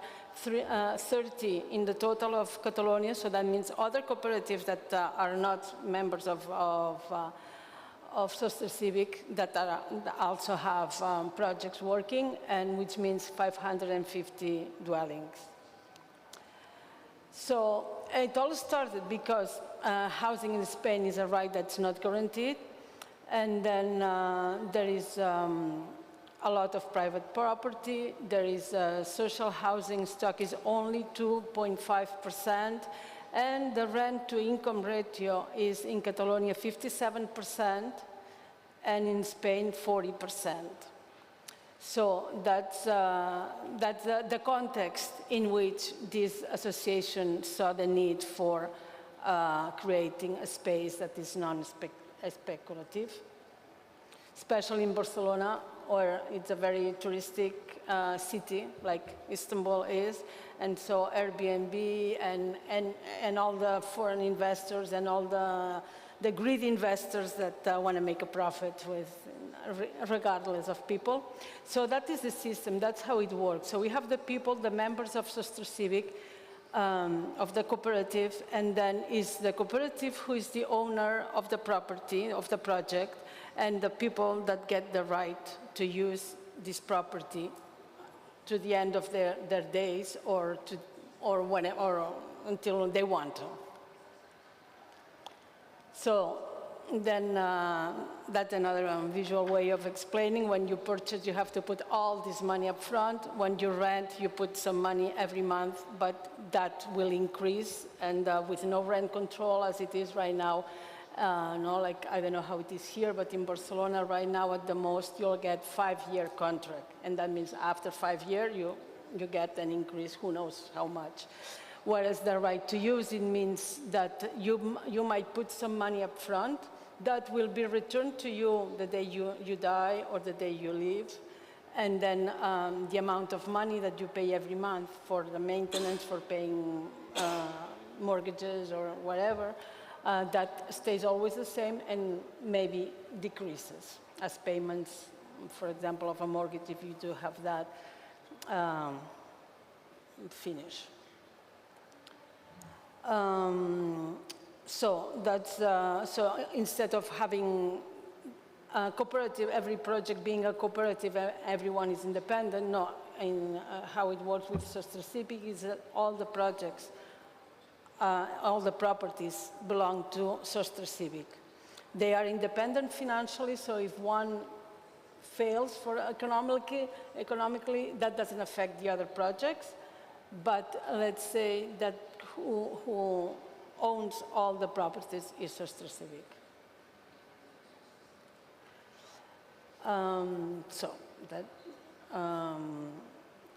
So Civic what provides is it facilitates the project, and the fact that there is already one, it's very easy to then replicate with other projects that will come along.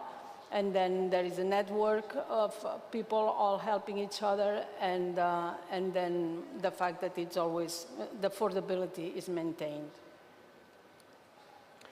Then it's an organization that's assembly-led. This is how the organization of the cooperative works, and the only change that there is from this one is that the technical team, it also belongs to the, I cannot read from here, with the board, with the director. Yeah. Okay, and that's everyone then of the projects will have also their own assembly, their own committees, like the big one. So general information about the forecast. So right now we said we have a total of 24 projects, which means 547 dwellings, and our forecast is that there will be 30 projects in 2025 with 635 dwellings. That if things go at the same rhythm. Social housing, so that's a percentage of what is protected dwellings, protected buildings, protected housing, and the one that is not. And then the type of land, then we have public land and private land, so that means, and that will make different conditions for the cooperative. If one cooperative gets land given by the municipality will have some conditions to give. For example, that it has to have a certain percentage of protected housing, etc. No, those are details. I'm running out of time. So another thing that's interesting was this right of the first refusal or preemptive right. That means that if there is public land, if there is land that is, or a building that belongs to how does it work? Okay, that we are, the Civic has the right of first refusal to get a property from the public land or in front of other buyers, just because we are a cooperative, and so that's some of the struggle that we have been doing in Catalonia for getting more availability of land and financing. All of the finance is made through the Banca Etica, the ethic banks. So here a summary of the principles and values of Sostre Civic. So non-profit and social economy, affordability, self-management, empowerment, sustainability, and the right in housing and social. Okay, this is very interesting. It's La Constructiva. It's a non-profit company, that will build all the projects for Sostre Civic, and it's a way of keeping the prices low, and also it is part of our network and social commitment to better housing. Then there are also projects that are only for youth, there are projects that are only for elderly people, and then they all self-manage their project. Then there is a cooperative with a public, which is grant to use public land or property during 75 of 99 years. So then there are government grants and loans that's also something that has been obtained by the struggle of the association. And then there is also through private property acquisition that one can get. Then just here showing that networking for us is really important in the financing world, in the construction work, in the social justice. And here just a few examples. That is the first building that became a cooperative. That's in the real center of Barcelona, the very touristic area. That's a new building built from scratch and on public land, also in Barcelona. This one is also another neighborhood in Barcelona and also coming from public land. And also to mention that sustainability of the building is also very important for all of them. This one is it's a town, like let's say 60 kilometers from Barcelona, that has just started. There's another in Girona, another project. This one is very interesting. This one is like a farm that was bought by these people, and they are all living there more or less communally. Everyone has their own room, but they manage, like the kitchen and all of that, and the land. They have a lot of land and forest and everything, so that's special in that way. And then this one is for elderly people, and they are not yet living there. And this is another one that's for elderly people, both out of Barcelona, these two. And that is all. Thank you. Thank you, Elizabeth. An excellent time use, and still we have 1.5 minutes. May I ask a question, just to use this time? If you know, can you tell us a bit more on how a project is formed? Do just people come together and say, hey, come and form a project or something? Yeah. How we start the project? Yes. Well, it can be just a group of people that they get together and say, okay, we want to start a project. So we go to Sostre Civic or maybe, like, for example, myself, I don't belong to any building project, but I'm interested and I believe in the values of Sostre Civic, so I joined. And then I find some people with whom I would like to start a project, and then we create everything from there with the support of Sostre Civic, so we can get help to how to set this up, how to find the land, how to find properties. But it's all our work. And then also they will help us out with the construction if there is a building to do, and they will help us out to set up mortgages or things like this. But also, as a member, I have the possibility of joining a project that already has started, and they are already living there, but all of a sudden there is what we call a vacancy. Somebody has died, or more likely, I don't know, somebody has left, and then there is an opportunity for someone, for a member of Sostre Civic. Thank you. Yeah. Yes, and our last speaker, Thibaut, floor is yours. Hello.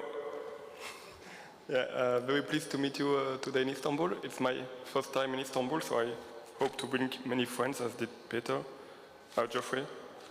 So I am the director of the Community Land Trust Brussels.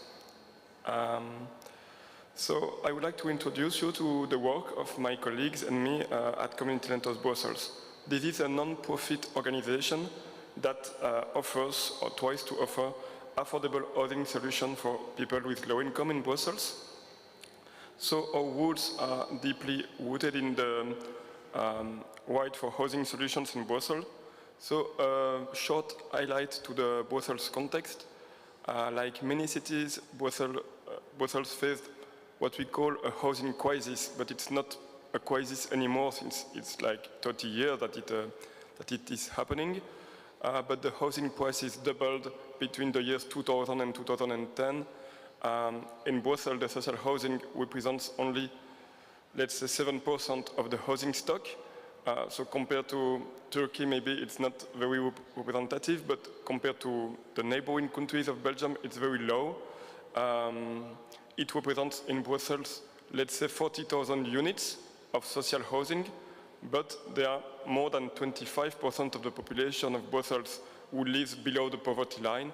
So there should be at least 90 to 100,000 units So there is a lack of social housing in Brussels. There are 45,000 people waiting on the waiting list for social housing, so they are really in need for housing. It's more and more difficult for people to rent a home, a decent home in Brussels. So the solution for these people and these families is to live in substandard, low-quality houses that are quite expensive compared to their income, or to leave the city. And the situation will be worse in a few years because 120,000 new inhabitants are waited for Brussels by 2025. Beside of that, the existing home ownership schemes in Belgium, most of the focus of the public authorities has been put on the home ownership programs, but they are not designed for low-income families. They are designed for the middle class. And so for low-income groups, low-income people, having a rental apartment in Brussels is more and more difficult, and buying an apartment is impossible.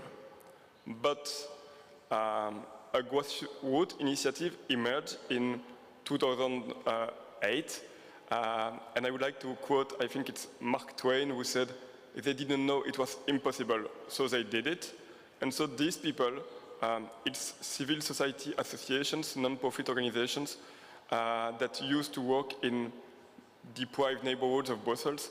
They created a project called L'Espoir, which means hope in French.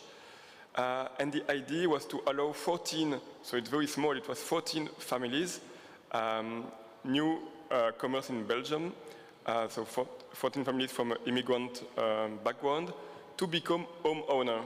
And to achieve that, what they did is they collected a lot of grants, of gifts, of help for foundation and for the public authorities, and they managed to do it. They allowed these people to buy their own home. That was a very big success, this operation, because the home ownership provides to all these families, first of all, the residential security.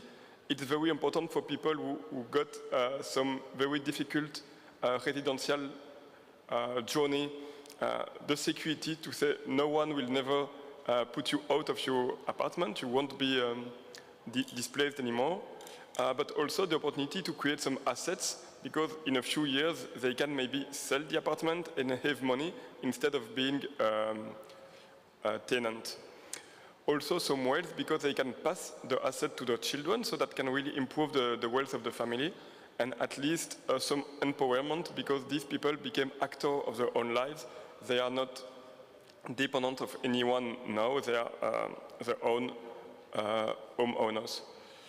The challenge of that project was that many gifts and many public money has been injected for only 14 families, and in a few years, maybe in 10, 20, 30 years, if these families sell the home, they will sell it at the market price, and everything will have to start again, because they will sell it at a very high price. Low-income families cannot buy that, and so we didn't help anyone but these 14 families. But at the same moment, the non-profit organization and the civil society in Brussels discovered a model called the Community Land Trust model. At that time, the Champlain Housing Trust from Burlington in the Vermont in the United States has been rewarded by the World Habitat Award. And they presented the model in Lyon, and the people in Brussels were very interested, and they pay a visit to the Champlain Housing Trust over there, and they discovered that that model could provide the permanent affordability that we're looking for.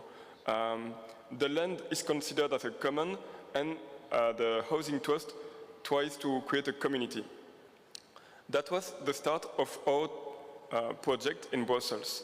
So the idea is that the CLT model limits the resale price. So the Community Land Trust, a non-profit organization, can sell homes to people for a low price, and the condition is that when these people want to sell back the homes, they have to accept some regulation on the price to keep the house affordable for the next generation of buyers.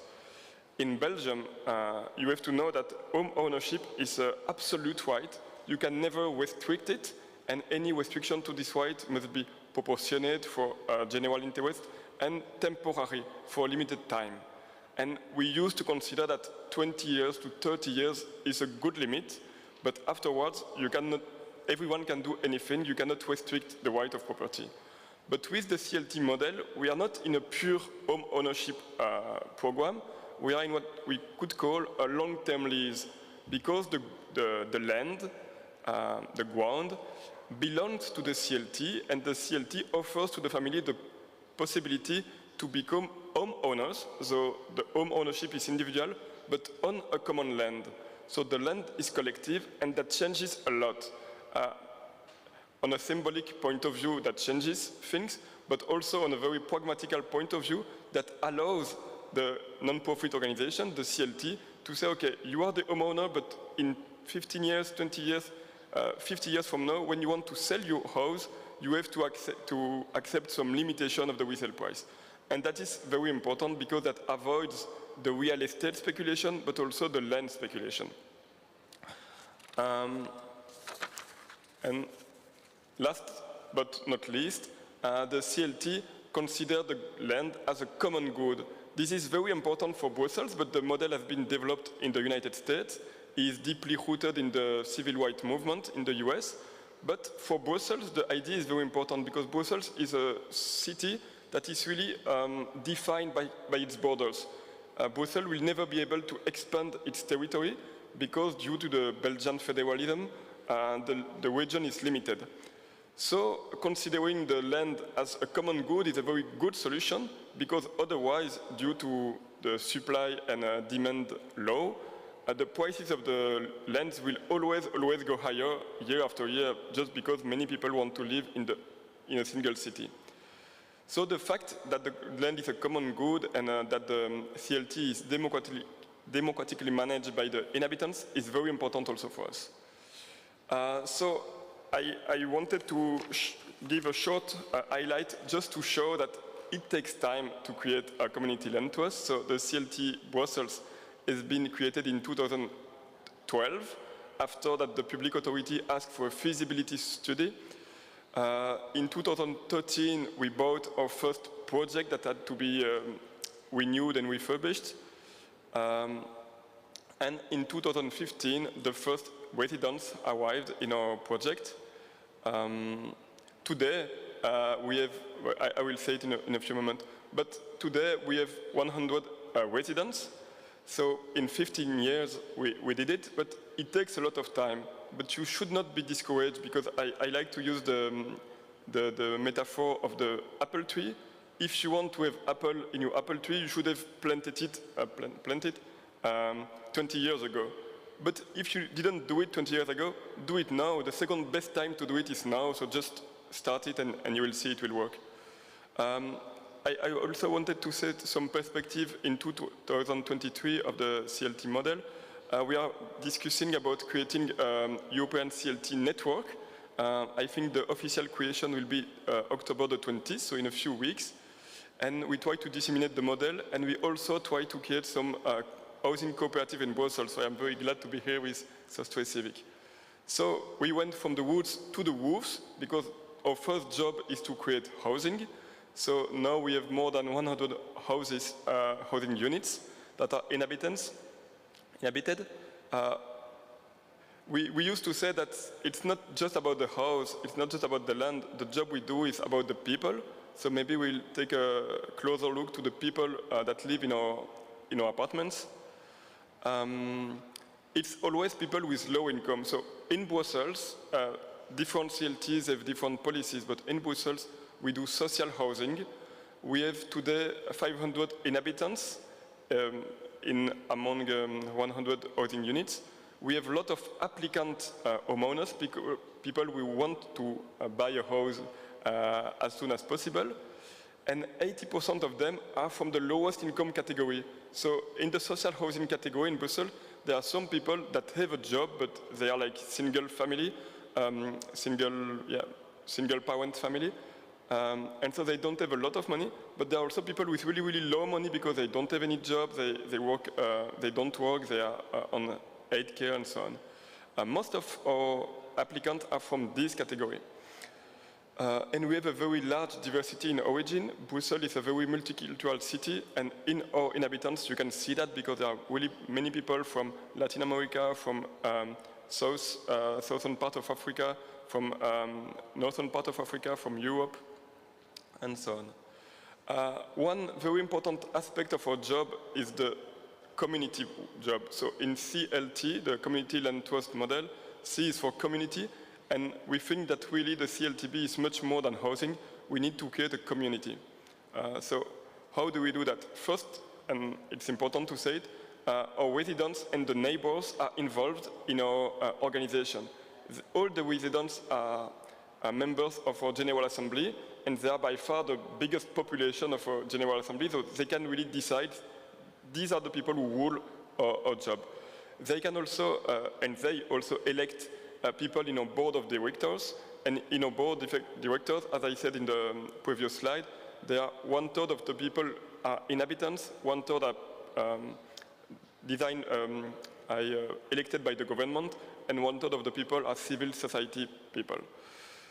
So they are deeply involved in what we do, but they are also involved in the future project that we are creating, because we ask representatives of the inhabitants and the residents to participate, to take part in the design of housing projects. So they have a dialogue with the architects, they come to see the project under construction, and so on.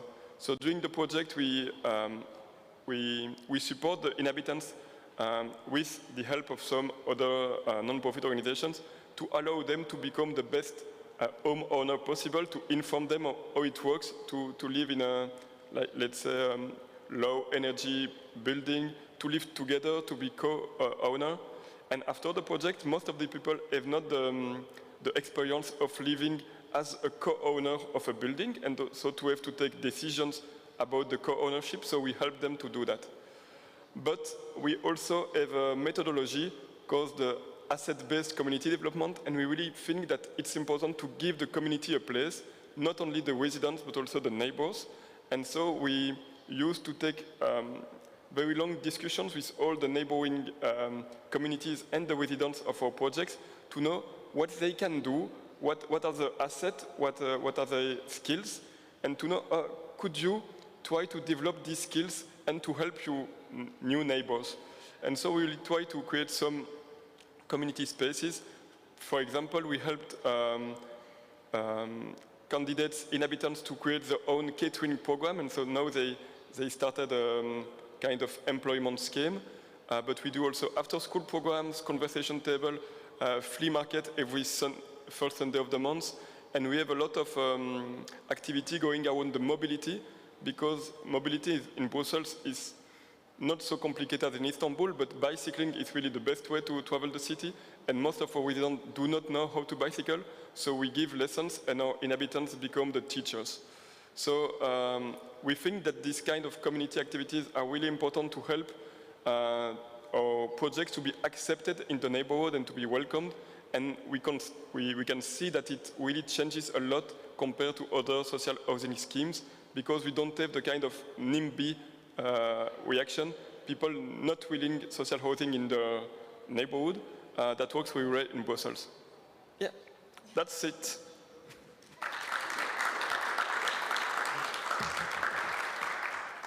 Well, perhaps this is the first session where all speakers finished on time. Thank you so much. But also it's incredible to see how fast 1 hour passes. We have about 5-10 minutes, and I would like to give floor to our audience for questions. Evet lütfen. Mikrofon geliyor.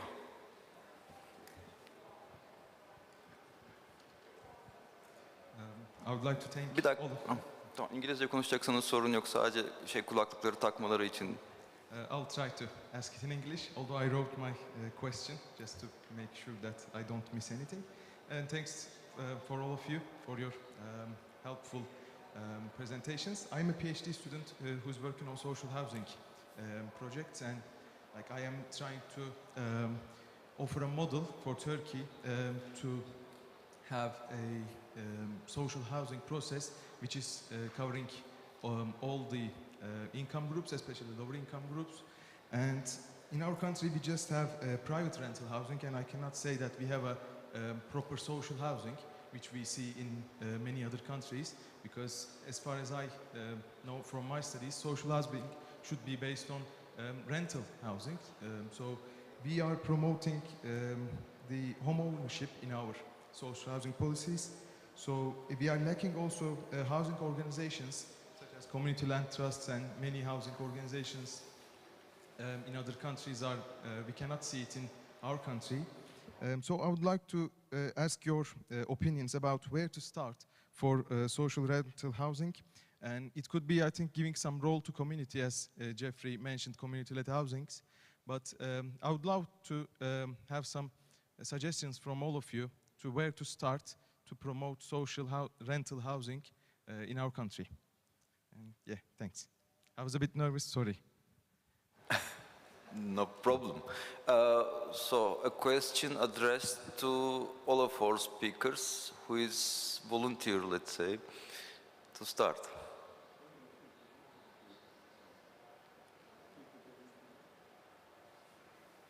Well, my experience is like the people are the ones who are starting the project, but that's very easy to say. So if you are asking a question like a grand scale, then I don't know, there is also a lot of work to do politically, you know, go to the municipalities, go to the main government, all of that, and work there for that to be implemented. But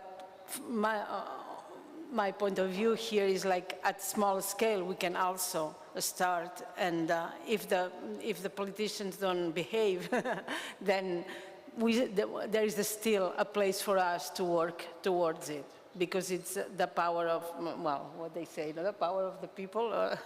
It is really true that it can work. Yeah, I think the example of community land trust is a very, very good one, as you were saying, because it does take the land issue head on. And it's the land cost which is particularly making housing unaffordable, and the speculative pressure. So if you're trying to start a community group, look at the other groups which have been established in your context or in a nearby context, and contact them and see what lessons they can offer. I mean, there is a large literature, but literature doesn't get you very far when you're actually trying to start something. So I think go to those who have already made a start, like we're hearing in Catalonia. I know there were, I don't know how many there are now in Turkey that are cooperative groups. I know cooperatives exist, but as you were saying earlier, they're mainly the developer cooperatives, not the community cooperatives.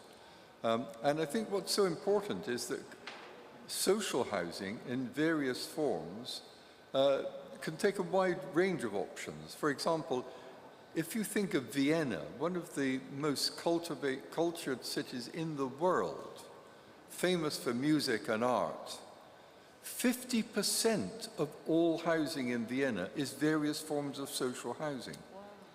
50%. In Germany, a large proportion of the housing is non-home ownership. Private rental is very affordable. So in other words, you need to start both at the bottom locally, and you need to start at the top. You need to pressure at the top for change that facilitates the community-led process. So it's, you know, John Turner was always being criticized by Marxist left-wing academics as being a liberal optimist. But he was not looking at power relations in terms of left or right wing. He was looking at them from top down or bottom up. And he used to advocate bottom up. And I think it needs both, to be honest. We need to work from creating the pressure within the regulatory environment to permit and promote social housing, and we need to work from the examples of those who have done it to see how we can build on that. Thank you. Thank you. Thibaut? I think I cannot say anything way better, but I think the answer has to be multiple. I mean, social housing is a very difficult topic, And even if in countries or municipalities where we are working on it since years and years, we are losing actually. Everyone working on the social housing topic today, we are losing. The situation is going worse and worse every year. So there is no one single solution, but a lot of solutions could be made, and depending on the context of your locality, there are some solutions that can be done if you have a lot of money that you can invest, but there are also solutions that do not cost anything, like the regulatory aspects. It can be done really easily if you have some political courage in the municipality. That can be done, and that can really play a very important role, I guess. But yeah, the community land trust model is a model I believe deeply in, so I can only but encourage you to try to promote that here. Yep, thank you. I can also add that World Habitat has a very informative webpage where you can find a lot of examples from a lot of different places in the world. Iram, do we have time for one or two more questions? Okay. Yes, please.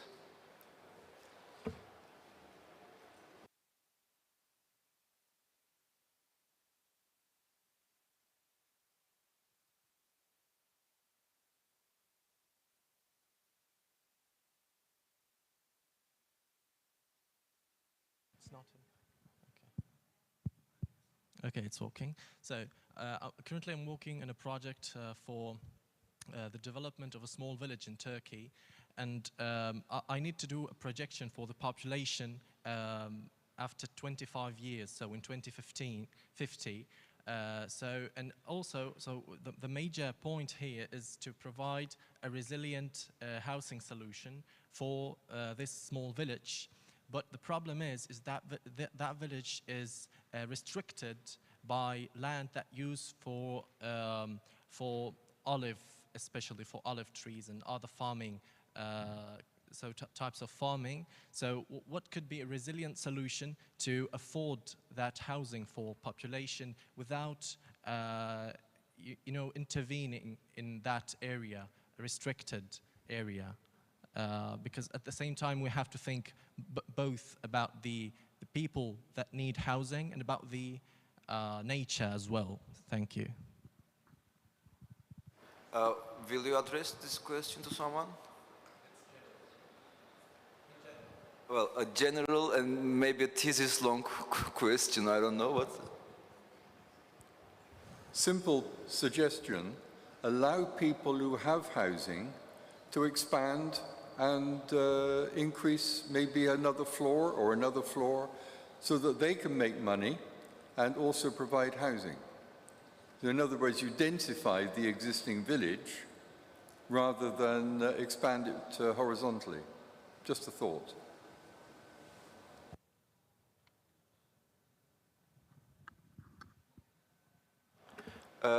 Just one more question. I think the presentations of the next sessions are starting to flow. So if you have one more question. I think we are done. We have exceeded our time.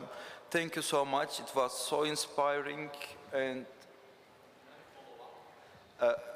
let me conclude, and then you follow up, and then we run away.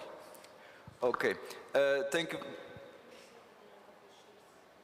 Yes, sure. Okay. It was so inspiring. Well, our aim was to show that actually, affordable housing shouldn't be provided only by the state. There are other alternatives, bottom-up alternatives, that can also include or can be driven by the community. Thank you very much for showing the case. The brochures for Sostre Civic are there on the desk nearby the door, so you can take one, get into contact with Elizabeth and our guests. If you want. Yes, so let's conclude. Thank you so much, and well, let's have your final comment as well.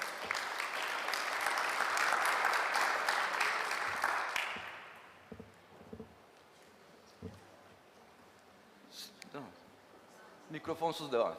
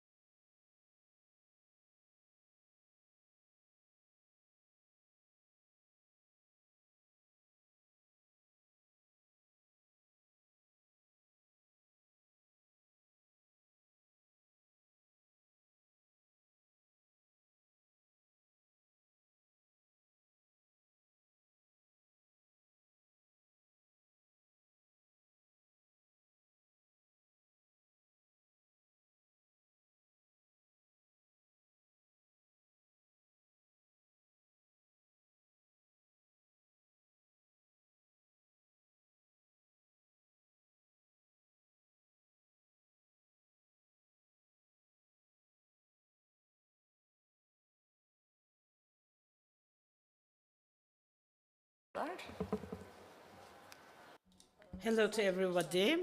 We only have 1 hour and we have 3 wonderful speakers. So without further ado, I'd like to start.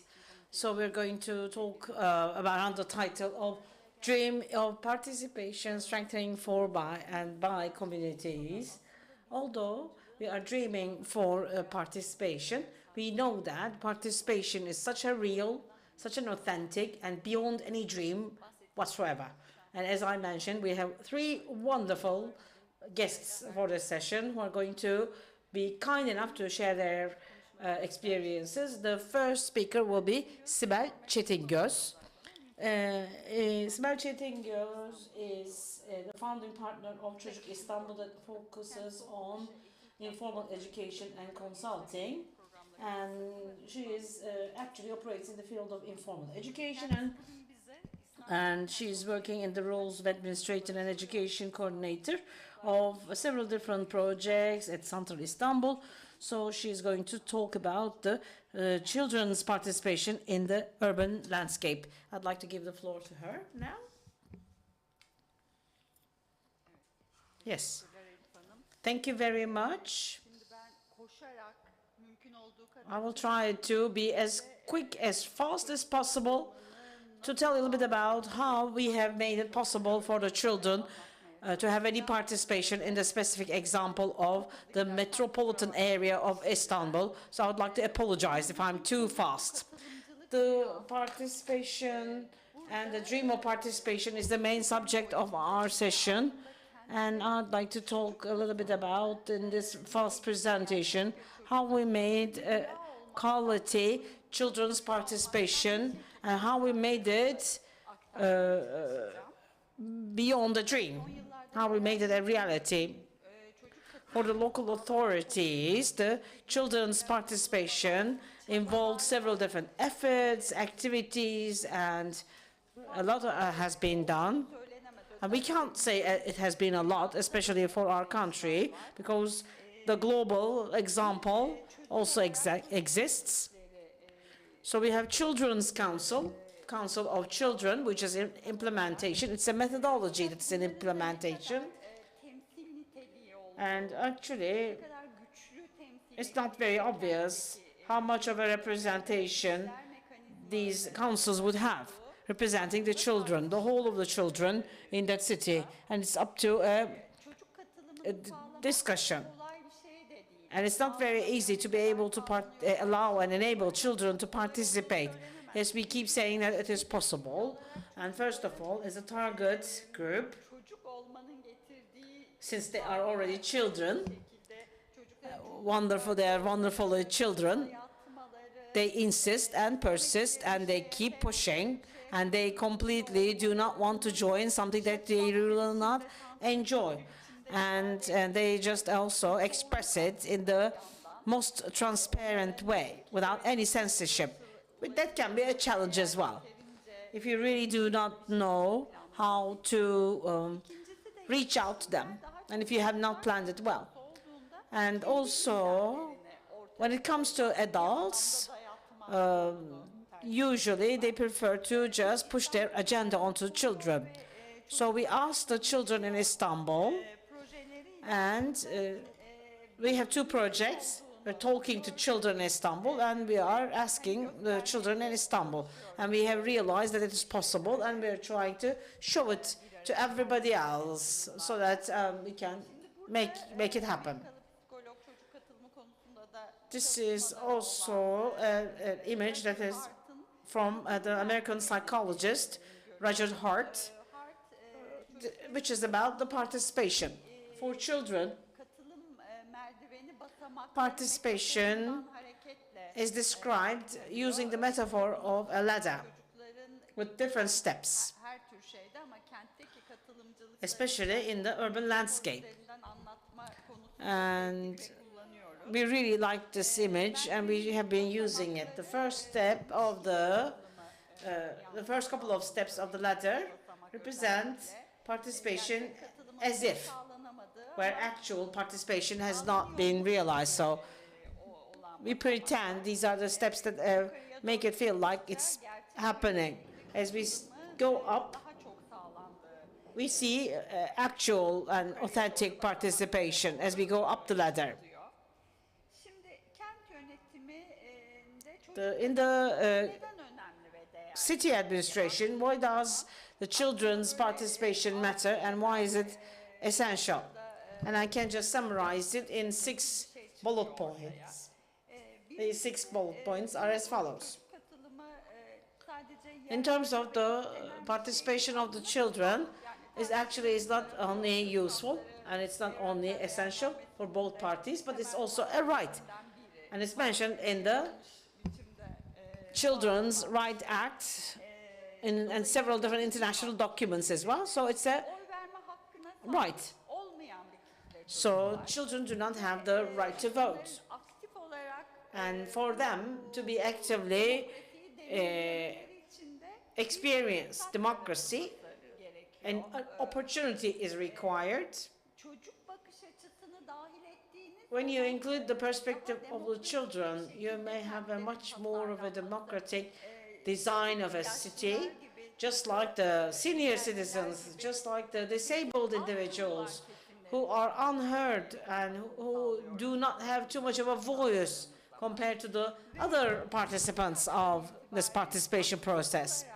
So when the children are able to experience it at an early age, they embrace it and they just also build up a sense of ownership for the city. And as much as it happens, and it's valid for individuals like us as adults, so children also pay more attention and take care of their surroundings as much as they feel they own this area. And also, they also have an incredible creativity, and it's beyond any kind of comparison in terms of the adults' creativity. And when you also include the children in the decision-making process, you also can include this creativity in the design of the city. So the decision makers building direct contact and communication with the children in terms of correct use of financial means becomes very essential as well. Why do we think that this is important, and why do we think it's essential? And so how are we going to make it happen? It's more important than the question why. So we have 2 projects. Istanbul asks the children, Istanbul talks to the children. So these are the answers of our projects. It's a multi-stage participation model. So we have created this project called İstanbul Çocuklara Soruyor, Istanbul Asks Children, in collaboration with the Istanbul City Council. The City Council of Istanbul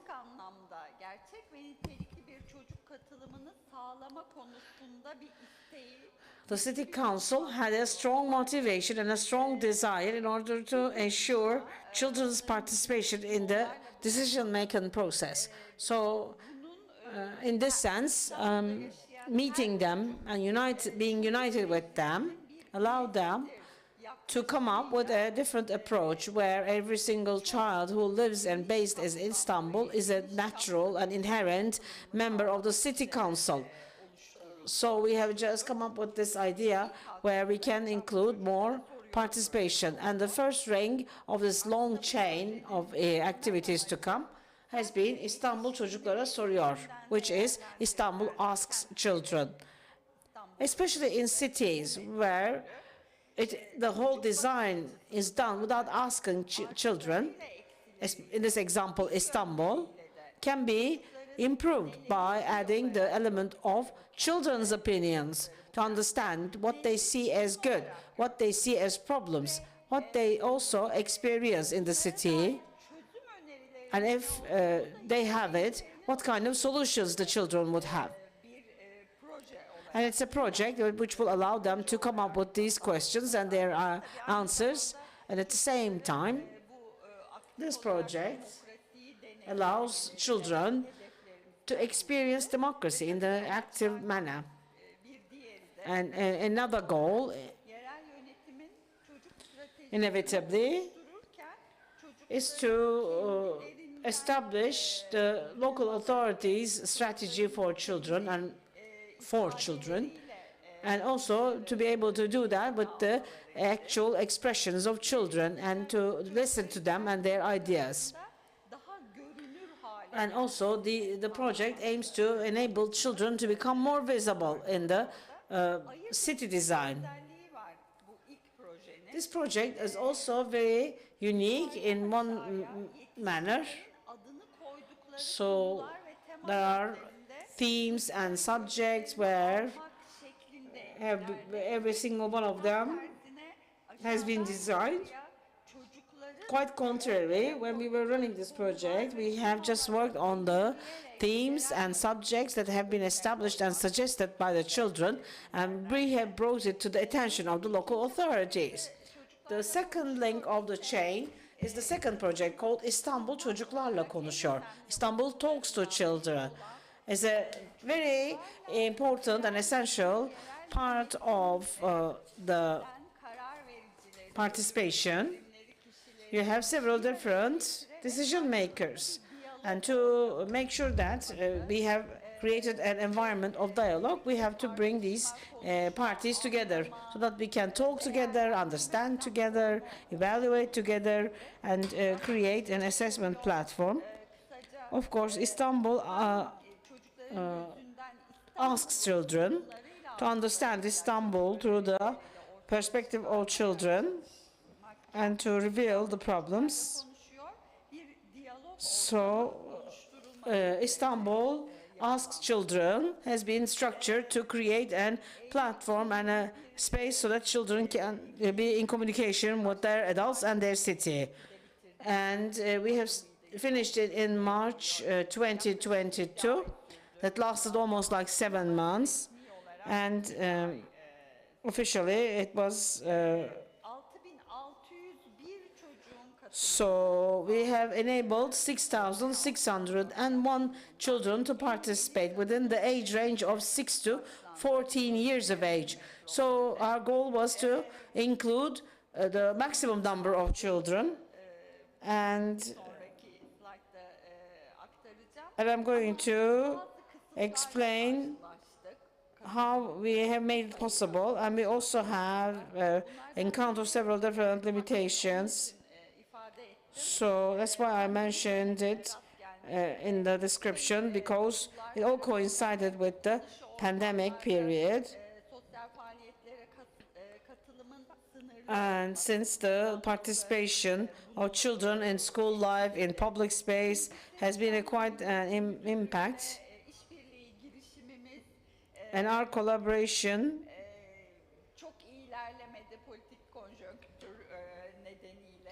has not been totally effective because of the political conjuncture, and we couldn't reach the children directly, but we have used our own channels, which we already have established, which is a network of communication, and we have introduced several different methodologies. So we are in communication with 39 municipalities within the city, and some of the municipalities were hesitant and had found it difficult in terms of the participation because of the similar reasons. And somehow we have reached out to these municipalities through the neighborhood houses, museums, libraries, and through NGOs.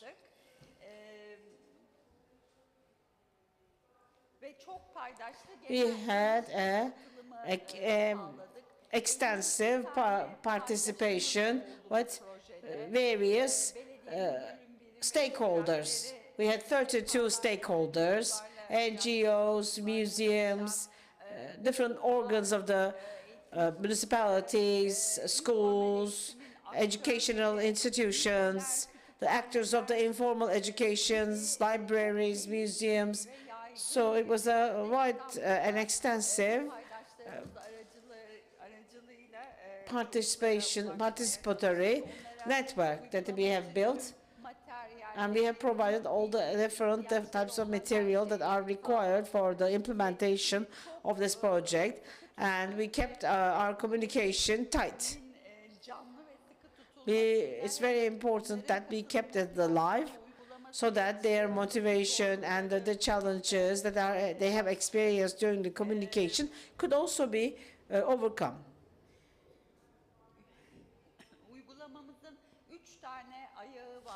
And it had 3 legs in 3 models. We had 2-hour-long interactive workshops. And the second activity was on the go, dolaşıyor. We went to the places where the children are naturally expected to be. We have also provided the material that we have been using in the workshop so that they can participate individually through the stations that we have installed. And the third one was an online application, which wasn't something that we have focused on that much because we preferred face-to-face communication. And the online application had received the lowest rate of participation and interaction because more than half of the participation came from the city council thanks to our efforts. And we have also used this metaphor of maintenance because the children were the maintenance masters working in the city. Just like you want to also know what your car does when you take your car to the mechanic so that you will know which parts of your car work better. So we asked and also the children to see Istanbul when they were asked to leave the city, and they have also awarded the city with medals, and they have also identified problems, and they came up with solution suggestions, and we have prepared a maintenance repair kit, and I'm sure you have seen it on the way in, and you may also go through it on the way out. Within the repair kit, you could find everything. And in terms of findings and assessments, I'm going to skip it all because Istanbul had been the focus of all the children, and the children have defined it through their 5 senses, with their smells, with their visions, with their colors, and we have identified 9 subjects or themes. These weren't set by us, these were set by the local authority. These are the major issues that have been defined by the children as 9 main themes with 33 subtitles, like sub-subjects. Of course, we have evaluated them based on the findings that we have gathered at the end of our work. The highest statistical analysis revealed that the most common problems occurred in the nature and the environment, and they also talked about transit and mobility, and talked about urban life and social life, cultural and social activities, stray animals, economy, health and habits, and education. So children's living space is not limited to the parks, and of course they exist just like us adults. And similar to the problems that have been set by us adults, they have been identifying the problems just like we do. So we have also included in the project report in detail, and you can see an example of it, and you can also find this report using the website. There are very wonderfully stated tangible problems based on per theme. We have a very short movie, and can I show it to you? Our moderator says no. So our second project, which is İstanbul Çocuklarla Konuşuyor, which means Istanbul talks to children. So we are trying to understand what the children think about these problematic areas, and also coming around the same space, around the round table, together with the actual staff members of the municipality so that they can come together and to discuss these issues and the problems. And the last group of meetings that we have planned to take place with the Istanbul Metropolitan Municipality, IBB, and we have carried out several different workshops. They have run audits, and we walked around the city with children, and the most common problem that they have mentioned was the lack of sidewalks and the curbs. And they also had a lot of opinions on the playgrounds because we have audited certain playgrounds. And we have structuralized all that information. So I would like to just interrupt you. So you can just go into detail when there's a Q&A. So when we were running this Istanbul Talks to Children, they met the different party members, different department members from the municipalities. Two things came up, and one of them were really, really important. We understood that the municipality staff is very much willing to listen to the children, and they were quite surprised because they heard ideas that they didn't expect to hear from the children, which were highly qualified and at macro level. I'm going to skip the movie. The reports are also available. They're accessible through our website, which is written on the corner of this slide. And you can also find it in the City Council. And you can also find the hard copies in the relevant agencies. Last but not least, according to the French sociologist, Corto, seizing the word. The children are given the word, and they have strong words about the street. And the rest lies with the municipalities and what they will do with that words. And we have 4 questions that are waiting to be answers for the local authorities who are willing to take action. So will they offer the possibility of considering the children's opinions in the decision-making processes, and are they ready for it? And are you ready to let the children to be involved in the decision-making processes? There are 2 more questions, but these 2 major questions do matter, and you can reach out to us using these communication channels, and that's the end of my presentation. Thank you very much.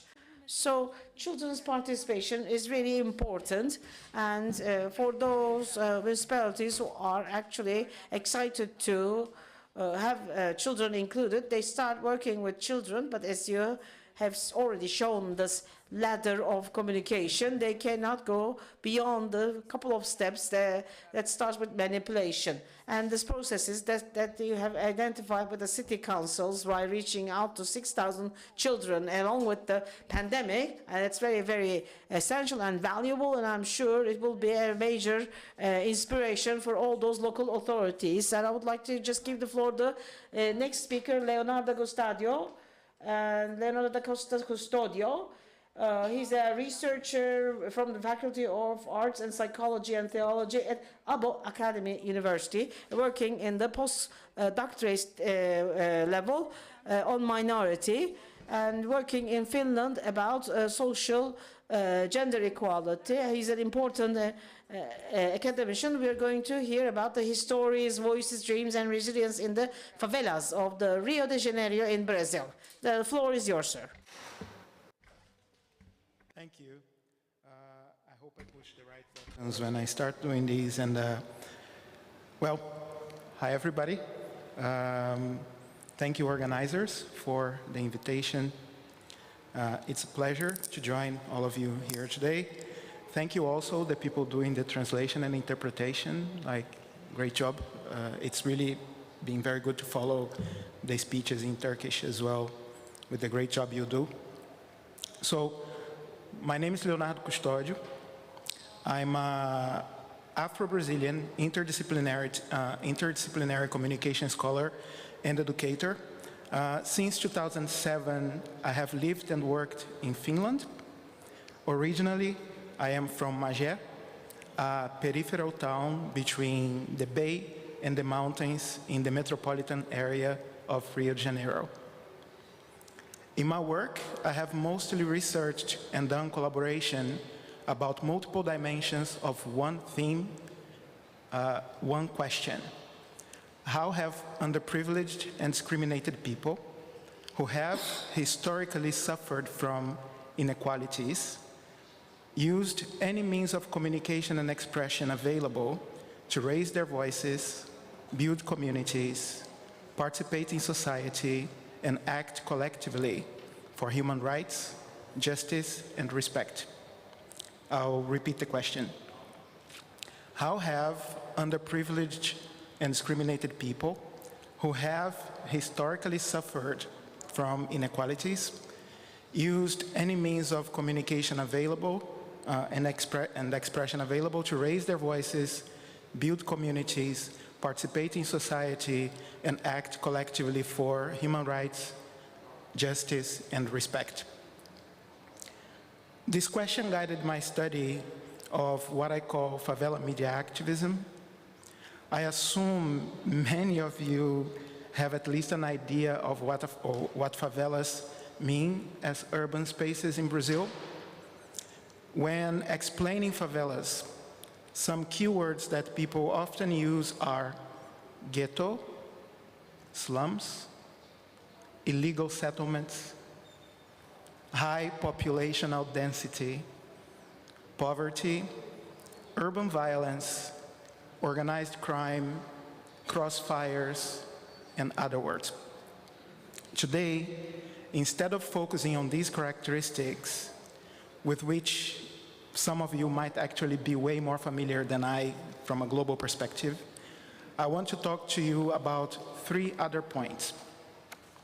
One point is historical, the other is communicational, and the other is political.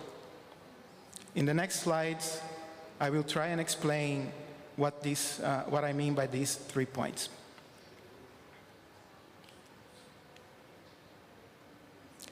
So this is the historical point. I will leave you some time to read it. After that, I will read it again, and then I will move forward explaining it. So take some seconds and go through it.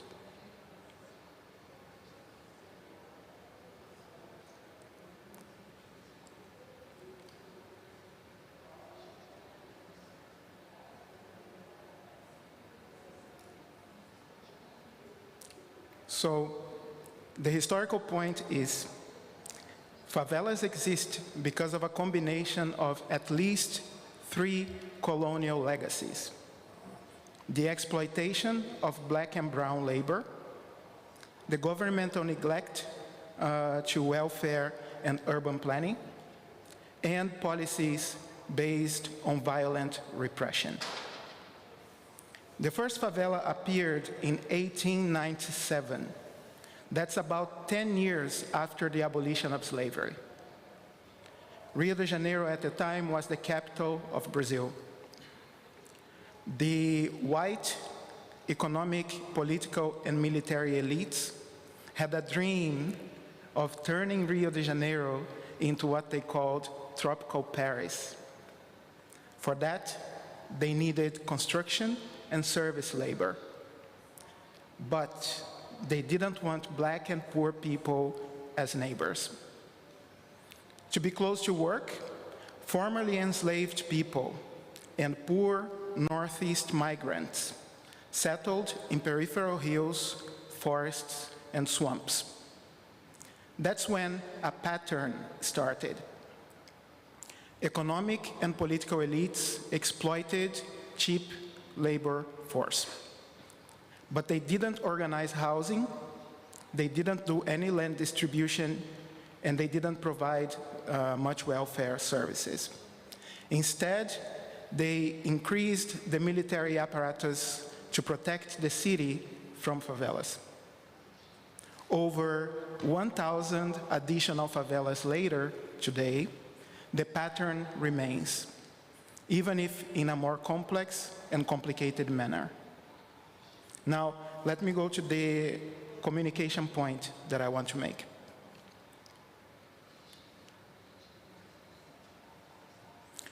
which is also a piece of advertisement. So this is my communicational point. Read it. I will leave you some time. After that, I will read it again, and then I'll move forward elaborating. So take a look.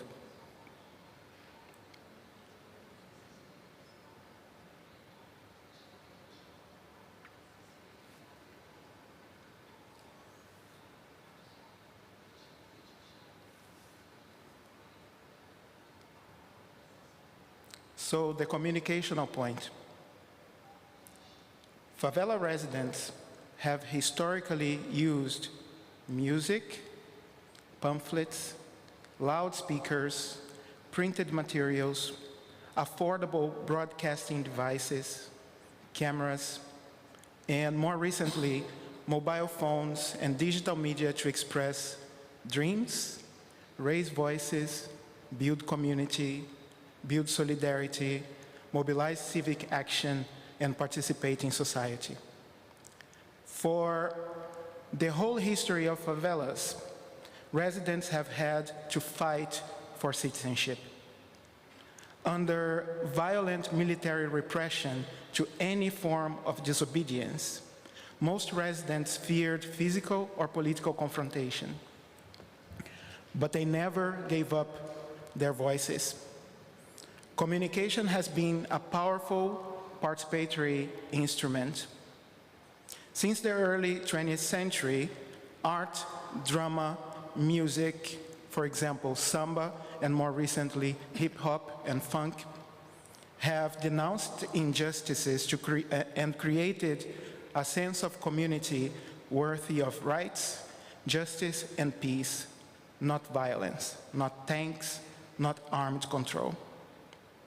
They have also created a sense of communal joy, love, and togetherness. Throughout the last century, local favela media, from small newspapers and magazines to radio stations, websites, and social media channels, have contributed to a strong sense of shared identity, actions of solidarity, and political lobbying and demands. More recently, cameras, digital media, and mobile phones have been used for community protection and to produce evidence of human rights violations in favelas and to people from favelas in different parts of the city. In practices of communication, favela residents produce, circulate, and share their own sense of empowerment, resilience, and hope for a more just and fair present and future. In my work, I have written about these processes in my book, Favela Media Activism, and together with favela-based filmmakers in the short documentary called Complexos. So if you're interested in reading the book or watching the documentary, just send me a line and I will send you both. For now, let me move to my final point, the political one.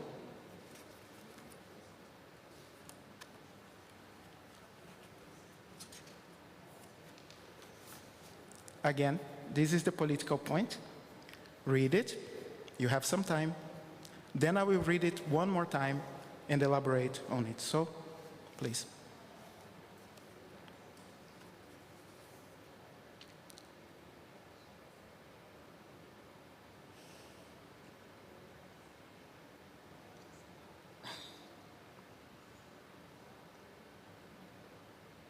The political point.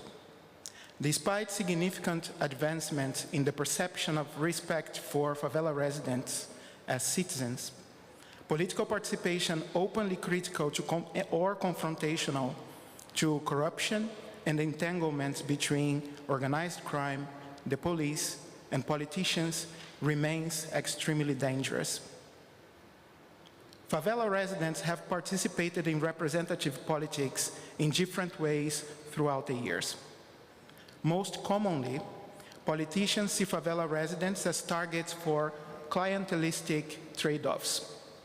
If you vote for me, I will give you and your community this or that benefit. Many accept, many others don't accept, but most of them think of these as a constitutive part of what they understand to be democracy.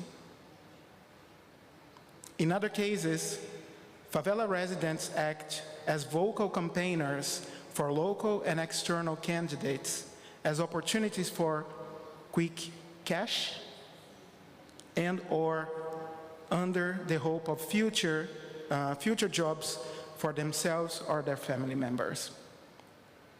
Traditionally, some of the most successful candidates from favelas are the ones who belong to or have some kind of affiliation with organized crime, especially the militia, paramilitary groups that dispute territory against drug trade organizations. Other successful candidates have the backing of local evangelical churches. And then there are those who are outspoken about human rights and denounce state violence, police corruption, and organized crime. This is the case of favela-born city councilor Marielle Franco. She was born in 1979. In 2016, she was elected for the City Council of Rio de Janeiro. 2 years later, 2 off-duty police officers who belonged to a paramilitary group assassinated both her and her driver after a public event. To this day, there is no information about who ordered her assassination. When I heard about her violent death, I remembered Lídia Menezes. Lídia Menezes was the vice mayor of my hometown. She was also black. She was also outspoken about crime and corruption. In 2002, she was shot and burned in her car after leaving office. I remember the generalized fear at the time. I was 22 years old. I remember how people avoided even face-to-face conversations about politics. Better not to say anything. Better not to get involved, we all said. In the case of Marielle, 16 years later, however, what followed was different. Favela residents raised their voices. They protested publicly on the streets and online constantly. They also voted for other favela candidates, other black women who have been elected since then. In a way, one of the points I made, the one on communication, is contributing to change the other two, the history and the politics. The voices, the creativity, and the resilience of residents are keeping the favela dream of citizenship, rights, justice, and respect alive. Thank you.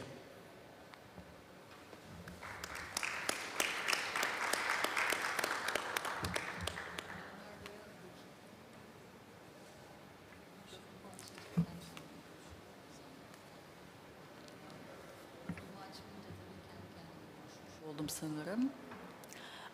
Leonardo'ya çok teşekkür ediyoruz aktardık. So we thank Leonardo. That was very valuable indeed.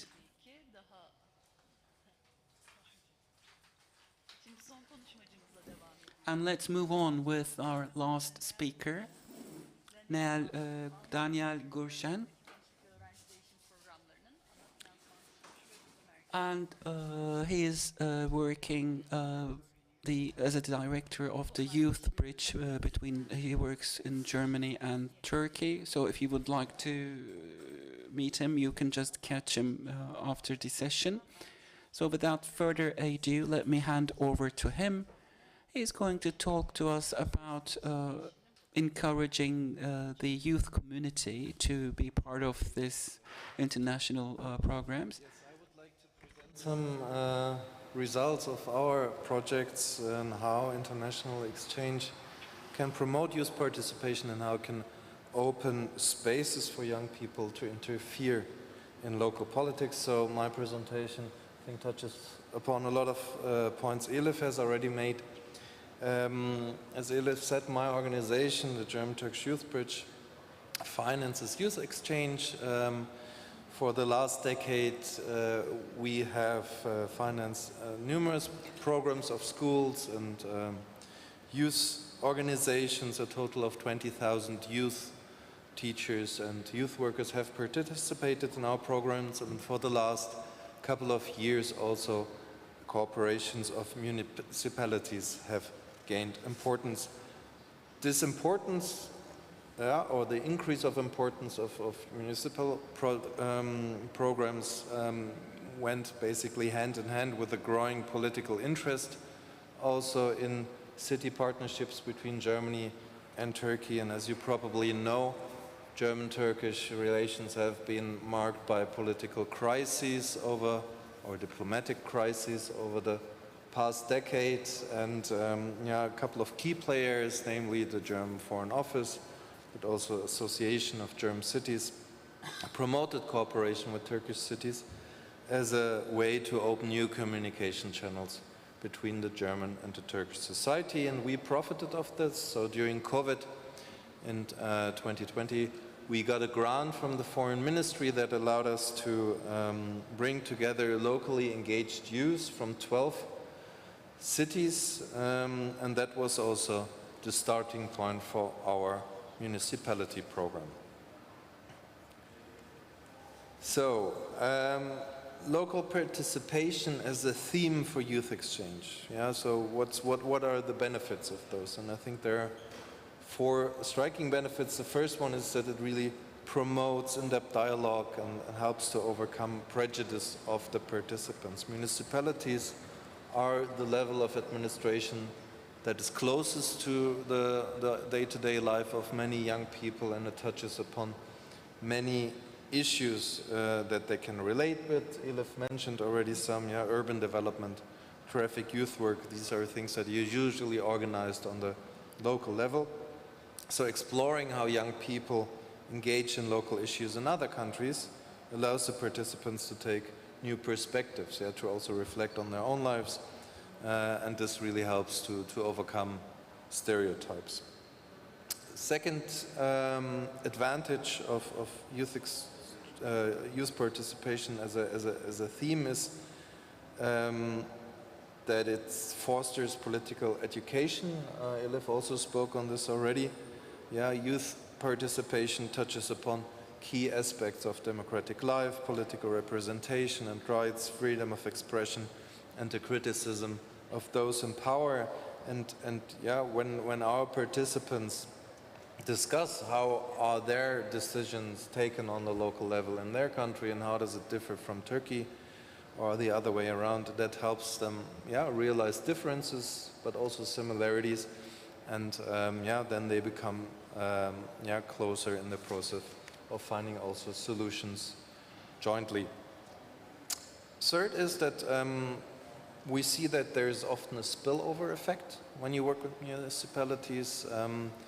In Germany, schools are closely related to municipalities. This is different in Turkey, but you see that often there are school partnerships in twin cities, and that's of course no coincidence.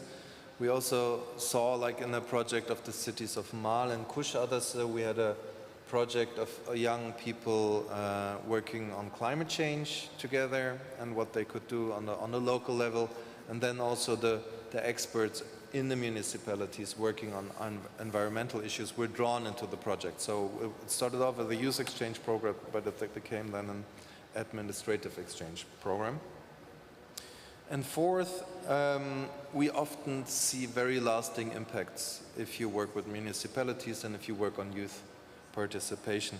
So through our project, actually, how young people impact or on local politics is institutionalized. It changes how they are engaged in local politics, and we're extremely proud that in 2 cities, namely Ataşehir and Çanakkale, youth parliaments have been founded as a direct outcome of the digital workshops that I spoke about earlier. So it started off really as 3 online workshops, and now we have youth parliaments in Çanakkale and Istanbul Ataşehir, and this is something very special. Here we see a picture of the members of the youth parliaments Monheim am Rhein and Attersche here. Yeah, they basically had follow-up projects where they consulted each other and then jointly designed the youth parliament in Attersche, and the same thing happened also in Osnabrück and Çanakkale.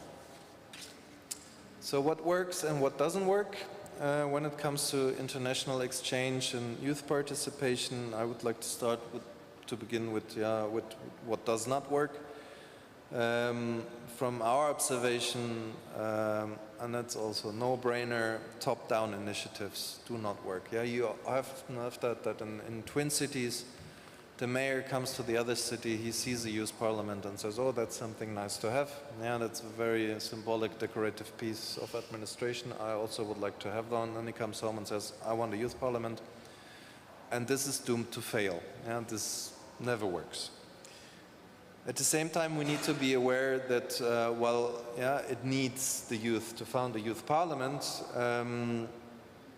Youth parliaments are never self-sustainable. Yeah, Elif said that we're talking in Germany, it's mostly children, minors engaged in youth parliaments. It's naive to think that they could create a democratic structure without the support and guidance that would then actually allow them to engage in local politics. And thirdly, and this is, again, something that Elif spoke about, copying a model of youth participation, going to Germany and say, I want the same thing in Turkey, it never works. It even doesn't work in Germany. In Germany, we have a multitude of different forms of youth parliaments, structures, institutions, of how youth are engaged in municipal decisions. And you will not find a blueprint that fits to your community. So each city needs, in the end, a custom-made solution that fits the legal context and political system and culture. So what works from our perspective? We see that in our projects, the successful projects, there has already been a critical mass of youth that has engaged in local politics, that are already looking for platforms to engage in topics that are important to them. It is about empowering these youth that already are the core of youth participation in your community, and it is about to also allow them to work on the topics that matter to them. So in Attersche and Çanakkale, there were already groups of youth that were trying to find a way to engage on the local level, and the youth parliament then basically channeled or institutionalized this desire for political participation. Second, again, no surprise, you need transparency and democratic legitimation. Yeah, like any parliament, youth parliaments must be legitimized by elections. And the broader the electorate is, and the more inclusive the parliament is, the better. And this is probably the biggest challenge. Yeah, we have this one example in Osnabrück.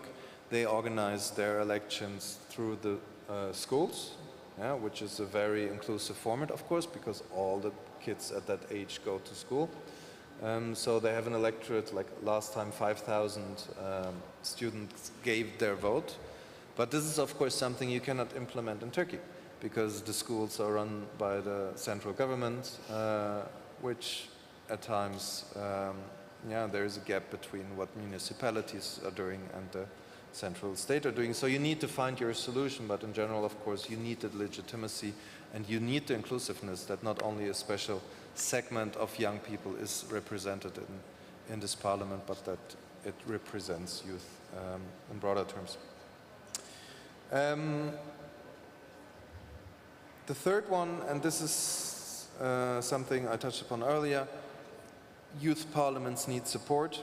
Yeah, they need budget, they need professional assistance, and they need pedagogic support, because these are children. Yeah, these are children that go to school, they have a day-to-day routine, they have their own issues, and on top they engage in local politics, and this needs professional guidance.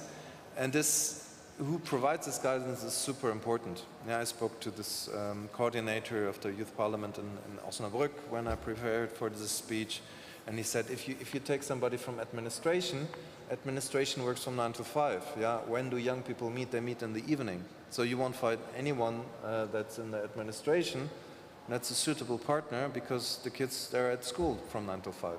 Yeah? So it makes a lot of sense to work with youth workers that have access, that can work according to the needs of the young, and not that the young have to adapt to the needs of the administration. At the same time, and this is in a nutshell, I guess, the most important point. Youth participation is about political rights and it is about political power.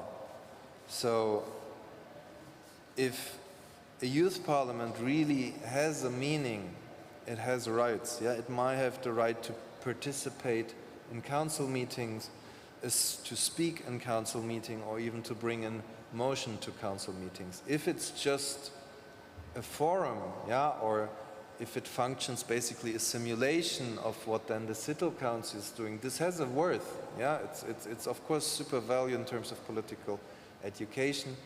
But if you want to climb up the ladder that you prepared in the beginning, it is about rights. And Osnabrück, for example, was super surprised that the mayor in their UK twin city, he must participate in the youth parliament sessions. Yeah, and they have the right in Osnabrück to bring in, to speak at council meeting. And this is where the real political power comes in. And this is, of course, also what makes it attractive to young people to participate. So what would I advise to those who want to do similar projects as we had? And this is basically a very simple recommendation. It's applied to our program. We have a municipality program called Shehrin Tasala. We're looking for partners in Turkey and Germany that are interested in bringing together politically engaged youth. If you follow this QR code, you will find more information about the program. It's open for application until March 1st.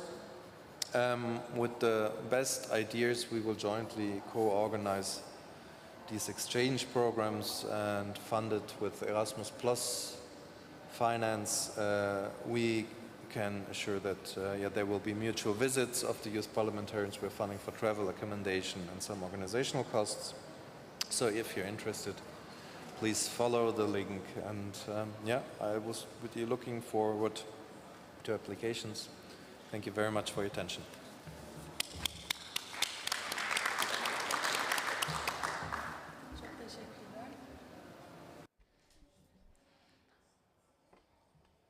Thank you very much.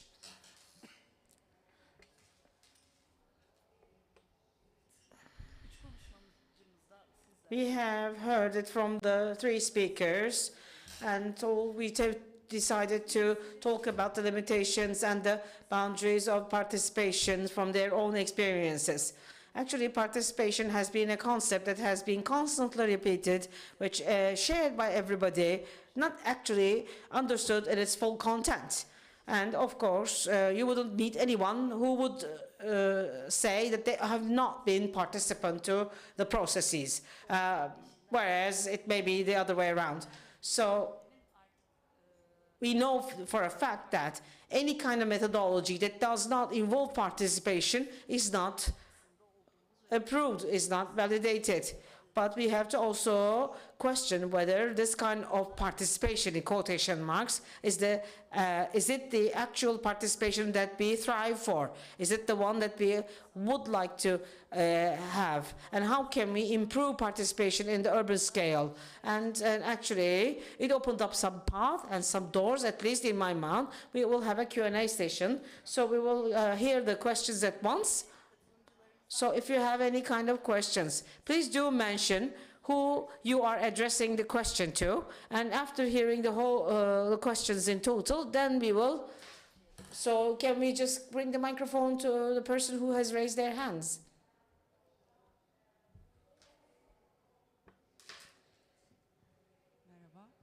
Hello. My question is to Ms. Sibel. In her presentation, she has mentioned that it was children's inherent rights to be able to participate, and they have to be in contact and in communication with the municipality.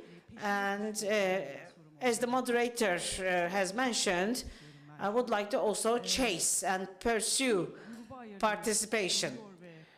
So you see that there are two projects where you ask and also talks.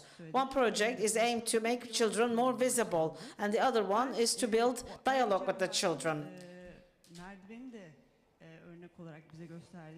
And you have also shown us the ladder of heart. In the light of all those facts, the medal that you have given to Istanbul as a result, how would you give the medal, and what scale, with which step of the ladder would it be in the ladder of heart? Do we have any other questions? For now, there are no questions, so you can just answer the question directly. It's a wonderful question. Thank you very much. This is a very highly qualified question, and it's quite a difficult one. Yani bizim hem çocuklar soruyor hem katılıyor için zaten for both both of the projects, the first steps of the participation should be exceeded. That was our goal, and that is definitely provided.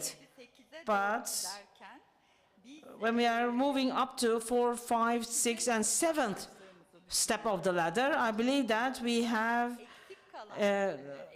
approached. And for the last couple of projects, it has been okay, and we have to just monitor, and they have established their problems, and they have come together, and they have also explained it to the participants around the same table when they're seated across their representatives, and then it all comes down to monitoring and following. All those, of course, the problems are in the hands of the municipalities, as solid, as tangible as we have expressed and presented it to them. So the subject matter at hand is beyond what we have structuralized. When that is also completed by the municipality, we will be able to stand on top of the ladder, actually, as defined as by heart. If I wanted to give a medal to this project, that's a wonderful question. And those medals that you're holding in your hands, if I needed to write something on one of these medals for these two projects, especially for this model, I can say that in the example of the extensive metropolitan space of Istanbul, we have achieved extensive participation. And I would also give it to the medal that it has multi-stakeholders, because it's not a project that we have been conducting ourselves. We have held it. We have been conducting it as a guide. And we have also included schools, institutions, as many as possible as you can think of. So it was quite a variety of stakeholders. I would give the medal to the variety of stakeholders. And I believe that it deserves other medals too, but it's a nice question, worthwhile to think about. Thank you. There's another question from the back.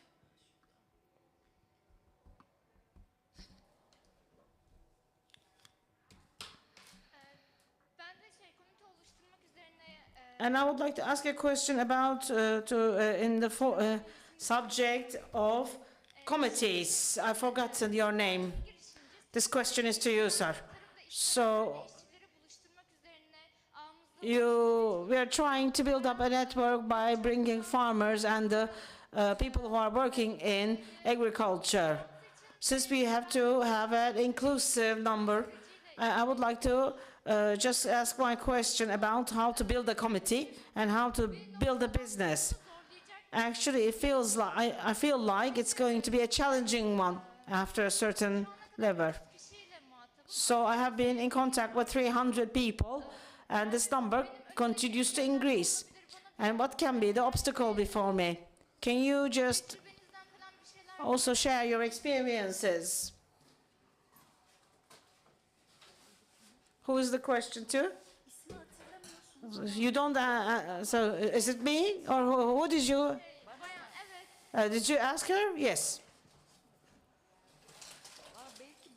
Actually, maybe. What can I say about your initiative? I have to learn about the details. Maybe if there's anything to say, I can maybe mention it. I couldn't understand it really well. Yes, you're right. And maybe I need more questions. Then we can talk about after the session. Maybe we can just find each other after the session so that we can share our experiences with you. There's another person here. My question is for Leo. Welcome to Turkey. But I prefer asking in Turkish. Thank you. Bize favela örneğini anlattınız. You have explained the example of favelas. I don't know if you are aware that we also have an example in Istanbul, in the district of Esenyurt. So we know that there is violation, gang building, mobsters, drug use, drug abuse, in the example of Esenyurt, especially also the districts in the periphery of Esenyurt. Are you aware of that district? And one of the biggest problems that has been mentioned or experienced in most of the countries in Southern American continent are also problems that have been present due to the urbanization and the large scale of urbanization. Do you think that the difference in Europe and difference in the Latin American countries, where does the difference come from? Why is it different in Europe than the Latin American countries?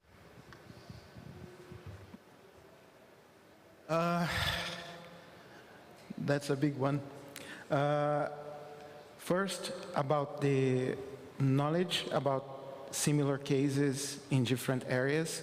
I think what crosses all these different situations is the sort of, in all places where you have sort of these formations of ghettos and, you know, sort of people acting violently against each other and so on, we tend more often to talk about the responsibility of the people engaging in these activities and not so much about the governments, like the neglect, the uncontrolled urbanization, as you were suggesting before. So I think if there is something that comes as almost like a lesson from contexts like Latin America, for example, is that we have had a very long process of neglect and sort of isolation of those groups, and that's what happens. Of course, the drug thing also is a commercial economic thing, right? It's a region that produces or sells lots of trade. There is lots of trade, and that has to do with capitalism and people wanting money as well. So I think that's something else. And the number of people. Now, I don't necessarily know if there is an ingrained difference between like Latin America, Europe, and so on, or if better, not that there is a difference because there is, but if it's comparable, because they have had different historical processes of democratic development. You can see, for example, the types of participatory examples that my colleagues talk about and the types that I'm talking about. So it's not that one is better than the other. I think they just tell of how different realities can be very different in terms of how people can participate in policy making and, you know, living together as societies. I don't know if I answered, but we can talk after this if you want.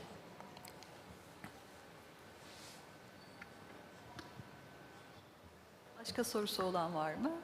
Do we have other questions? If not, then we are going to also thank all the audience, all the people who are present in the room, and also all our speakers, to making it so clear and so apparent. And after the session, and everybody will be also finding you to ask more questions. So let me just ask the audience to have a round of applause, starting with me. Thank you very much.